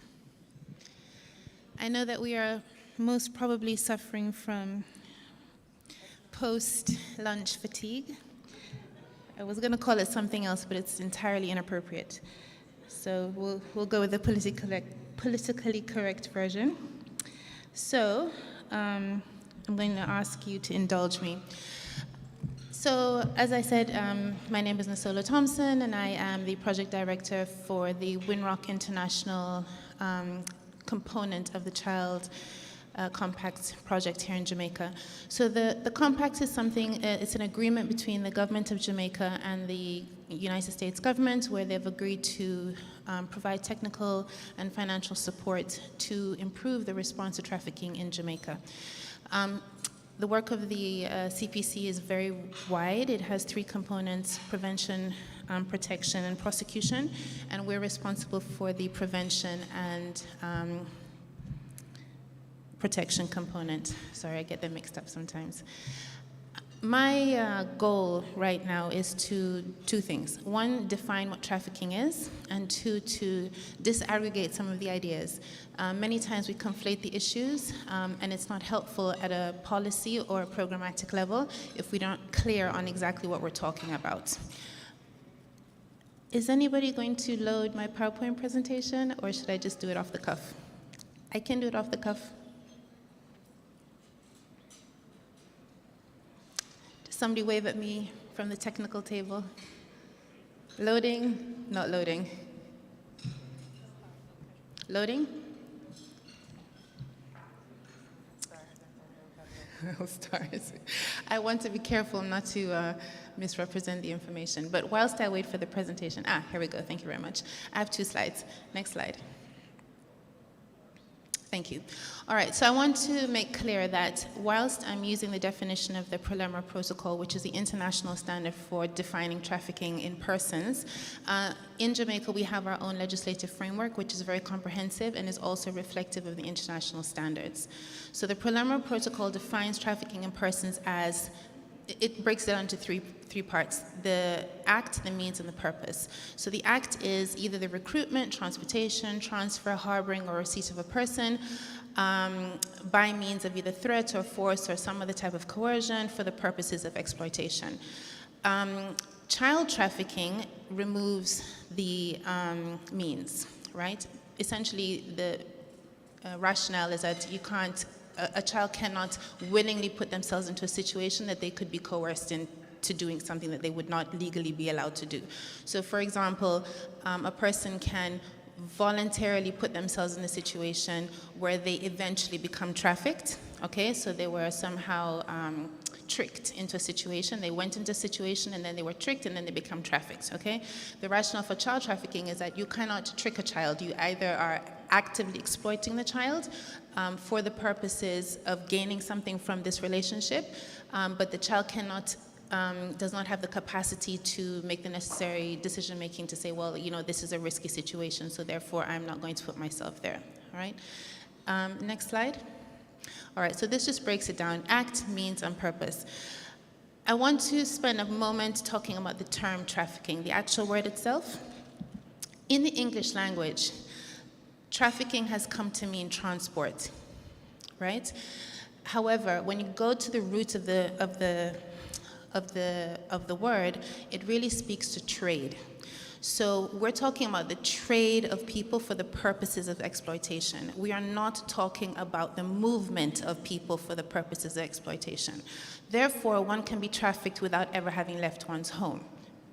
All right? It's a very important point, because what happens in our fields is that we take the English language, which has its issues, and we think trafficking means that a child or a person needs to be actively taken from one place to another, and then we start to have ideas about what trafficking should look like, as opposed to what trafficking actually looks like. So in our context, while we do have examples of trafficking that were represented by the former presenters, and I'm sure we're going to discuss them at length later on, where people are abducted or moved or tricked or go across borders. In our context, Jamaica, land we love, the majority of trafficking that takes place happens in Jamaica, and it happens in the home. Right? So children, particularly because that's my area of particular interest and expertise, children are trafficked largely by family members or people that they know. Right? Many of what we have defined as our historical cultural practices that come 300-400 years are in the making, that we practice are the norm, and I don't mean that they're acceptable, I just mean that they're the norm, they're the normal course of practice. Many of those things have more recently been defined as trafficking. The question that I often get asked is, one, is trafficking a problem in Jamaica? And two, why all of a sudden are we talking about trafficking? Yes, trafficking is a problem in Jamaica.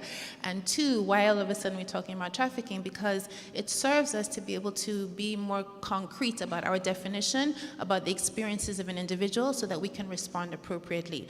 So a person or a child who has been trafficked requires different interventions. It requires different collaborative relationships at an organizational level in order to respond to them than a child or a person who has experienced different types of exploitation or trauma. Okay? So in our case, very often we come across young ladies, 13, 14, 15.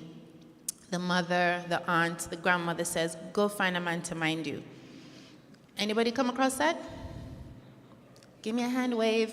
I get it, post-lunch fatigue, okay? All right, go find a man to mind you. So in that situation, we have the act. Somebody has said to the child, I want you to do something for me.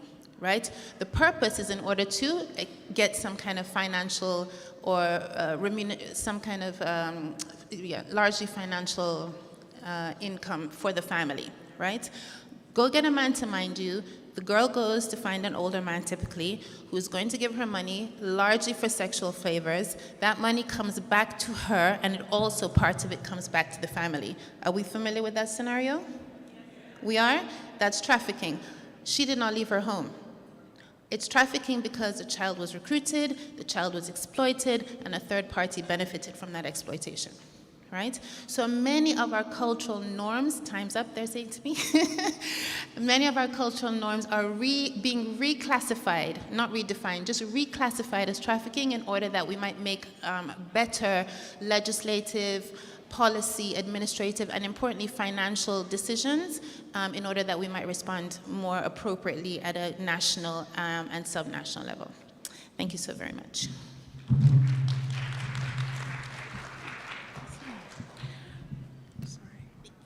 Thank you so much, Nasolo, for that very interesting and very important opening statement about just clarifying the fact that movement is not a compulsory element of human trafficking. Very, very important. And also that there are some retentive practices amongst us as Jamaicans that are now outlawed, banned, not considered okay anymore. I also remember growing up as a child, my grandmother, she used to tell me that back in the days, in Coronation Market, let me see those who know Coronation Market, just trying to get a feel of the crowd. Okay, good. Back in the days in Coronation Market, that Jamaicans who were very impoverished, had many children and could not take care of these children, would take these children to Coronation Market, and they would then give the children to someone who they think, was more, economically well off and who could help the child to have a better life. Anybody in here can attest to that story? Is that Duppy's story?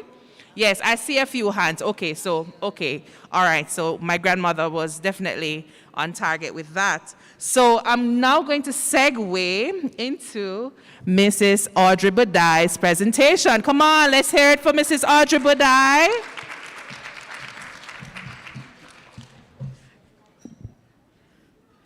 This morning, Mrs. Gage Gray was saying, who is taller? Good afternoon, everyone. I just want to say thanks to all the organizers who have put on this dialogue. It is so important and we have to talk. I'm not going to be following the presentation because of time, and we want to keep your interest because it's very important, this topic. Because when we talk about the missing children, and Anna J talk about how many missing, and then when we talk about trafficking, and we want to come out of this dialogue really using our minds to see, is there a nexus? Is there something happening? Do we see any grooming happening? So let me just go quickly to say who we are. So the National Task Force Against Trafficking in Persons was established as a multi-agency approach by the government of Jamaica to strengthen Jamaica's legislative, institutional, and operational capacity to combat trafficking in persons. Members would remember that every year and years ago, we dropped from a tier, whatever, way down the bottom. When you drop down in tier, it affects everything. You see, we were talking about, we were getting help from UNDP and we're getting help from here. And even with this wonderful project that we have had, the MOU, that could be at risk if you ever go below a certain tier. So it's very important that this apparatus was established. And so the unit at the ministry coordinates and implements the National Plan of Action to combat trafficking in persons. Madam Chair, I want to say that the chairman of the task force, Mr. Courtney Williams, is the PS. So he sent his greetings because he said that he thinks it's very important. It's very important because Jamaica, we had set up a, what do you call it now? The plan of action. We had set up the plan of action, and it was from 2018 to 2021. So it's very important. We have 25 persons on the task force, and we find out that this is where we do the work. Prevention, as was mentioned earlier, protection, prosecution, and you mentioned partnership was very important. Going forward, I would like us to start thinking now of adding, because some of the reports have said you need to look not just at those four, but perception and prediction. How are you going to use all of these data? When you analyze and when you get all of these projects and so on, what happens? So, other persons would have said that worldwide we have a lot of persons being trafficked globally. As a matter of fact, ILO says over 40 million. So we also, Madam Chair, you mentioned that we have over 100 victims and we have it growing. And the kind of victims that we have had internationally, yes, we have a lot of sex trafficking. And we also have that numbers from the data I've seen from the ATIP unit in terms of sex trafficking. Then you have forced labor, and as you correctly say, the domestic servitude in terms of what you do at home. You don't get to go to school, you don't do what have you not, and so on. We were very happy that the government took the matter of, has taken the matter of TIP seriously and demonstrated in the setting up of the National Task Force and also the Office of the National Rapporteur on TIP. And Madam Chair never talked about that, but the Rapporteur is in the Office of the Children's Advocate. We have done a number of things, and what I like about what the group has done is now seeing how you can harmonize what has happened. Because we have been able to look at about, about 12 acts and regulations that impact whether what you do with missing children or what we do with trafficking. And I'm very pleased, and I want the CPFSA and everybody here to say that the first case that was prosecuted and convicted and so was using the Child Care and Protection Act. So what I'm telling you, yes, it was, and it's very important. So give a big up for that. Our victims are protected, and we have continued with the public education. There are some gaps in terms of what we do now and where we go forward with, because we cannot just do public education, everybody talk about sensitization and do it in the same old way. So as I say, I will repeat that what we have seen in the national landscape with the MOU and the Child Protection Compact project, it has given life, it has given capacity building to a number of our persons all across the board. And I think once we recalibrate and move to the next level of when we do and develop the new plan of action, we'll be able to use some of what we would have learned overall. I thank you. God bless you.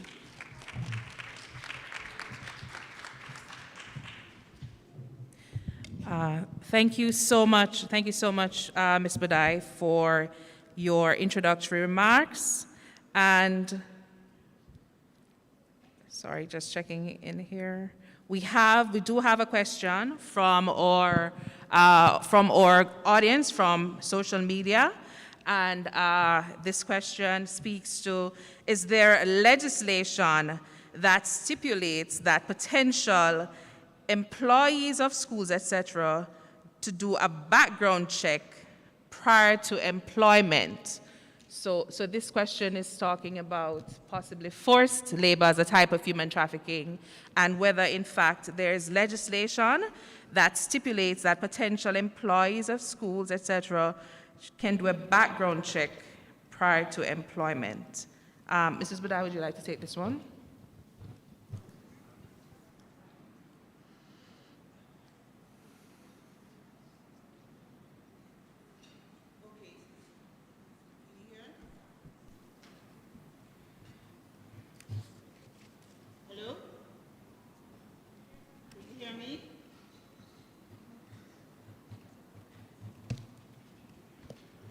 Hello? 1, 2, 3. Okay, so what I do know is that a lot of protocols, legislation from the different ministries under their rubric in terms of what they do. So with the Labor, Ministry of Labor and Social Security, and all the ministries, and the Child Care Protection Act speaks to, if you're going to be working, everybody who's going to be working one way or another with children ought to have a background check and ought to be, up and coming, as they would say in Jamaica. I think that as we go along, because we have been reviewing the TIP Act over the period of time, so as we go along and see the gaps, actually one of the things that the Secretariat is about to do is to work closer with the Ministry of Labor and Social Security, and looking at how they recruit persons going abroad and the persons who they are going to work with, what will happen. So we'll be doing a number of that. But there are existing legislations, existing protocols, and that can be used in terms of that. And especially in the child care service, you must have to have a background check, your police record, and so forth. Okay, I see Nasolo wants to also make a contribution in that regard. Yeah, can you hear me? I don't have such a powerful voice as Mrs. Budai.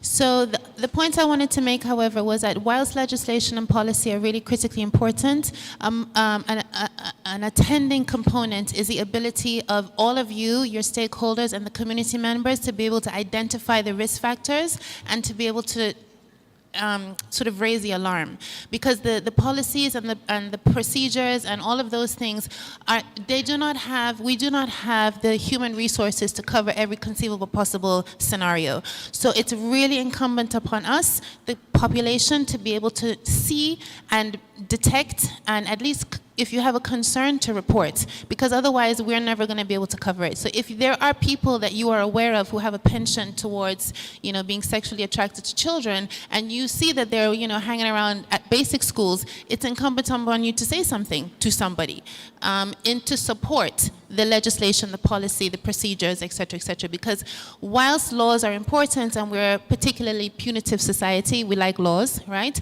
They are just the backbone. You need the flesh, and the flesh is everybody else saying, that's not quite right. Somebody has to say something. Thank you so much, Nasolo. Nasolo, I want you to keep the mic because you brought up the topic of risk factors. And I think it's very important for the audience to understand what are those risk factors for trafficking, that is, for trafficking. What are those risk factors that make children particularly vulnerable to human trafficking? Thanks. I was asking Mrs. Budai if she could start it off. Okay. You know, the risk factors for trafficking are very similar to many other outcomes that children who are at risk of just general abuse and maltreatment are, right?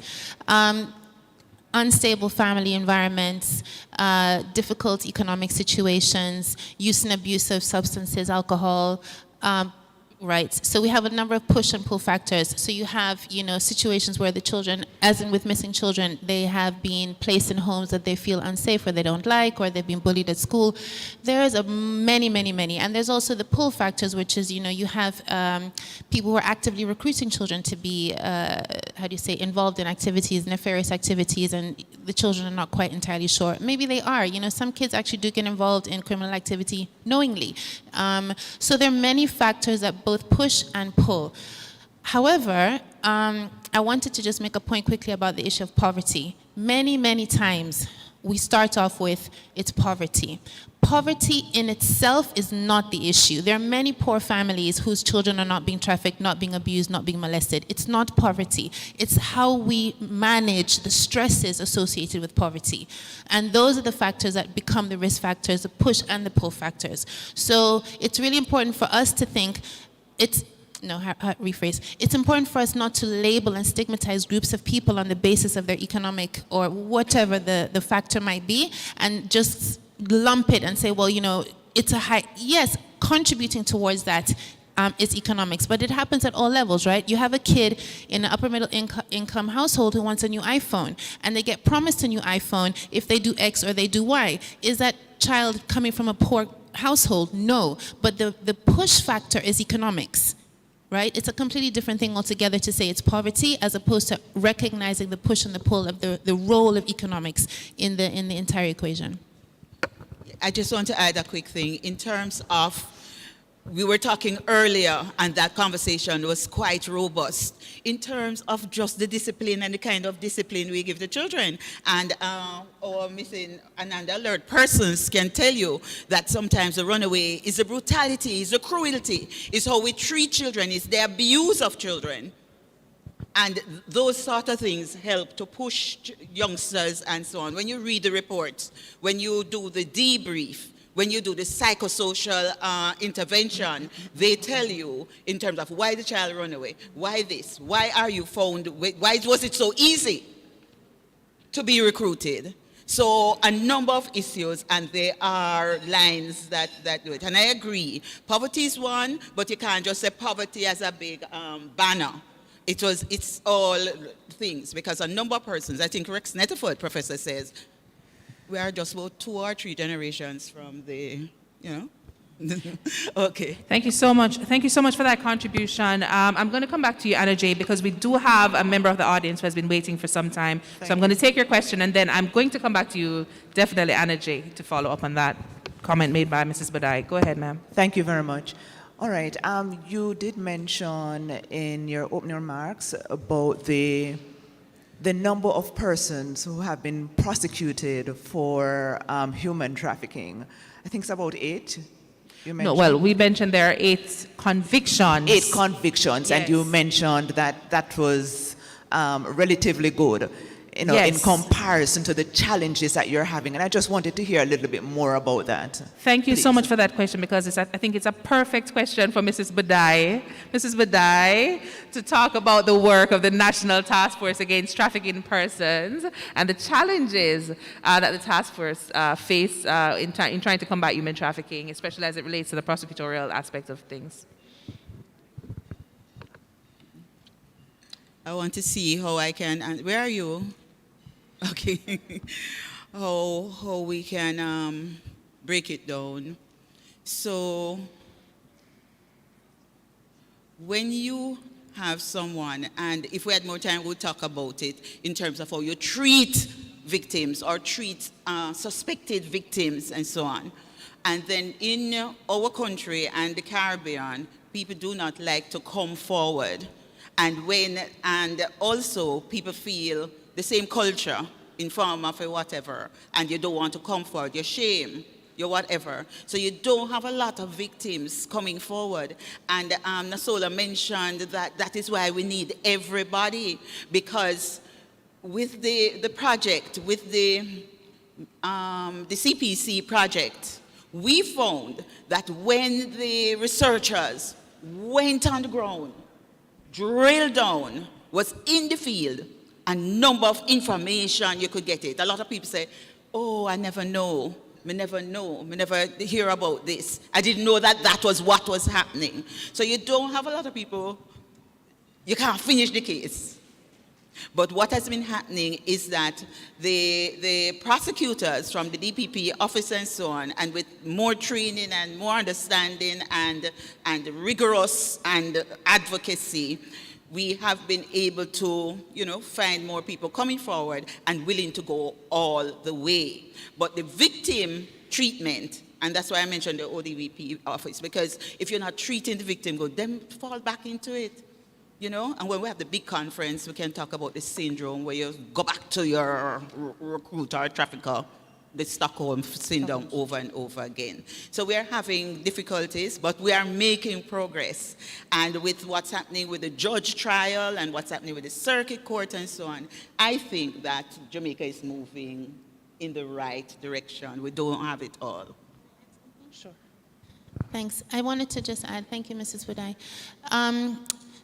So the prosecution rates globally are a fraction of the number of children in my case or people who have been trafficked. It's a bit like the iceberg effect, but probably even more extreme than that, right? So we really get a fraction. And the reason that we get a fraction, one of the factors is, as Mrs. Budai said, people don't come forward. There's a lot of, threats of retribution and violence and all kind of different things. There's a Stockholm syndrome, all kind of different reasons why people don't come forward. They're embarrassed, they're humiliated. It's like, how could I have allowed that to happen to me? How could I have allowed that to happen to my child? All kind of different factors come into why people come forward.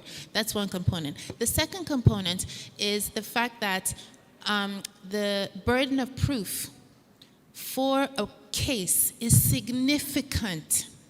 And in our context at any rate, and I'm sure the lawyers will attest to this, we don't necessarily start the case with the concept that we need to collect all the information to meet that very high burden of proof. So when a child comes into the station, they're not necessarily thinking, okay, I must get all these 10,000 different elements that I can go before a judge, and it's actually going, before we get to the judge, is it a case that can even go anywhere to begin with, right?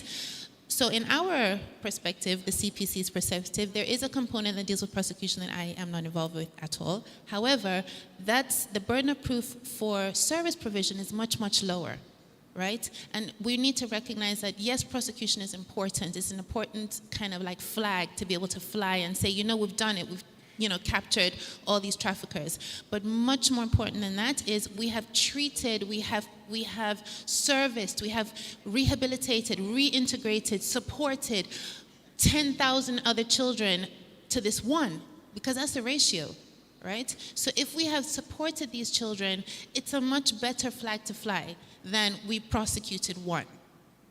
Thank you. Thank you so much. Najee, I did promise I was going to rally back to you. But we do have here Ms. Sally Nogilvie. Ms. Sally Nogilvie works with the Office of the Director of Public Prosecutions.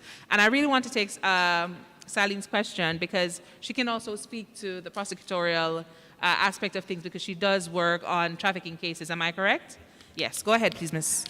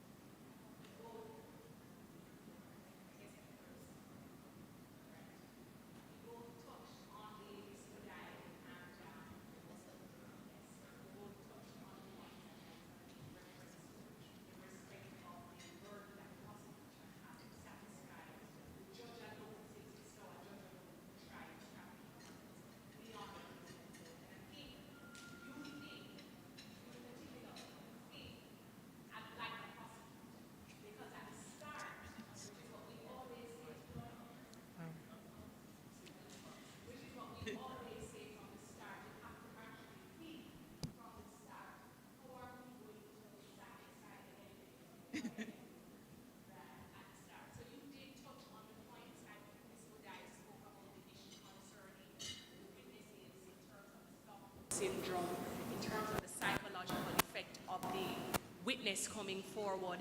And one of the things that we focus on from the start is witness management. Would you agree with witness management? So persons from our office are assigned particularly to the human trafficking cases, and we follow up with the matters from their inception. And sometimes we liaise, or most times we liaise with the officers from the task force from day one as it regards the witnesses and how we are able to go forward with the matter. And another thing too is judges are trained to prosecute these type of matters. I was relating to my friend here a little earlier that one of the issues that we have is human trafficking might look like consent. So one would say, why is it that the victim goes back to her or his trafficker? And of course we know the syndrome, Stockholm syndrome. But the truth is, if it is that you're not trained to appreciate this particular type of offense, somebody who is prosecuting may say, or a judge who is adjudicating on the matter may say, but why is it that this victim went along with the trafficker, which happens in one of the cases where the case was thrown out recently, just recently as last year. I'm not going to say too much. Yes, because we have 10 minutes left in this segment, and I really want to get through a few more points, yeah. But it could not be appreciated that there was a reason why the girls, the young girls, kept going back with the trafficker. Right.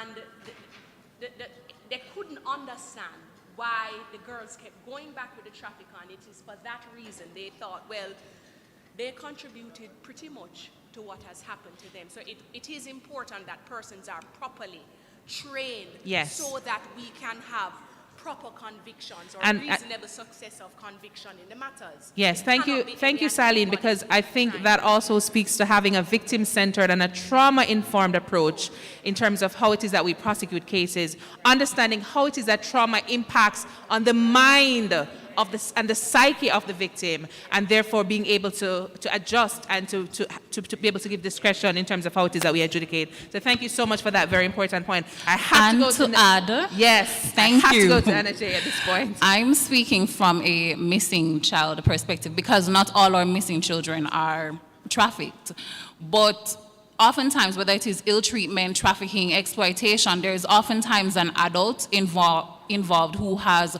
coached the child and has told them what to say, what not to say, has made threats to the child or threats of harm to themselves or or threats of harm to their families. So oftentimes the child doesn't speak about what may have happened, and there are times when they don't realize that they're being exploited because so many promises have been made to them. They think it's better than what they're experiencing at home, and we see these children continuously running, and the repeated and the habitual runaways, where are they going over and over?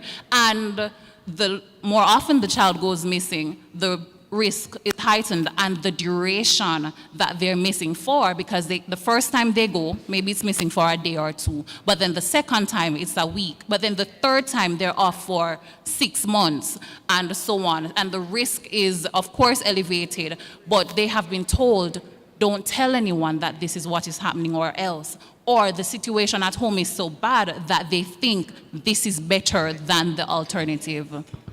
Anna J, I want to stay with you a little bit. In 30 seconds, I want you to tell us what happens in situations where children are recovered, because that is a question. 5 minutes. I see that, Madam Timer. What happens when children are recovered after they've gone missing? What are some of the details that are coming out of these interviews that you're having with the children? Please tell Jamaica so that we can know what really goes on behind the scenes. So some children are recovered through the efforts of the police and community actions, and then there are others who return home voluntarily. And while this is not what happens with afterwards, but we're seeing social media come up. I don't have enough time to get into it, but Snapchat, and persons think because Snapchat, it goes away after 24 hours, a lot of the conversations, and I don't want to call it recruitment because it's not always trafficking, but the way these persons make contact with children on Snapchat, and we're seeing TikTok come up a lot as well. So back to when the child returns home now. There is so much that may have happened to the child, so much that we have to address with the child, with the family, the parents, the siblings as well. A child who everyone knows that they were abducted by this rapist. Everywhere they go, they will be that child. CPFSA, we have to support the family, the child, the community, the school that this child will be going back to. Or the child may make a mistake and say something bad happened to them, like they were kidnapped, because they don't want to get in trouble. But then everyone knows that that wasn't the case. How does that child come back home and go back to school when everybody knows that, oh, that was the one that did tell that lie? We have to support them. So we are providing counseling to the families, to the parents. You can imagine the stress, the frustration. They have to take days off work to go back and forth to the police station or to go out and search for their children. And their other family members or community members may ostracize them. They feel shame. No one wants to talk to them anymore, because if it happened to your child and my child talks to your child, it will happen to mine as well. 30 seconds, energy. So counseling support to everyone that is involved in the situation. All right, I see I have 3 minutes. So Zoe, I have a question for you. And in your presentation, you mentioned that when children go missing, they find themselves in various circumstances. And I want to know about the intersectionality between human trafficking and missing children from your end over there. What are you seeing? Is it mostly human trafficking, or is it something else? What can you tell us about what are you finding in those follow-up interviews when children are returned?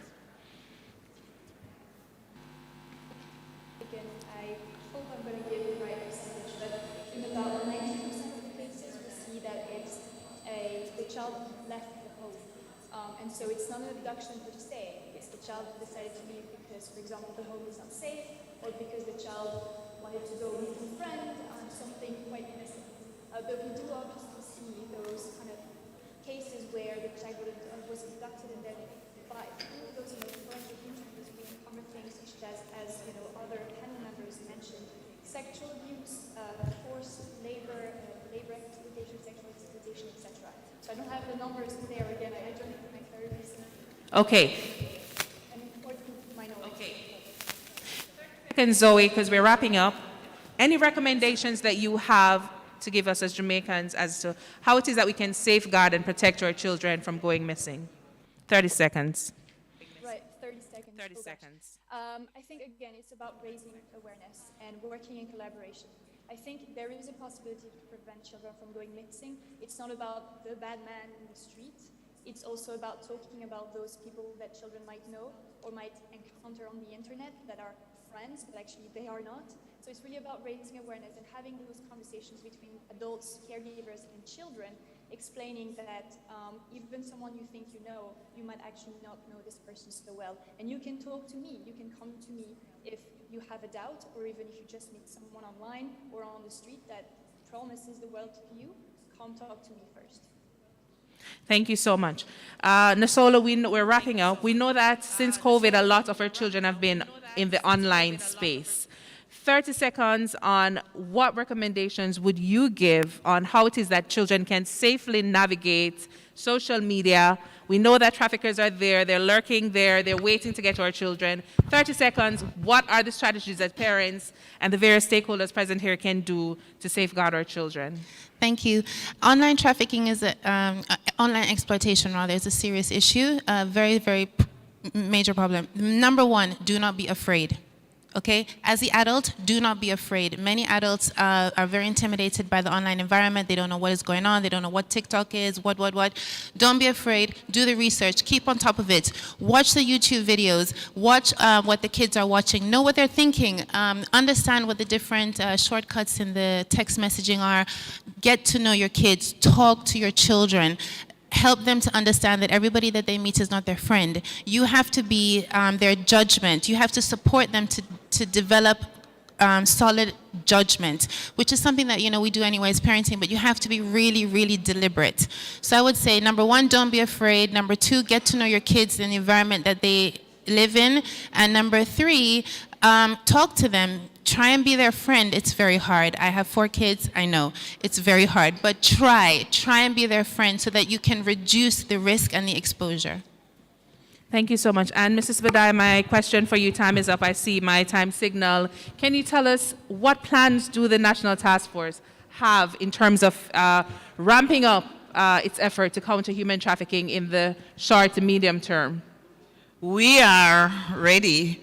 We have already sent a submission to the Cabinet through the Attorney General's Department in asking for an extension to complete what we're doing now in terms of the plan of action and so forth.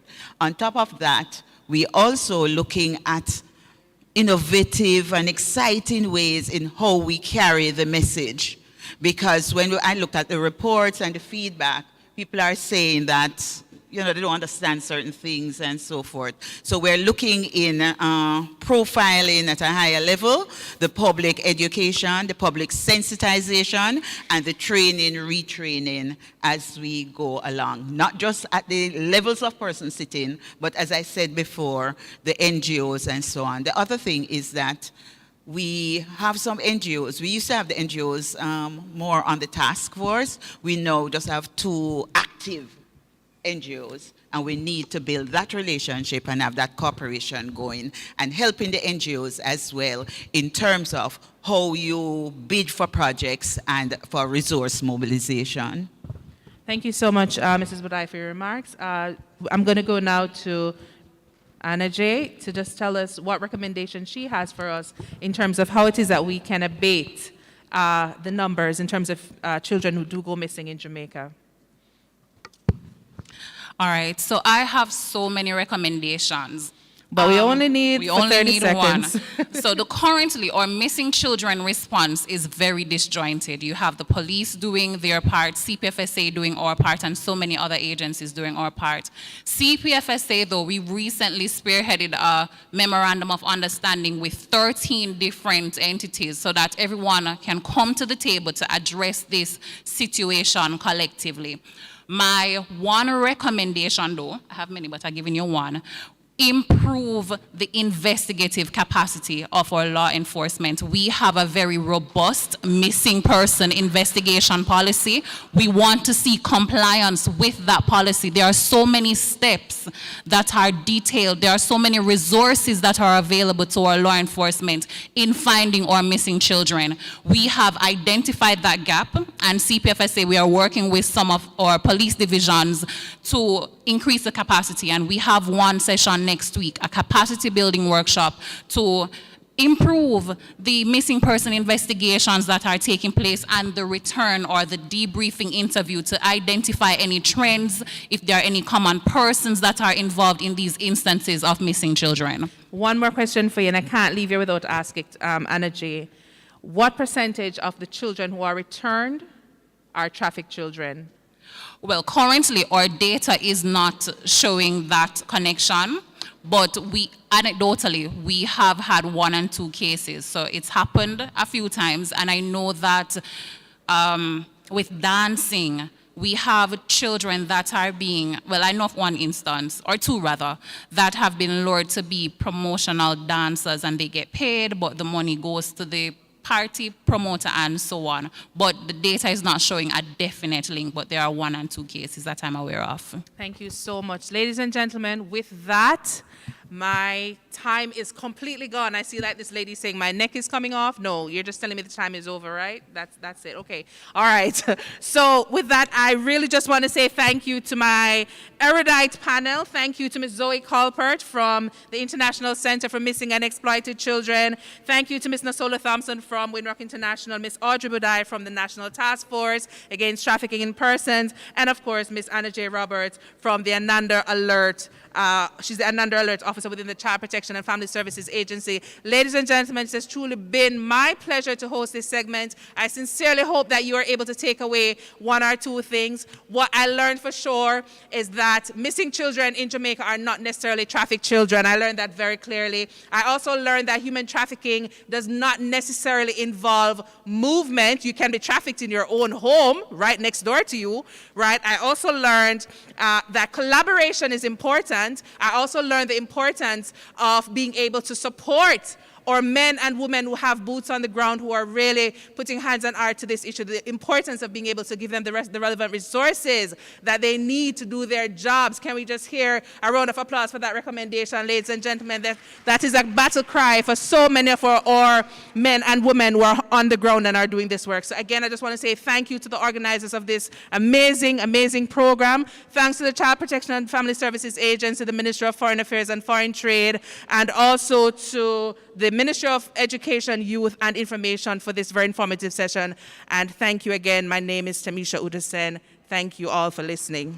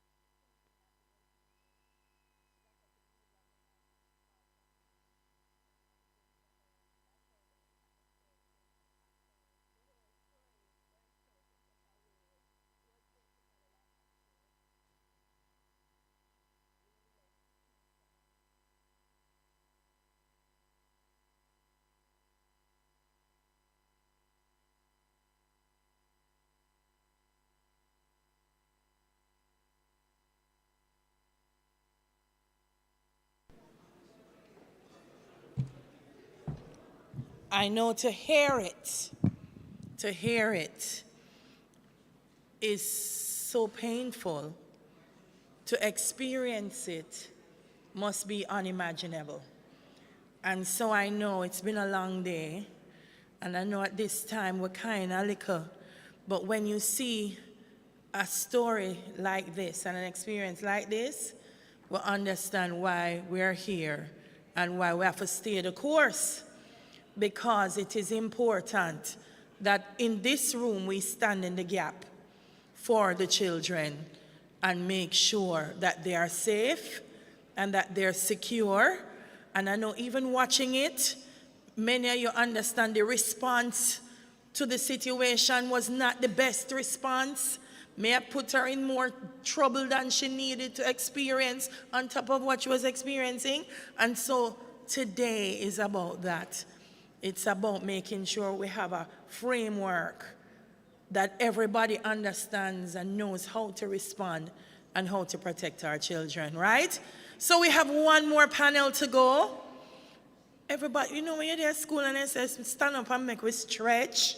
Make we just get a stretch. Everybody just stand up and just stretch the hands up and back down and up again and down again and roll the neck a little bit. Yes, and shake the foot so the lunch go down to the toes. And now we are ready. Thank you very much. I love when you're very cooperative and very supportive. And I hope the people online, I hope you're doing the same thing. Get up and walk around the computer. Don't sit around the Zoom, because we're going into another panel. So now in 2019, prior to the COVID-19 pandemic, the CPFSA's National Children's Registry received 3,179 reports of sexual abuse. We just sat in here and witnessed one. And you see how it made us feel? Multiply that by 3,179. In 2020, there were 2,481 reports, and last year, 340 reports. In Jamaica, among 10 to 15-year-olds, 24% of girls say they were forced to have sex on their first sexual encounter. 10 to 15-year-olds, that's what I said.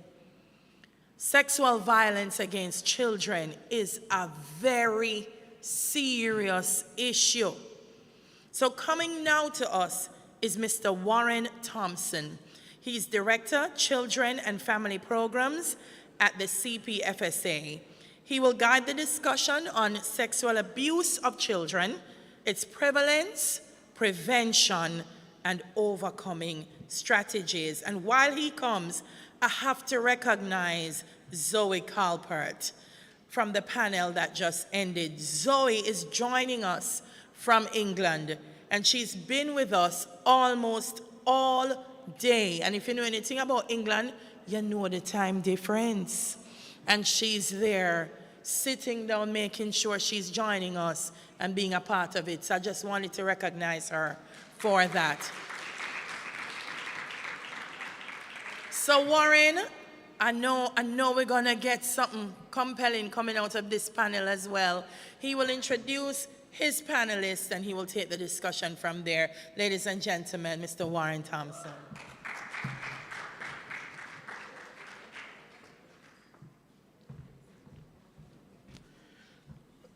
Good afternoon, everyone.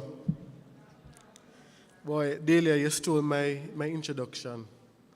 You know, I wanted to come and give you some fancy statistics and tell you or describe for you just how hard it is to hear these stories and to see the children who are affected by them. It is no secret that sexual abuse is a problem in Jamaica. You heard Delia mention the figures over the past 3 years, And I should tell you that each year, the Children's Registry receives, usually prior to COVID, at least 3,000 reports every year. Some years closer to 4,000. But we are talking about children whose lives have been disrupted because of sexual violence. I should also tell you, if you don't know, that sexual abuse is one of the incident types where it hardly ever happens by itself. There's always some physical abuse taking place. There's always some emotional violence that also takes place. I should let you know that sexual abuse is one of those incidents that has very lasting effects, very long-term impacts. Delia mentioned stories about people having nightmares. I don't know if she was referring to children, but I know adults who are still having nightmares because of the sexual violence they experienced as children. The effects are long-term. So this afternoon, we have an expert panel of persons who are here to talk with us about sexual abuse and who will provide an opportunity for us to ask some questions and perhaps come up with some ideas for solutions to this issue in Jamaica. So I'll introduce our panelists. We have Dr. Judith Leiber, who will be joining us virtually. Dr. Leiber is Director, Child and Adolescent Mental Health Services in the Ministry of Health and Wellness. She is a consummate advocate for child mental health with an extensive tour of duty with the MOH and W. She is passionate about children and keeping them safe. Yes, Dr. Leiber, welcome. We have Miss Dion Smith, who is, welcome Miss Smith, please come up. Miss Smith is a licensed clinical psychologist associate. She currently works as a regional psychologist with us at the CPFSA in our southern region, and her core duties include psychotherapy and psychological assessments with children and adolescents. We also have Mrs. Maldrea Jones-Williams, who is a senior superintendent of police, who has been a member of the JCF for the last 16 years. She has held several supervisory and command positions at the divisional and portfolio levels, including her recent assignment as the commanding officer of the Kingston Central Division, and more recently, the Center for the Investigation of Sexual Offenses and Child Abuse. We also have Mrs. Deborah Manning. Mrs. Manning is a trained social worker who has a passion for human rights advocacy and working with vulnerable populations. She has been employed to the Jamaica Association on Intellectual Disabilities since September 2008, where she works with the multidisciplinary team of professionals to provide interventions aimed at improving the quality of lives of persons with intellectual disabilities and their families. So, ladies, welcome. Come on, let's clap them. So remember, I said an expert panel. Without further ado, I think we should go ahead. Dr. Leiber, I'll turn over to you to go first since you're virtual, and then we'll have all the panelists, and then we'll take the questions. Please, Dr. Leiber, go ahead. Please, Dr. Leiber, go ahead.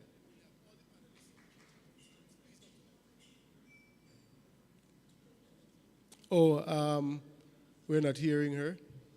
Well, Dr. Leiber, I haven't seen you open your mouth. Say something, let us see if we can hear you.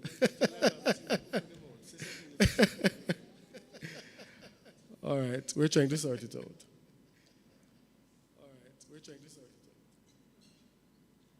Okay, are you hearing me now? Yes, we can hear you. Yes, I was getting a signal that the host was preventing me from unmuting. Oh, I see. So, good afternoon, everyone, and good afternoon to Mr. Thompson, and thank you for your kind introduction. And let me thank the Ministry of Education and Youth and the CPFSA for inviting me.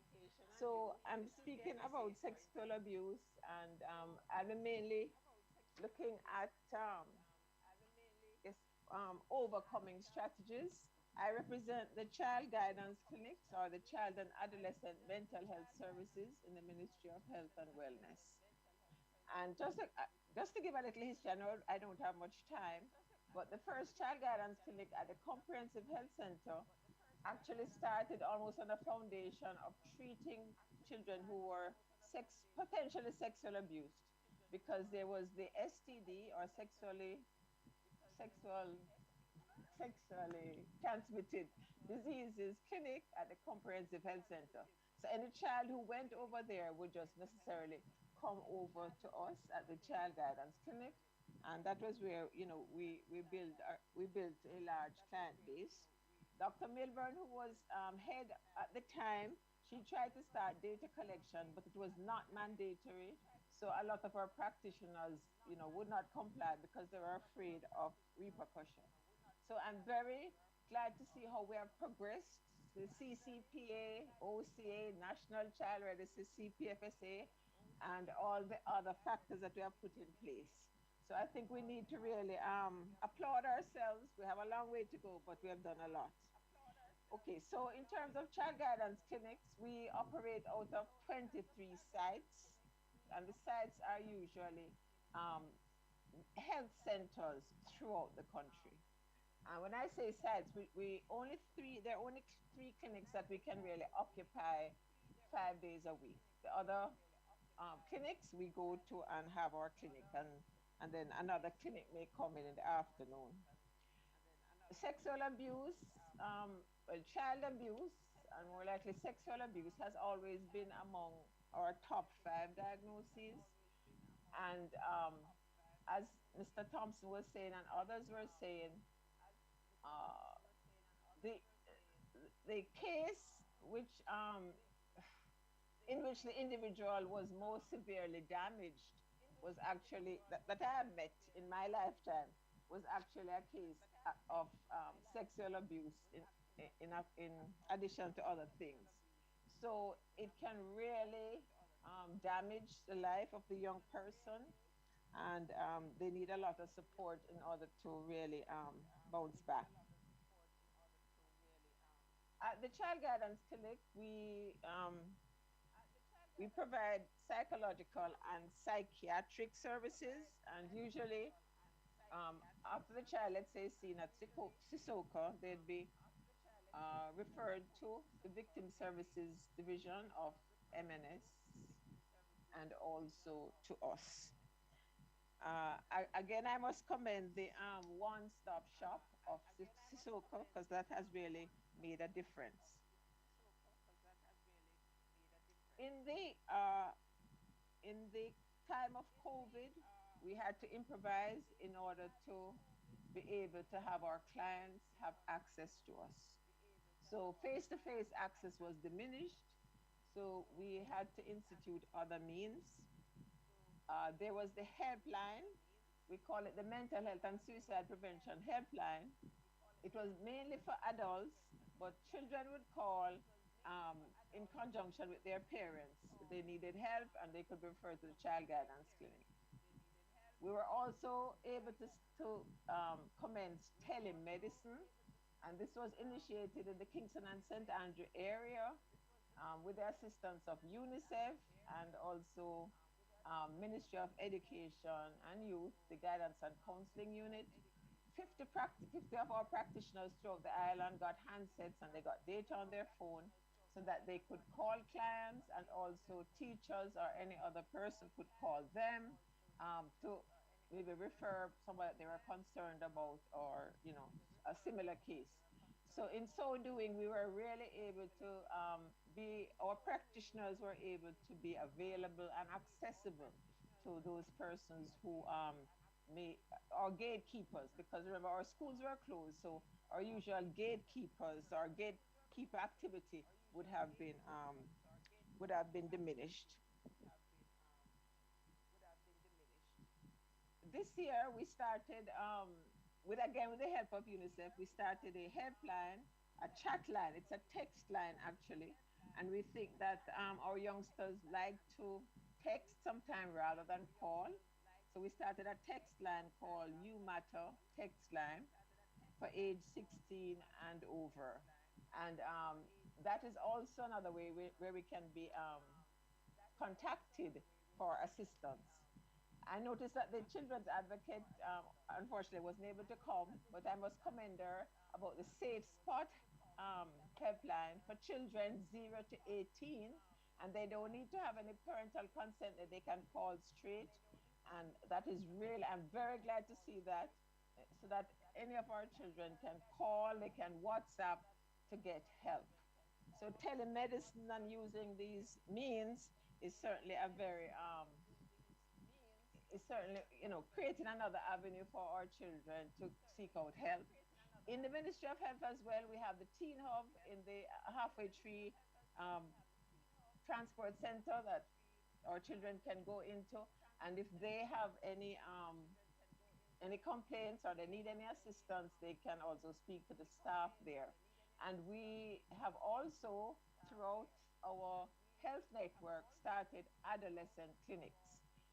So in the same way like the child guidance clinic, there are clinics where they have adolescent or teen clinic on a special day, especially like a Saturday. So again, our teens have an opportunity to go in a center where there's less stigma. They can go there for any variety of services. It's not just sexual, so they won't be stigmatized, and they can share their concerns. So I will sum up there. I will stop there. Just to say again that sexual abuse, especially for children, is very, very, very, very damaging. And sometimes they do need long-term emotional support. Sometimes they need medication. Sometimes they have to be hospitalized over and over because of the damage that has been done to them. I'm very grateful for all the things that have been put in place. And I've told you some things that we have put in place to make our services more accessible. So I'll close with that. Thank you, Mr. Thompson. Yeah. Thank you very much, Dr. Laiba. All right, I'm sure there are questions, but we'll save them until the end of the presentations. Senior Superintendent Jones Williams? Yes, Jones Williams, I invite you to come now to make your presentation. Thank you, Mr. Moderator. Good afternoon, everyone. Good afternoon, everyone. I have much to say. All right, can you put up the information for me, please? Person at the controls. All right, so until that goes up, I am, as introduced, Maldria Jones-Williams, the current commanding officer for CISOCA, which stands for the Center for the Investigation of Sexual Offenses and Child Abuse. Oh, let me take the mask off, I'm sorry. So we have some information here for you. We're going to start, or I'm going to start by looking at the prevalence of sexual abuse. How prevalent is it? Scroll up, please. Now, my analyst put the information together in just a few days, and I must tell you that the figures are not national figures. These figures are figures for Kingston and St. Andrew only, and it covers 6 police divisions. We are working at getting the national figures, which we should get by the end of June, but these figures just represent 6 police divisions and all of Kingston and St. Andrew. Now, what you're looking at is a table from 2017. I asked them to prepare from 2017, the years 2017 to 2021, 5 years. And only the offenses that apply to children. So these offenses only apply to children. These are offenses that were reported relating to children. Now, as you can see, it's self-explanatory, and I asked them to break the children into boys as opposed to girls. So we're looking at the offenses committed against girls for 2017. I want you to watch as we go through. I'm not going to go line by line. I want you to just watch the age group 11 to 15. For those persons who are doing research, that is the age group to watch. It's going to be very consistent. All right, you can go down. For boys, 2017. And the others column includes attempted rape, assault with intent to rape, gross indecency, abduction of a child, procuring prostitution, assault, OB harm, illegal possession of firearm. Can go ahead. 2018, as I said, watch the age group 11 to 15.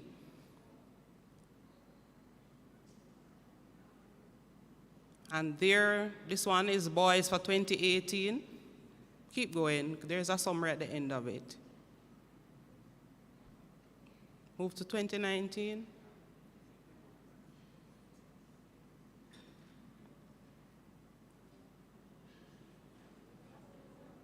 I think you're going up a little bit too much. All right. There we have the figures for boys. And if you observe carefully, the figures for girls are way more than the figures for boys. Go ahead. 2020.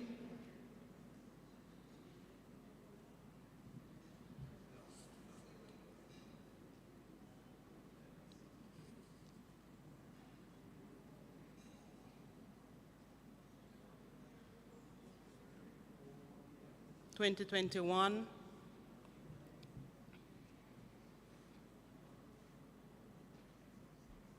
And the offenses include cruelty to a child.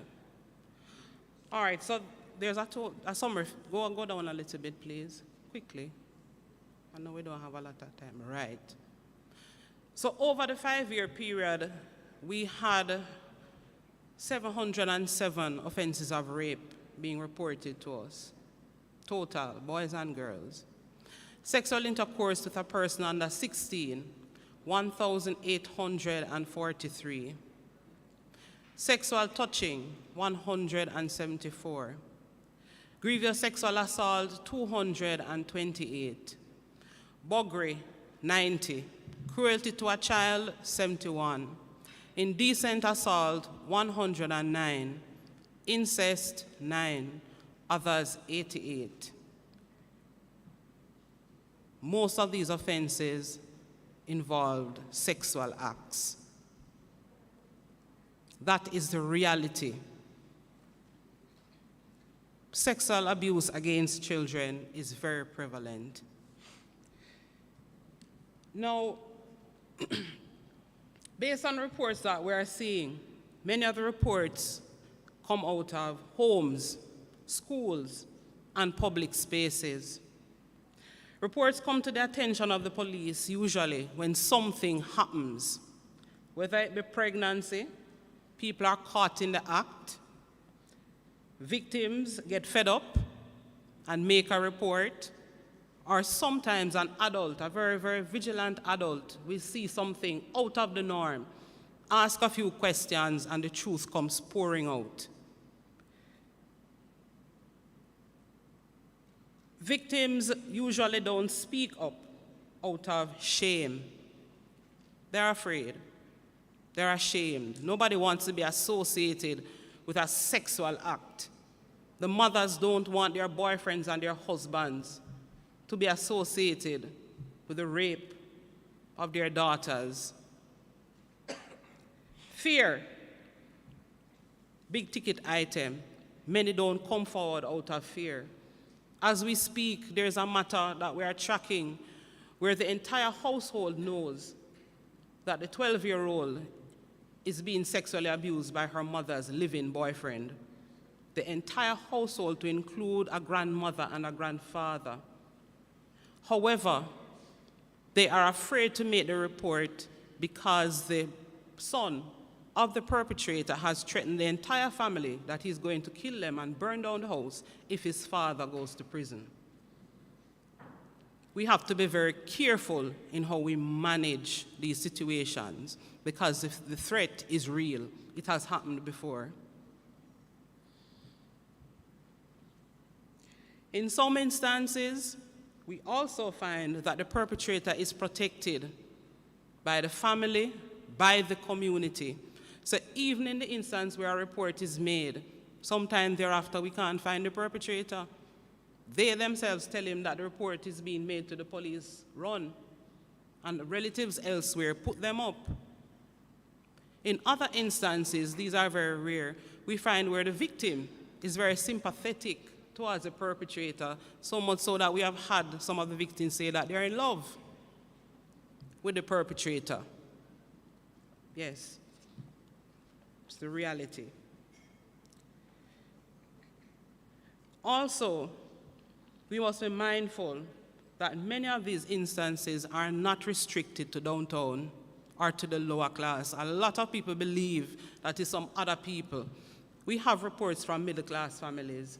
We have reports from upper-class families. It is happening there. Sexual abuse is taking place in these homes as well. And we have had reports. But I want to speak a little bit on the culture of sexual abuse and the acceptance of it in several of our communities in Jamaica. I remember a few years ago, a young girl came to me. She was 12 years old, heading into her 13th year of life. She lived with her father and her two sisters in a rural community in St. Catherine.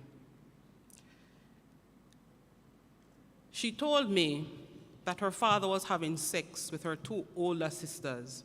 The mother had run away many, many years before and left the three girls with the father. But what her concern and why she came, she said, "Miss, him start have sex with them from them at 13 and I mean next." So she was scared out of her wits. But what was interesting is that the entire community knew of it. The neighbors knew, the friends knew, the other family members knew, and they all accepted it. The young girl made a statement to me, and it has been entrenched in the back of my head since I heard it. She said, "Miss, my father said when you kill your own cow, you get more meat." Yes, that was his defense. That was his defense. And what strikes me is that they all accepted it. It is prevalent. It is happening to us in our very communities, our neighbors, our friends, our relatives. Nobody is exempt. Fathers are doing it to their own children. And when they've had enough, they turn to their nieces and nephews. So much so that it has become almost generational. So the grandfather abused the mother, then the mother had children, he's abusing the children have grandchildren, he's now abusing the grandchildren. We have seen the reports, we have them. A lot of people don't believe, but it is happening way more than we acknowledge, and we are prepared to do something about.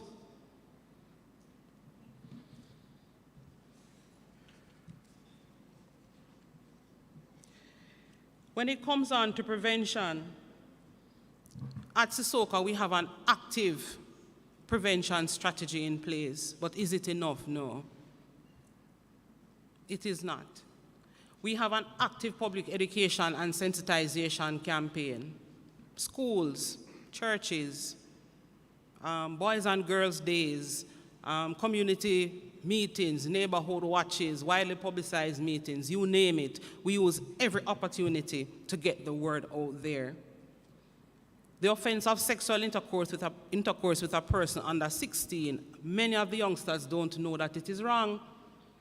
The school children believe it's not just little sex. They don't know that it is an offense, and it is an offense that they can be prosecuted for. So we have a real problem that we are battling with. However, at Sissoka, we have a multi-agency approach. I beg you for one extra minute. We have a multi-agency approach that has been working for us,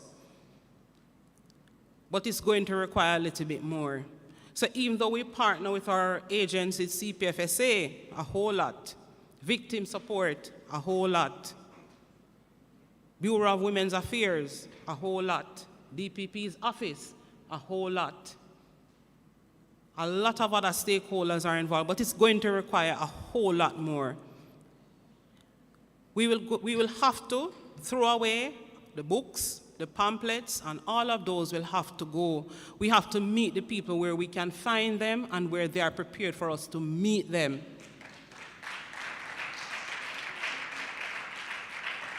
And that is a hard, cold truth. Social media, we have to start riding social media. That is a place that everybody is. And that is where a lot of the meet and greet takes place initially. That is where the majority, sadly, of our people get their information from. So we have to go there and get it to them. We have to get down there in the trenches and give these people information.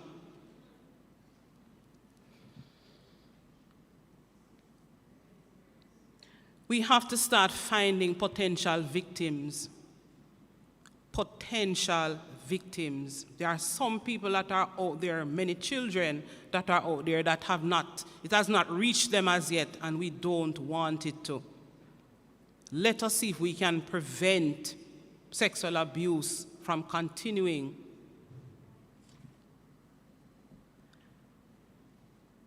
We also ask for vigilance. All of us, all the state agencies represented here, interact with people, we interact with children. We ask for more vigilance and more action, and not just action, the appropriate action.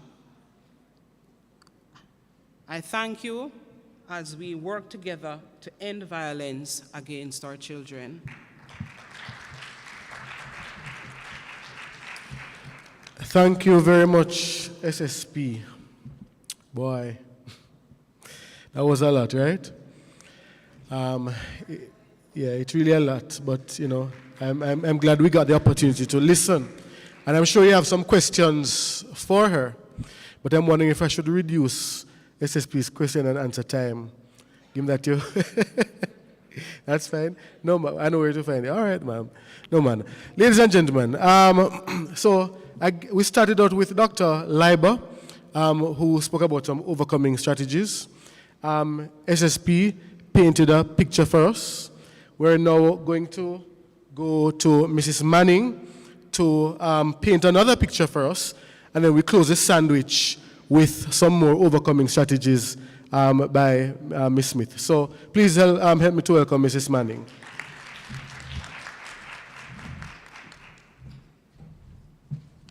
Thank you very much, Mr. Master of Ceremonies. Before I start, I just want to recognize the members of the disability sector in the room, or Executive Director of the Jamaica Association of the Deaf, and my Executive Director, Mrs. Marilyn McCoy, from the Jamaican Association on Intellectual Disabilities. I did see the persons from the Society of the Deaf, the blind who are here, but they have left. Oh, you're here, okay. Welcome, welcome. All right, so as we explore the issue of sexual violence against children and youth with disabilities in Jamaica, we are confronted with the challenge of insufficient data to inform a proper situational analysis and appropriate intervention. The absence or the insufficient data has a tendency to belie the gravity of the situation in this sector. The reality, however, is that research conducted globally has consistently demonstrated that children with disabilities are sexually victimized more than other children without disabilities. This was evidenced in a review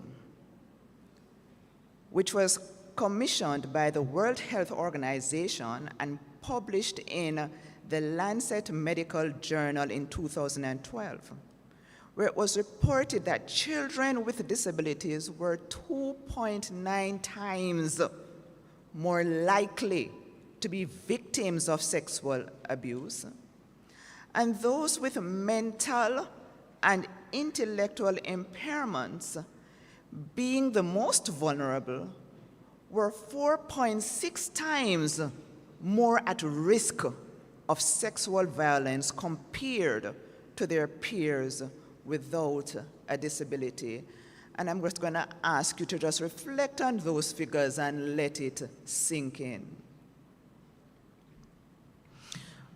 Recognizing that sexual violence against children with disabilities is a critical issue, the disability sector organizations in Jamaica collaborated in 2005 to develop an educational project which was funded by the European Commission and executed by UNFPA.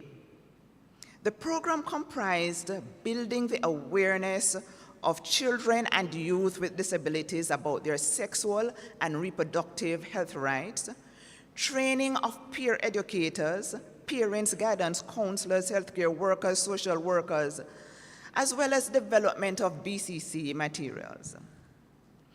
Other preventions over time looked at the provision of sexual and reproductive health rights information to children with disabilities in their schools, training workshops for parents on safety measures for their children online and in their communities, and disability sensitization workshops conducted with members of the justice system as well as the health systems. While these are good initiatives, we are fully aware that there are limitations, they are not enough in order to prevent sexual violence against our children. And so we are suggesting, right, in terms of a response to the sexual violence against children with disabilities, that there should be, first of all, right, an initiative to conduct local research on the issue to fully understand the gravity of the situation. The provision, of course, of assertiveness and self-advocacy training for children with disabilities is most important, as that will enable them to better communicate the issues that they are facing.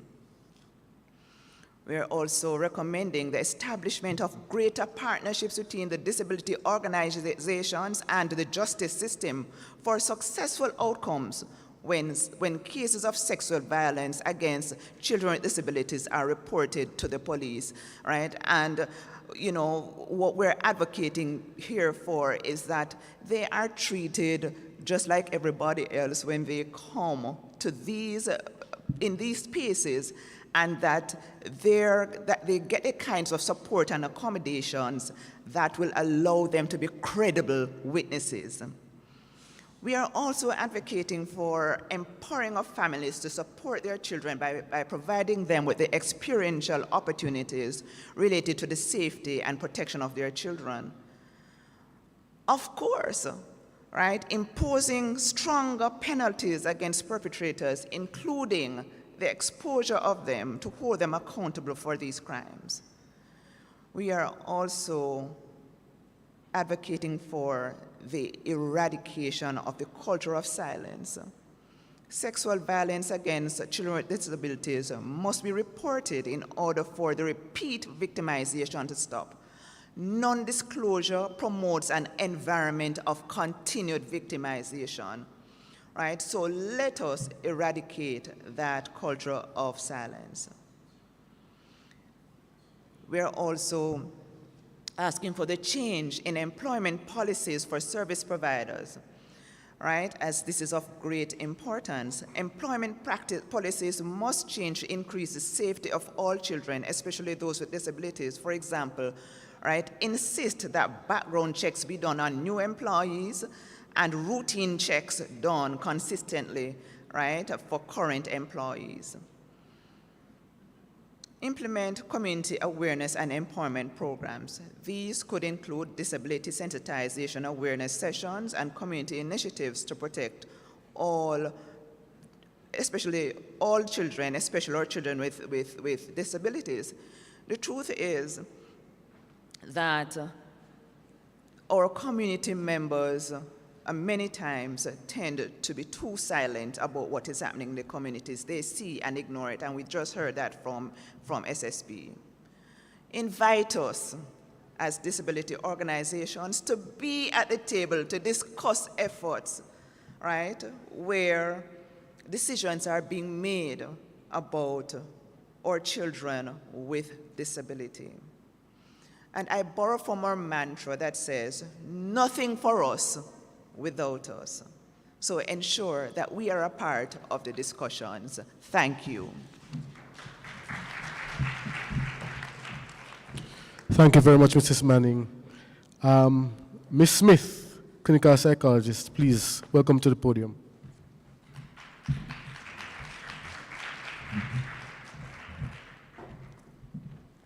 Thank you, sir. Good afternoon, ladies and gentlemen. I am going to ask you to just bear with me for a few seconds while I digress or divert a bit, because the body keeps the score. And after what you've been hearing, listening to, unfortunately, it is not just the persons who experienced those traumatic experiences that are being impacted. The body, whether you know it or not, as you sit there and listen, is keeping the score as you sit there. So I'm going to ask you to just take a few seconds out of my 3 minutes, and I'm going to ask you to just breathe with me a little bit. We're going to do it about 5 times, not a lot. You're going to just try and relax, deliberately relax your body.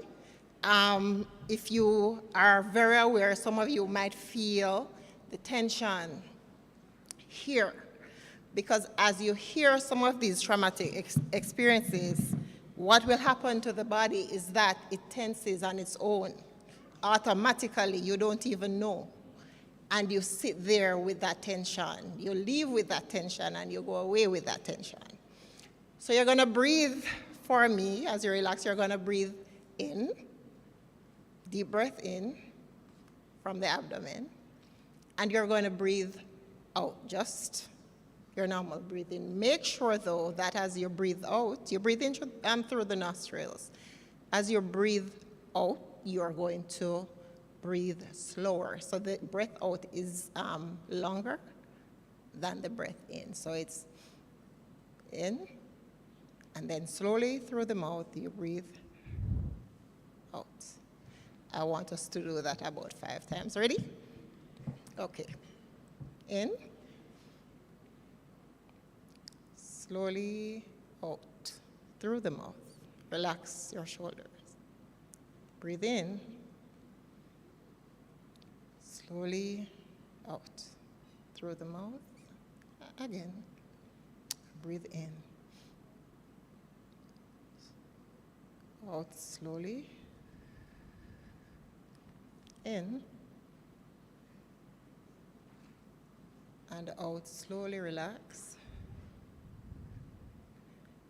Last time, breathe in. Slowly, very slowly, breathe out. Thank you. The body keeps the scores. And as with ourselves, the children we see who have experienced all of what you've been hearing, it is a lot. I'm going to touch on it a little bit. My 3 minutes, probably down to 2 now, so let's go. So as you heard, I am one of 4 regional psychologists that works with the Child Protection and Family Services Agency. We have 7 members of the psychology unit, 4 regional psychologists and 3 officers that are assigned to the mobile mental health service, better known or more popularly known as the SMILES mobile. So we do screening assessments, psychological screening and assessments, and also provide therapeutic services, counseling, therapy, We work with individuals, we work with groups, we work with families as well where we can find them, and we work with carers or caregivers, which could be staff members in the facilities, it could be foster parents, it could be family, biological family for these children, right? Overcoming strategies is what I'll just touch on. Not the prevalence or the prevention so much, but the overcoming strategies. Now, by the time we get them, or by the time the children are referred to us, the damage would have already been done, right? Now, we focus in the unit and CPFSA in general, but specifically I'm talking about the work we do as a unit, psychology unit. We focus on trauma-informed care more than anything else, all right? And that encompasses a wide range of intervention strategies, but it's based around understanding how trauma impacts the brain and how trauma impacts the body, right? So while there is talk therapy being done, a lot of the time, talk therapy alone will not help. These children will tell you they're all talked out sometimes because the talking is not helping the actual situation or resolving what is there. So the focus is on trauma-informed care. As I said, understanding how trauma affects the brain, how it affects the body. It actually rewires the brain. And a lot of what we see in our children and as they grow to be adults is that brain being rewired. The brain doesn't function as it should. The brain, when you look at images of the brain, the traumatized brain is actually smaller than the normal brain or the non-abused brain. And the problems start right there, because if the brain is not functioning, then you're not going to have normal behaviors or normal functioning. You're going to have dysfunction. Now, ACEs is one of, and ACEs stands for Adverse Childhood Experiences, one of the areas that we look at are one of the areas that inform our overcoming strategies. So I think it was 1998, research was done, and these researchers looked at 10 adverse childhood experiences. It included sexual abuse, physical abuse, verbal abuse, emotional and physical neglect, and about 4 household dysfunction, right? And from these 10 ACEs, it was found that persons with 4 or more ACEs, or who have experienced 4 or more ACEs, especially before the age of 18, they were at much higher risk for mental health issues and for physical health issues. So later on in life, as we see the diabetes coming, the chronic diseases, the diabetes, the high blood pressure, then you can sometimes trace that back to childhood ACEs, right? Adverse childhood experiences.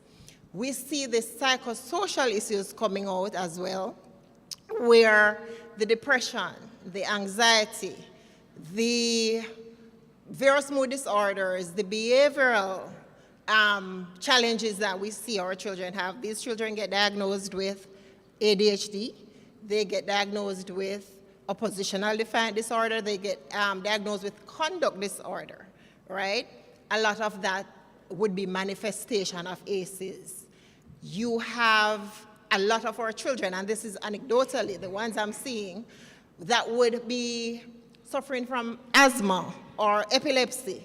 So of epilepsy, or I started fainting when you trace that back, that is coming from a time when they started experiencing trauma.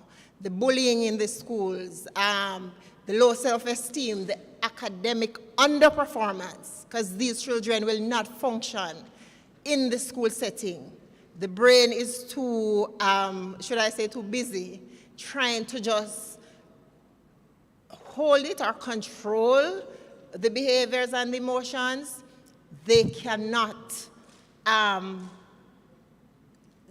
focus on their schoolwork. Let's just leave it at that. The memory that's there, that's needed to learn, or the executive functions, that's messed up right there.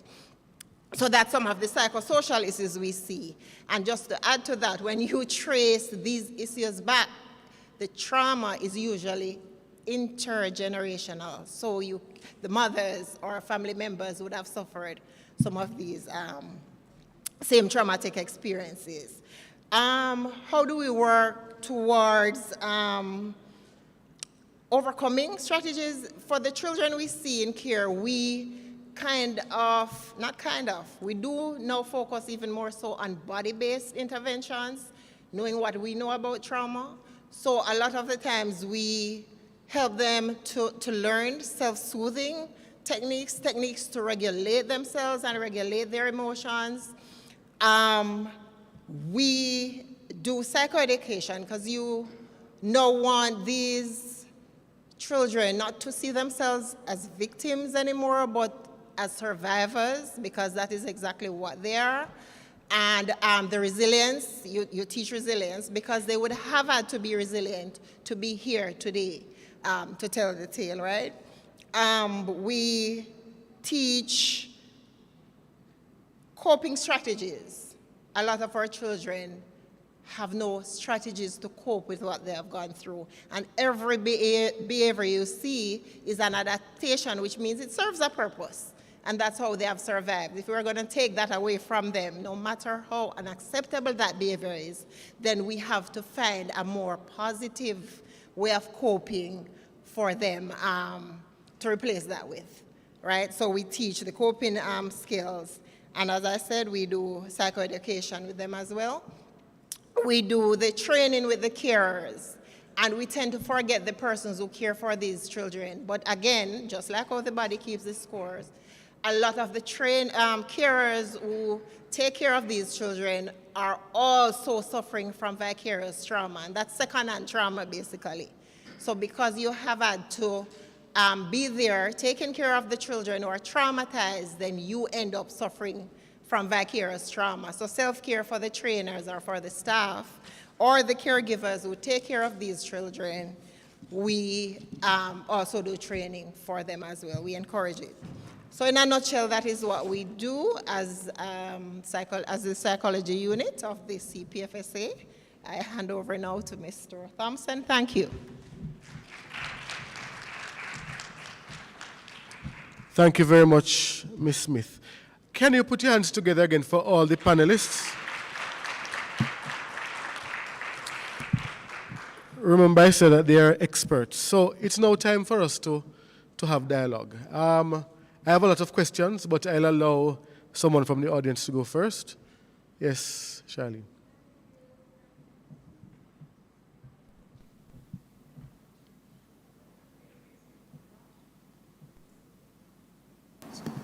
Thank you. Thank you so much, Mr. Thompson and the panelists. I have two questions. The first one is really for you, Warren, and maybe for Senior Superintendent too. I guess it's a joint question. It's about the data that was presented. I know that that data was not national, right? That's only for Kingston and St. Andrew. I was just wondering how your data links with the data that's collected at the Children's Registry. Is it the same? Is it different? And if it's different, and how do you coordinate and talk to each other? That's the first question.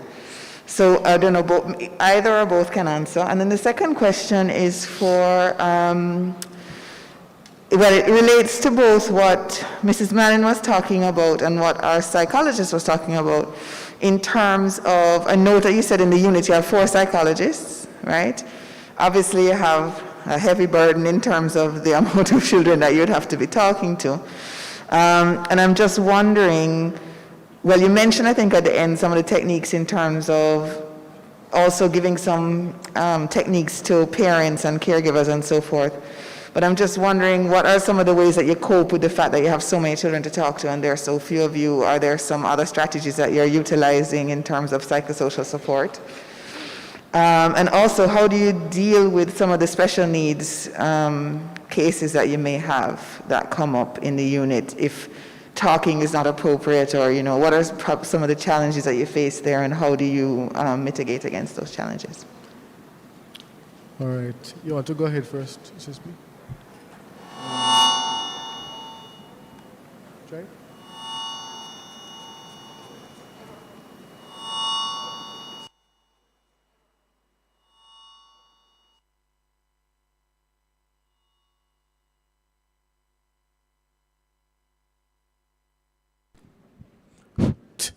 All right, go try and use this one.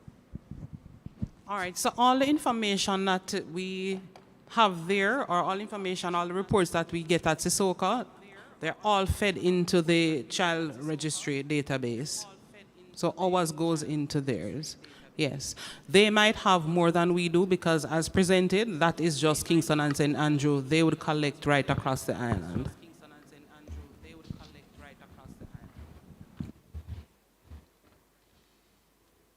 All right. I think.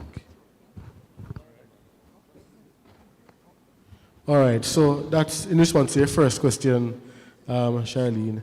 The second question was regarding the psychological services. All right. You want to take that one? Thank you.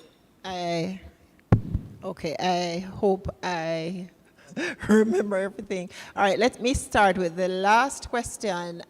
It was working with the special needs children, and we do that to a certain extent, but we also work with external service providers or practitioners. So where we need specialized interventions, we do refer out. So we work with child guidance, we work with private psychologists and psychiatrists as well, among other persons. So we do. But the second part to that is, as I said before, even when there is not a special need cognitively or physically, just experiencing trauma basically render a lot of our children, you know, cognitively impaired, if you want to say that. There are deficits there.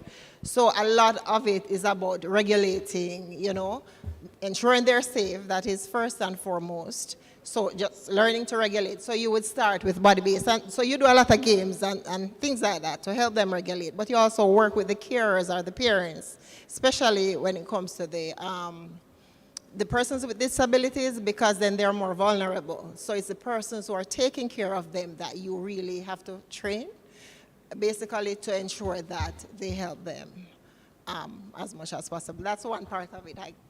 Was there anything?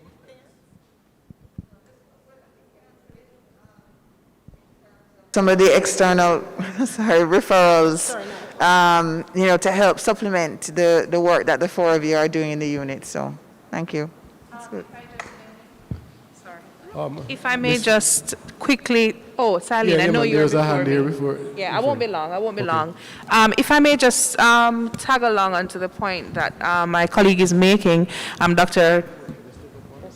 Desai, and it is that the COVID-19 pandemic, well, let me start off by saying that our children were already traumatized long before COVID. And with the advent of COVID, that has added a massive layer of trauma on the already existing trauma, right? And the good thing is that in recent months, I had the opportunity to do a trauma-informed course. It's an online course that was delivered by Winrock International, one of the implementing partners. You'd have been introduced to Nasolo, she's the project director there. And as someone who's not a psychologist, but just someone working in the field, working in the child protection sector, I found that this course was very instrumental in helping me to understand what trauma is and how it is that trauma impacts your your being, your sense of being, your entire being, your body, everything. And I had an aha moment, so to speak, because I go into the school sometimes and I read the papers and I see what's happening in the schools. There's a lot of dysfunction. A lot of what's happening in the schools is dysfunction. Let's call it what it is, plain and simple. It's dysfunction on the part of the teachers who are stressed out, and it's dysfunction also on the part of the students who are dealing with so many things. And let me just hasten to get to the point, and it is that, is there a way to teach people who interact with children soft skills on how to understand trauma? Can we make that compulsory? Teach them soft skills on how to understand trauma, simple strategies and activities that they can use to help them, to help kids to decompress and just to deal with some of the things that they're dealing with instead of it just being the run-of-the-mill stuff that they're mandated to do. I say this because I suspect that in the next couple of years we're going to have a mental health pandemic. I suspect that we're going to have a mental health emergency, and we're already seeing little inklings of it already taking root, and it's taking shape and it's taking form in our society. And I really just want to issue a call to action, if you will, today to our stakeholders, to those of us who are working in the sector. And this pandemic is not just for our kids, it's coming for us. Yes. For those of us who have been in the trenches, who have been working with the kids, we're burnt out, we're stressed out, COVID has impacted us, we're dealing with the loss of family members, we're dealing with so many things. I just want to issue a call to action for us to find some way to incorporate some sort of psychosocial training, support, whatever you want to call it, within or the respective frameworks of government, within the various ministries, departments of agencies of government, to equip the stakeholders so that they can go out there and also help the children to deal with some of the issues that they're dealing with. Thank you very much for that, Ms. Udoson. If you have any ideas how we can do it, I welcome those ideas because it's very true. I mean, we're already seeing the signs of the effect of COVID, yes. But even, as you mentioned earlier, before COVID, we already had a mental health issue, you know, and I think the psychiatrists and the psychologists have been talking about it. We have so many people in our population who have some mood disorders, depression, or something, you know, so we already have, you know, a crisis, and COVID has just made it worse. So thank you for that. Your hand, yes, we'll take your question. And then we'll take you. Yes. Dr. Leib, oh, you wanted to respond, Dr. Leiber? Oh. Yes, her hand is up. Can we unmute Dr. Leiber?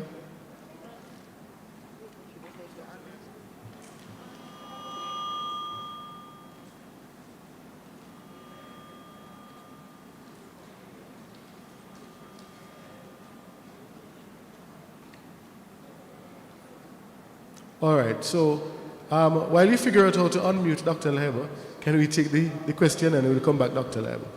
Yes, go ahead. Yes, so firstly, I pray for the strength and grace for the respective departments to continue doing what you are doing, because I know what you are doing is a lot. Mrs. Manning, in respect of persons suffering from disabilities, so I looked at the legislation under the Sexual Offences Act, which is section 16.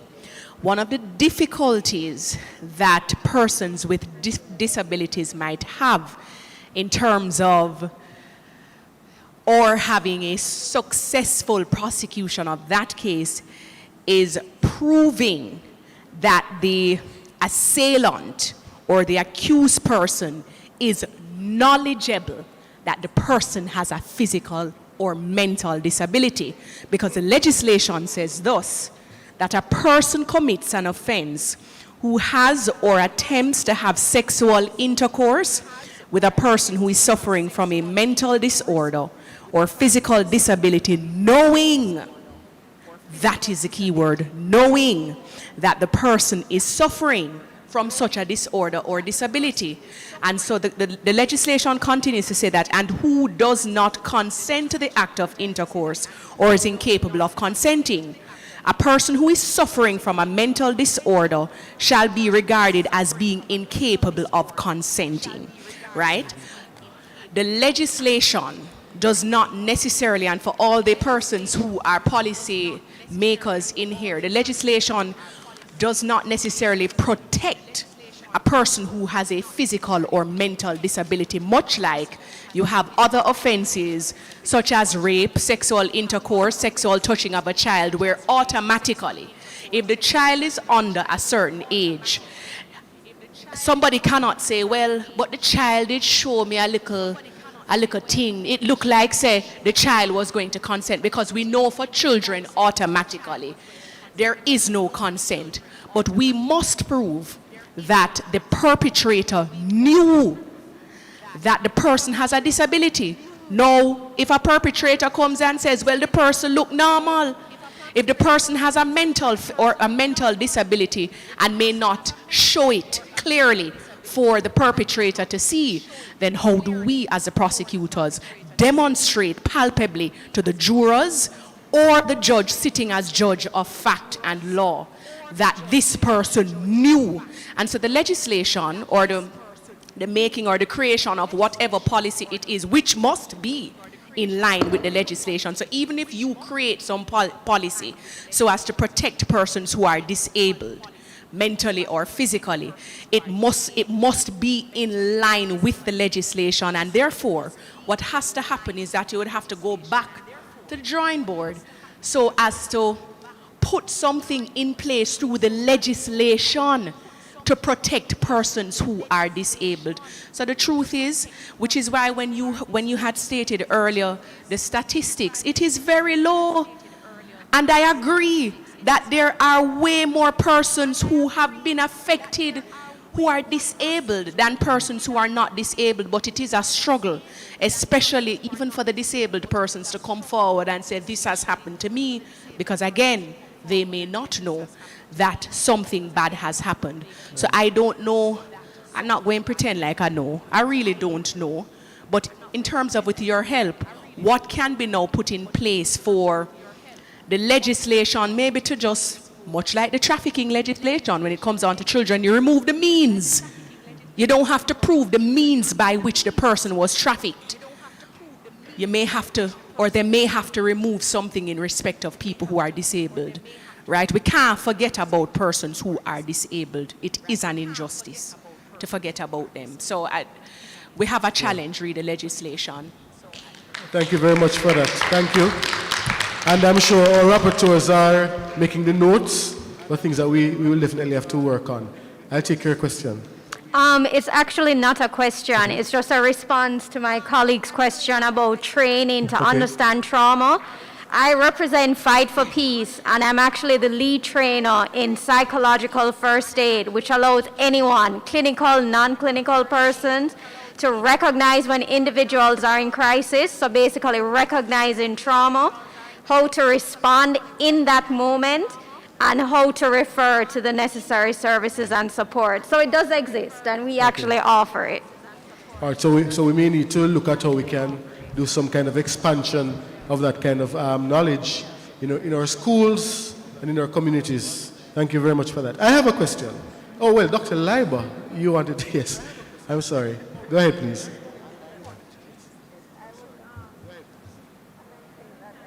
Dr. Leiber, we're still not hearing you. They told me that we could, but... It's coming up now. Yes, go ahead.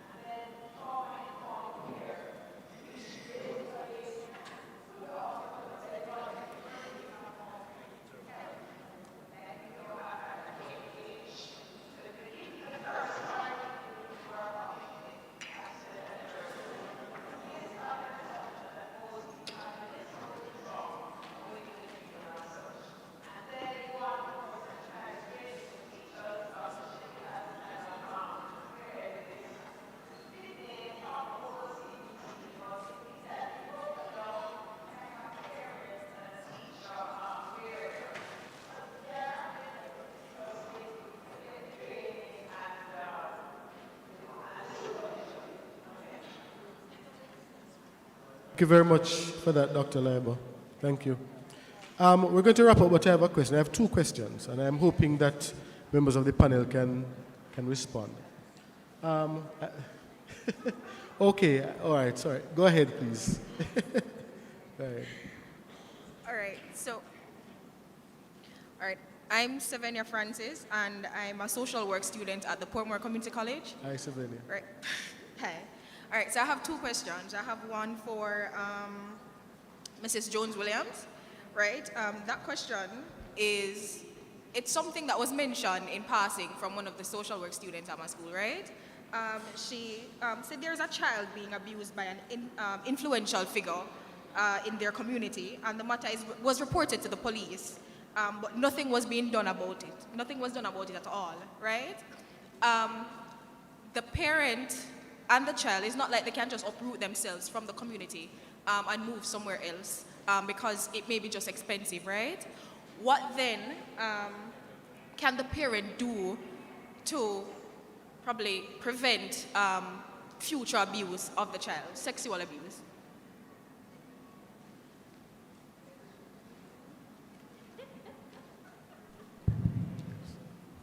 All right, so the truth is sexual abuse can only occur if there's close contact. So therefore it is incumbent on the parent to ensure that there's no contact. Yes. Yes. Right, but then the parent is not always around the child, so well true. But I understand that. But then the Right. matter was reported, but nothing was done about it. So an option is always witness protection, because there's no way we can move the individual out of the community. The law doesn't give us an opportunity. Okay. So as a parent, sometimes the parents have to take responsibility themselves for some of the issues that are taking place. So if that's my child, or any other parent in here, we would have to take some form of action to protect our child. Okay, And that is the truth. Okay, understand that. Right? But then what is done in the case of the police officers who the matter was reported to? So Sissoka Kingston is here, headquarters is here. There are other police all over the island. So there's always a next step. All right, okay. And the next... Let me see if I can. So the thing is, there are ways in which a matter can be escalated. So if it is reported at a police station that this child is being sexually abused and the police have not taken any action, and you have your CR10 receipt, for example, then Mrs. Jones-Williams, you can tell us what would be that person's redress? So are you saying that the mother reported the incident to the matter police? was reported to the police. A statement was Yes. given? Yes, but then nothing was done about it. Ask I your cannot parent to say... get in touch with us at Sissoka Kingston. Okay. That's an easy result. Yeah. And my Yes, next Fernand, question yes. is for Ms. Dean Smith? Yes, Clinical Ms. Smith, okay. yes. All right, so as a clinical psychologist, right, can you inform the public on a whole what to look for in children who may be suffering from sexual abuse?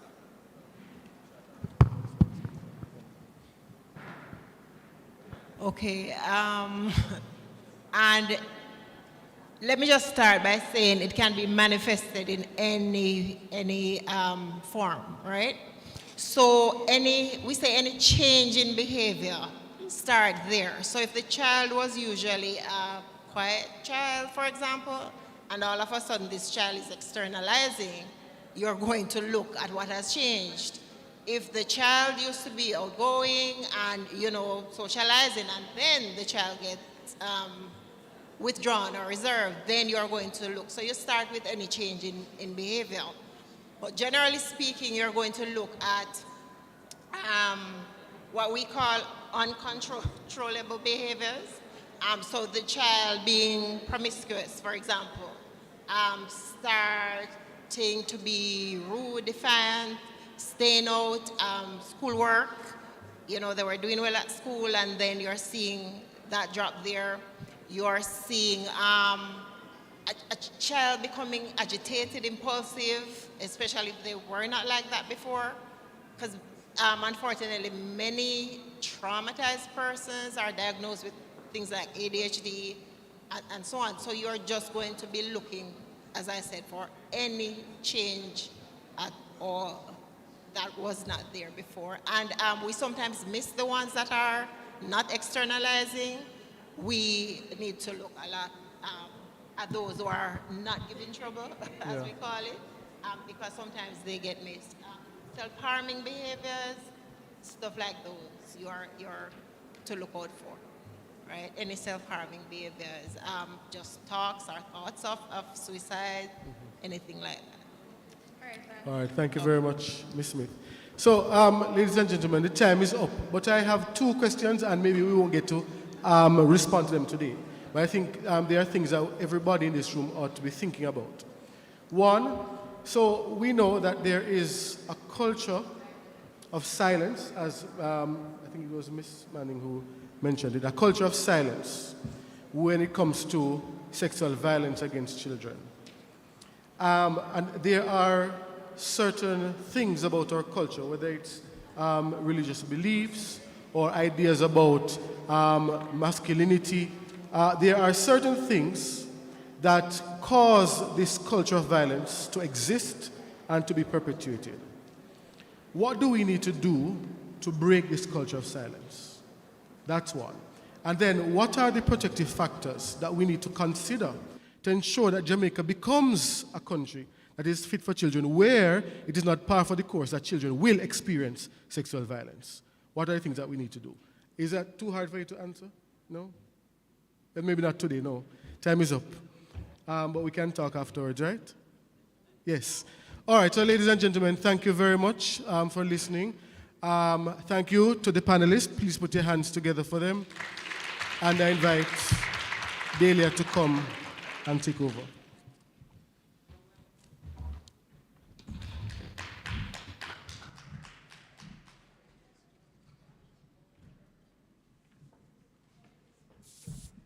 Thank you, everyone. Thank you. And I can tell how passionate we are about it when you have a panel discussion at this time of the afternoon and we have to say, no, we have to go, we have to go. We can't take any more questions. I know there's so much more that people wanted to know and ask. And of course, we'll find ways. We don't need just today to collaborate and to question and to assist and to suggest. We're all here in Jamaica. We all use 876. Yes? We all have emails, everything. Reach out, whatever it is, and let's get the partnerships going. I just wanted to invite maybe 1 or 2 persons in a minute to just share with us your experience today. What are your takeaways? You've been with us since this morning. What is your takeaway from today's national policy dialogue on ending violence against children? Anybody want to share? A minute. A minute. And it's your takeaway. There is no wrong or right answer. I'm not expecting a dissertation or some, what is your personal takeaway from today's dialogue? Anyone?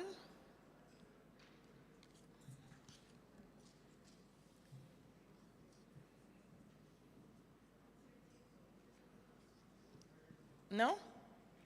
All right, we'll move on. It's a lot to digest. And that's a takeaway. That's a takeaway. That for all the information that you've received today, it's a lot to digest and process. And that's a takeaway. Thank you. Yes? It was very informative. Yes. Mm-hmm. Excellent. Mm-hmm. All right, excellent. He's saying he got a lot of information, that a lot of the experiential examples and illustrations that were used made it easy for him, easier to connect with what was being said and could show that there's a clear path to the framework moving forward. Thank you. That's an excellent takeaway as well. Anybody else before we move on? Yes? The 211 emergency number is refreshed in your memory. Mm-hmm.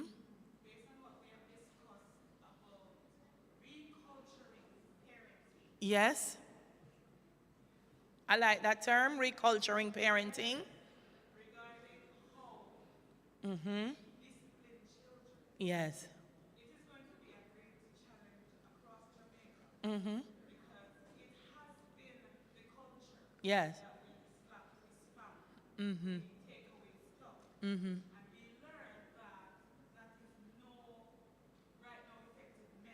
Correct. Mm-hmm. Mm-hmm. Mm-hmm. Mm-hmm. All right, so she's talking specifically about corporal punishment and that it's been a part of our culture. And culture and norms and values don't just change overnight. It's a process. It's going to take some work. And she's saying her takeaway is that we all have to now go and think of the ways and means that we can help to reculture parenting to ensure that it does happen. Lots of work to be done, but she's going away now to think about what can I do to make a difference. That's your takeaway. I think I summarized it right. Thank you very much for that. All right, so once again, a round of applause for all our panelists and moderators. I know at the beginning I recognized Michaela for assisting us. I didn't get to recognize Amelia. So thank you, Amelia. Thank you. And so now we move into our closing ceremony of a very useful day, very useful day. And so I invite Mrs. Vivienne Johnson, Senior Director, Planning and Development Division of the Ministry of, yes, you know? That sounds like I have to go get my phone. Yes, yes. Planning and Development Division of the Ministry of Education and Youth to take us a little bit closer to Jamaica's statement of recommitment coming out of today. Thank you very much. You're going to remove your mask, right? Let me do this. Yes, I will. Thank you. There you go.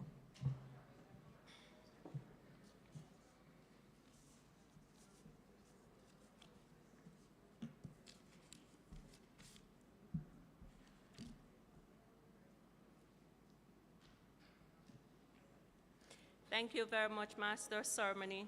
Good afternoon, everyone. Okay, so we have had a very full day. Our moderator said a useful day of dialogue. We have heard the stories. We have heard the statistics. But we need to do more than that. And we have even heard, and what's resonated more with us are those statistics coming from the Sissoko with the type of sexual abuse of our children. And so, as partners, we are therefore being called to action.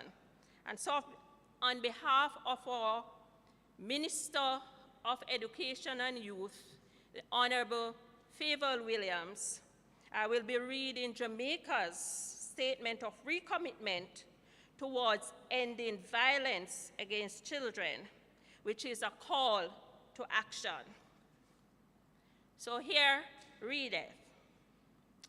Emerging from the National Policy Dialogue on Ending Violence Against Children, held on the 25th of May 2022, the government of Jamaica, with partners, has developed a call to action. This call to action sets out 3 priority actions needed to achieve accelerated progress in ending violence against children in Jamaica. This call to action is intended to be implemented in partnership with all levels and segments of society, including government institutions, civil society organizations, the media, businesses, academia, faith-based organizations, international development partners, communities, families, and boys and girls. The implementation of this call to action requires a collective and coordinated effort under the auspices of the National Plan of Action for an Integrated Response to Children and Violence, to be supported by a functional, automated case management system, data repository, monitoring and evaluation framework, and referral system. The message is simple. No violence against children is justifiable, and all forms of violence can be prevented. It is time to act. It is time to act with and for all children, especially those who are at risk of being left behind, including boys and girls living with disabilities, in institutional care, deprived of liberty, living in extreme poverty, separated from family, and or living with other social or economic disadvantages. The time to act is now, and we all have a role to play. And so, these are the three actions, priority actions. One, implement legislation and policy. And so we commit to strengthen and enforce child-centered laws and policies that protect children from all forms of violence in all settings, including at home, at school, in communities, in state institutions, and online. Accelerate the legislative process to prohibit corporal punishment in all settings. Number two, shift social norms. And so we commit to take action to promote positive social norms and gender equality as an important part of positioning violence prevention and early intervention as a priority.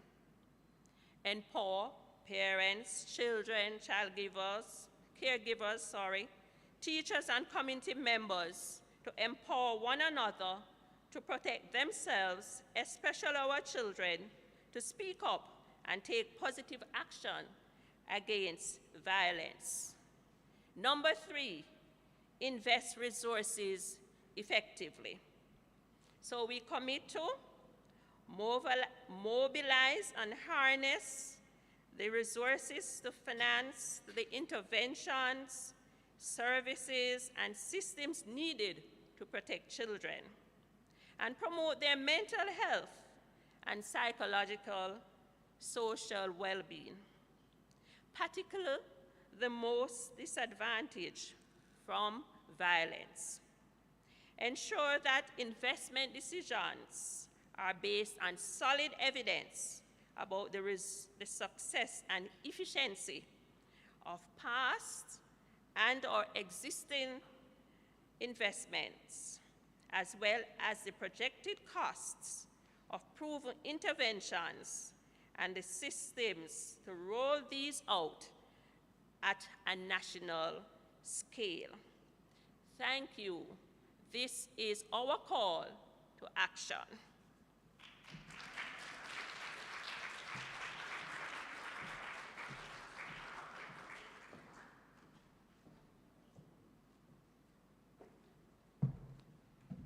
Thank you very much, Mrs. Johnson.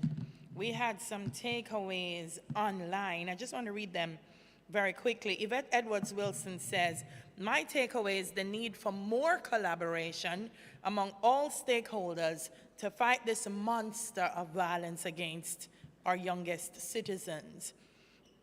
Chambers Goss, I think comprehensive focus was placed on the key challenges. I look forward to further discussions and, more importantly, actions to ensure education of our citizens and protection of our children. And so what is our way forward? What is the way forward? Mrs. Hyacinth Blair, Senior Director, Children Affairs and Policy at the Ministry of Education and Youth, will share that way forward with us. A round of applause for her.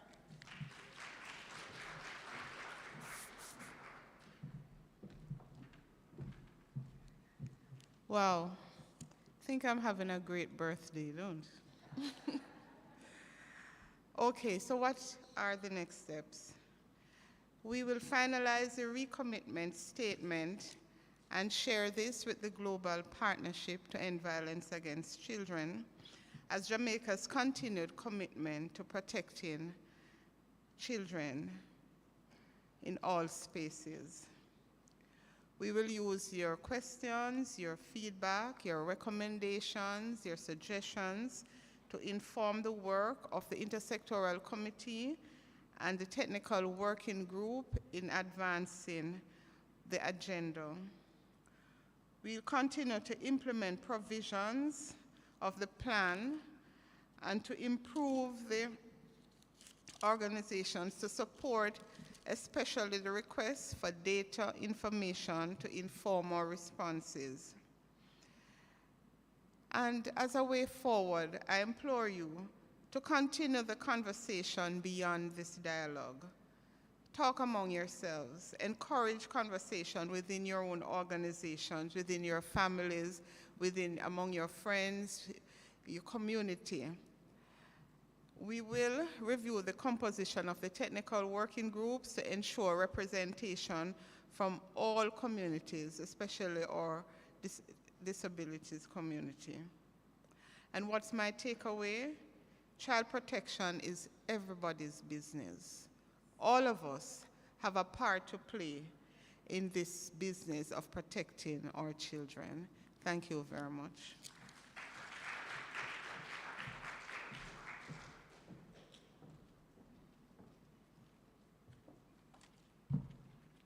Thank you very much, Mrs. Blair. And now we move to the vote of thanks, and that will be delivered by Ms. Toshana Wignall.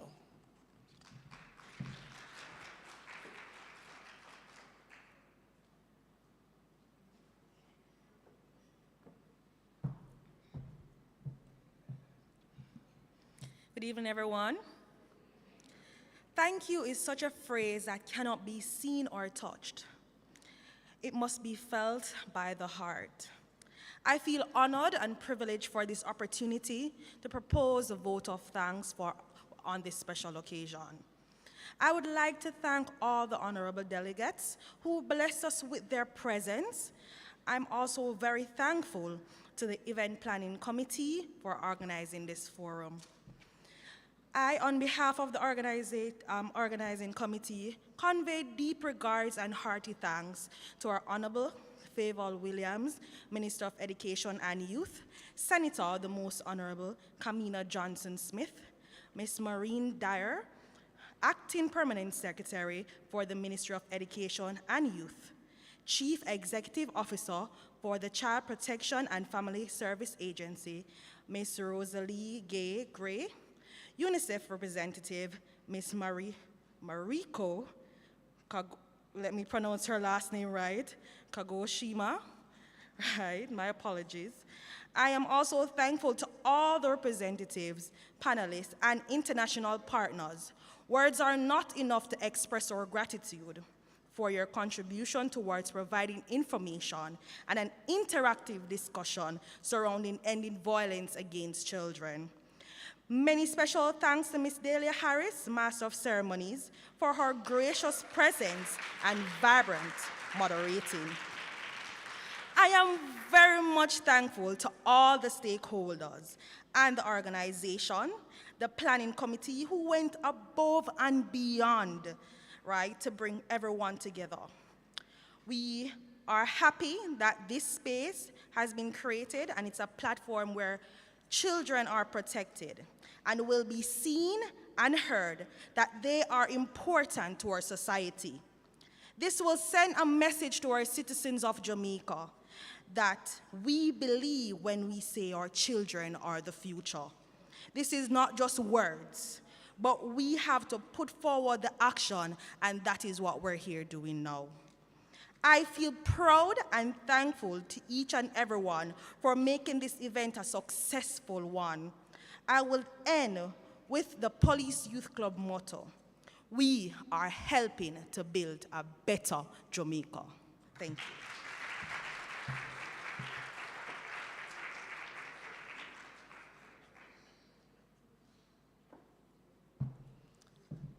I'm going to bust out our secret.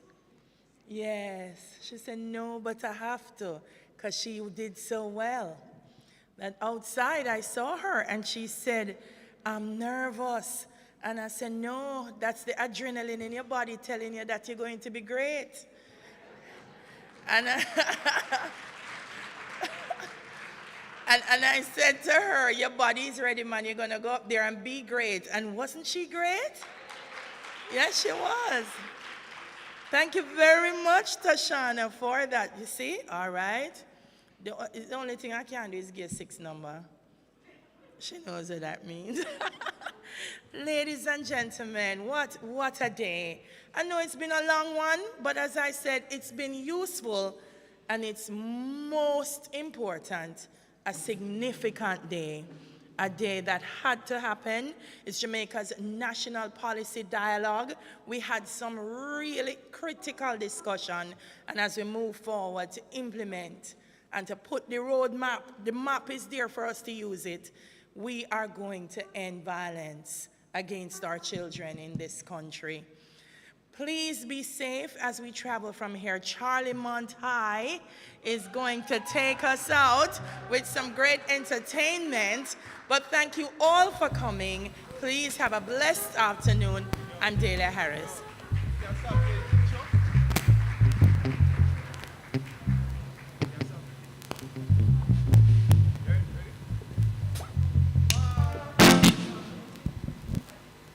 One, two.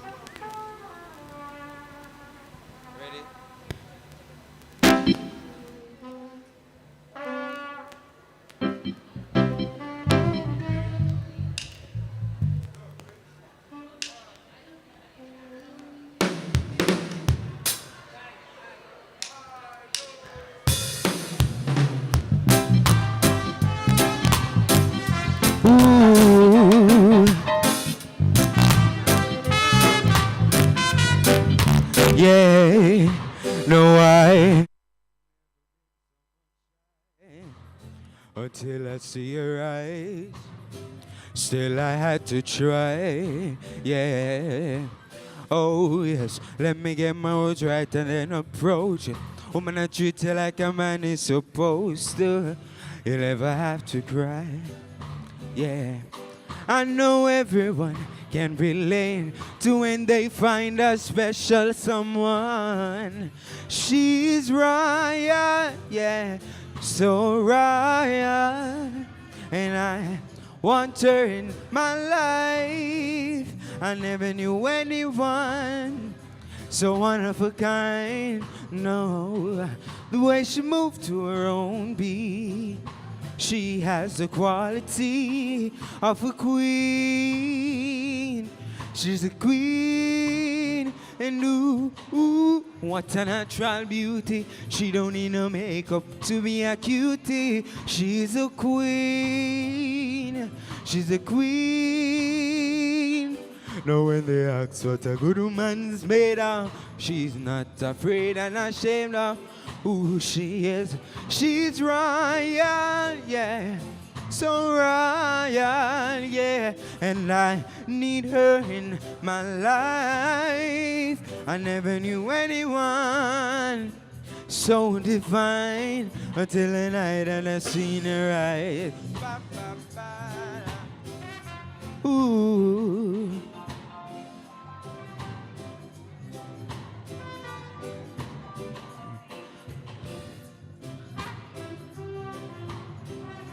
Ooh.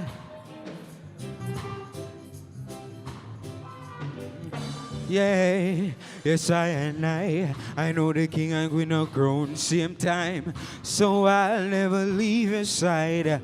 Stick with me through the trial time. But guess what?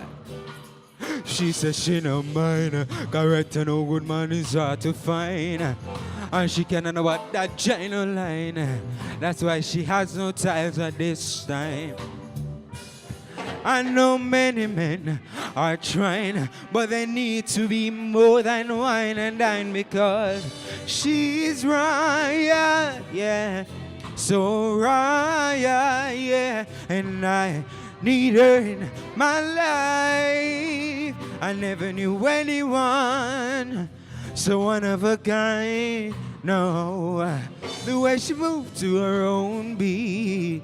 She has the qualities of a queen, so supreme and ooh, what a natural beauty. She don't need no makeup to be a cutie. She's a queen, so supreme, and I can see it in her eyes, the way she smiles. My queen. My queen.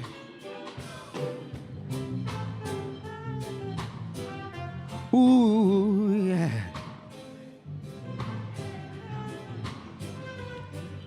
Yeah, no, I never been someone shy until I see her eyes. You have to try, yeah. And oh yes, let me get my words right and then approach you. Woman, I treat her like a man is supposed to. You'll never have to try. I know everyone can relate to when they find a special someone. And she's Ryan, yeah. So Ryan, yeah. And I want her in my life. I never knew anyone so one of a kind. No, the way she moved to her own beat. She has the quality of a queen. She's a queen, and I can see it in her eyes, the way she smiles.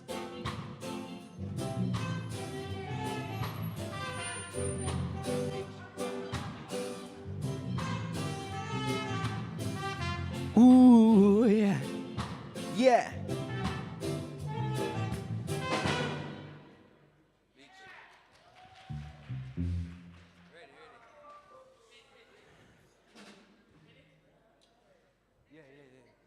Ready to sail? Let's go. Let's go.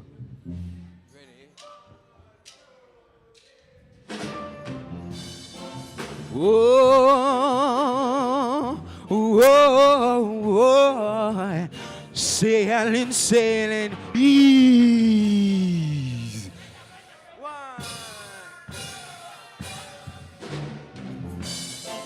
Whoa,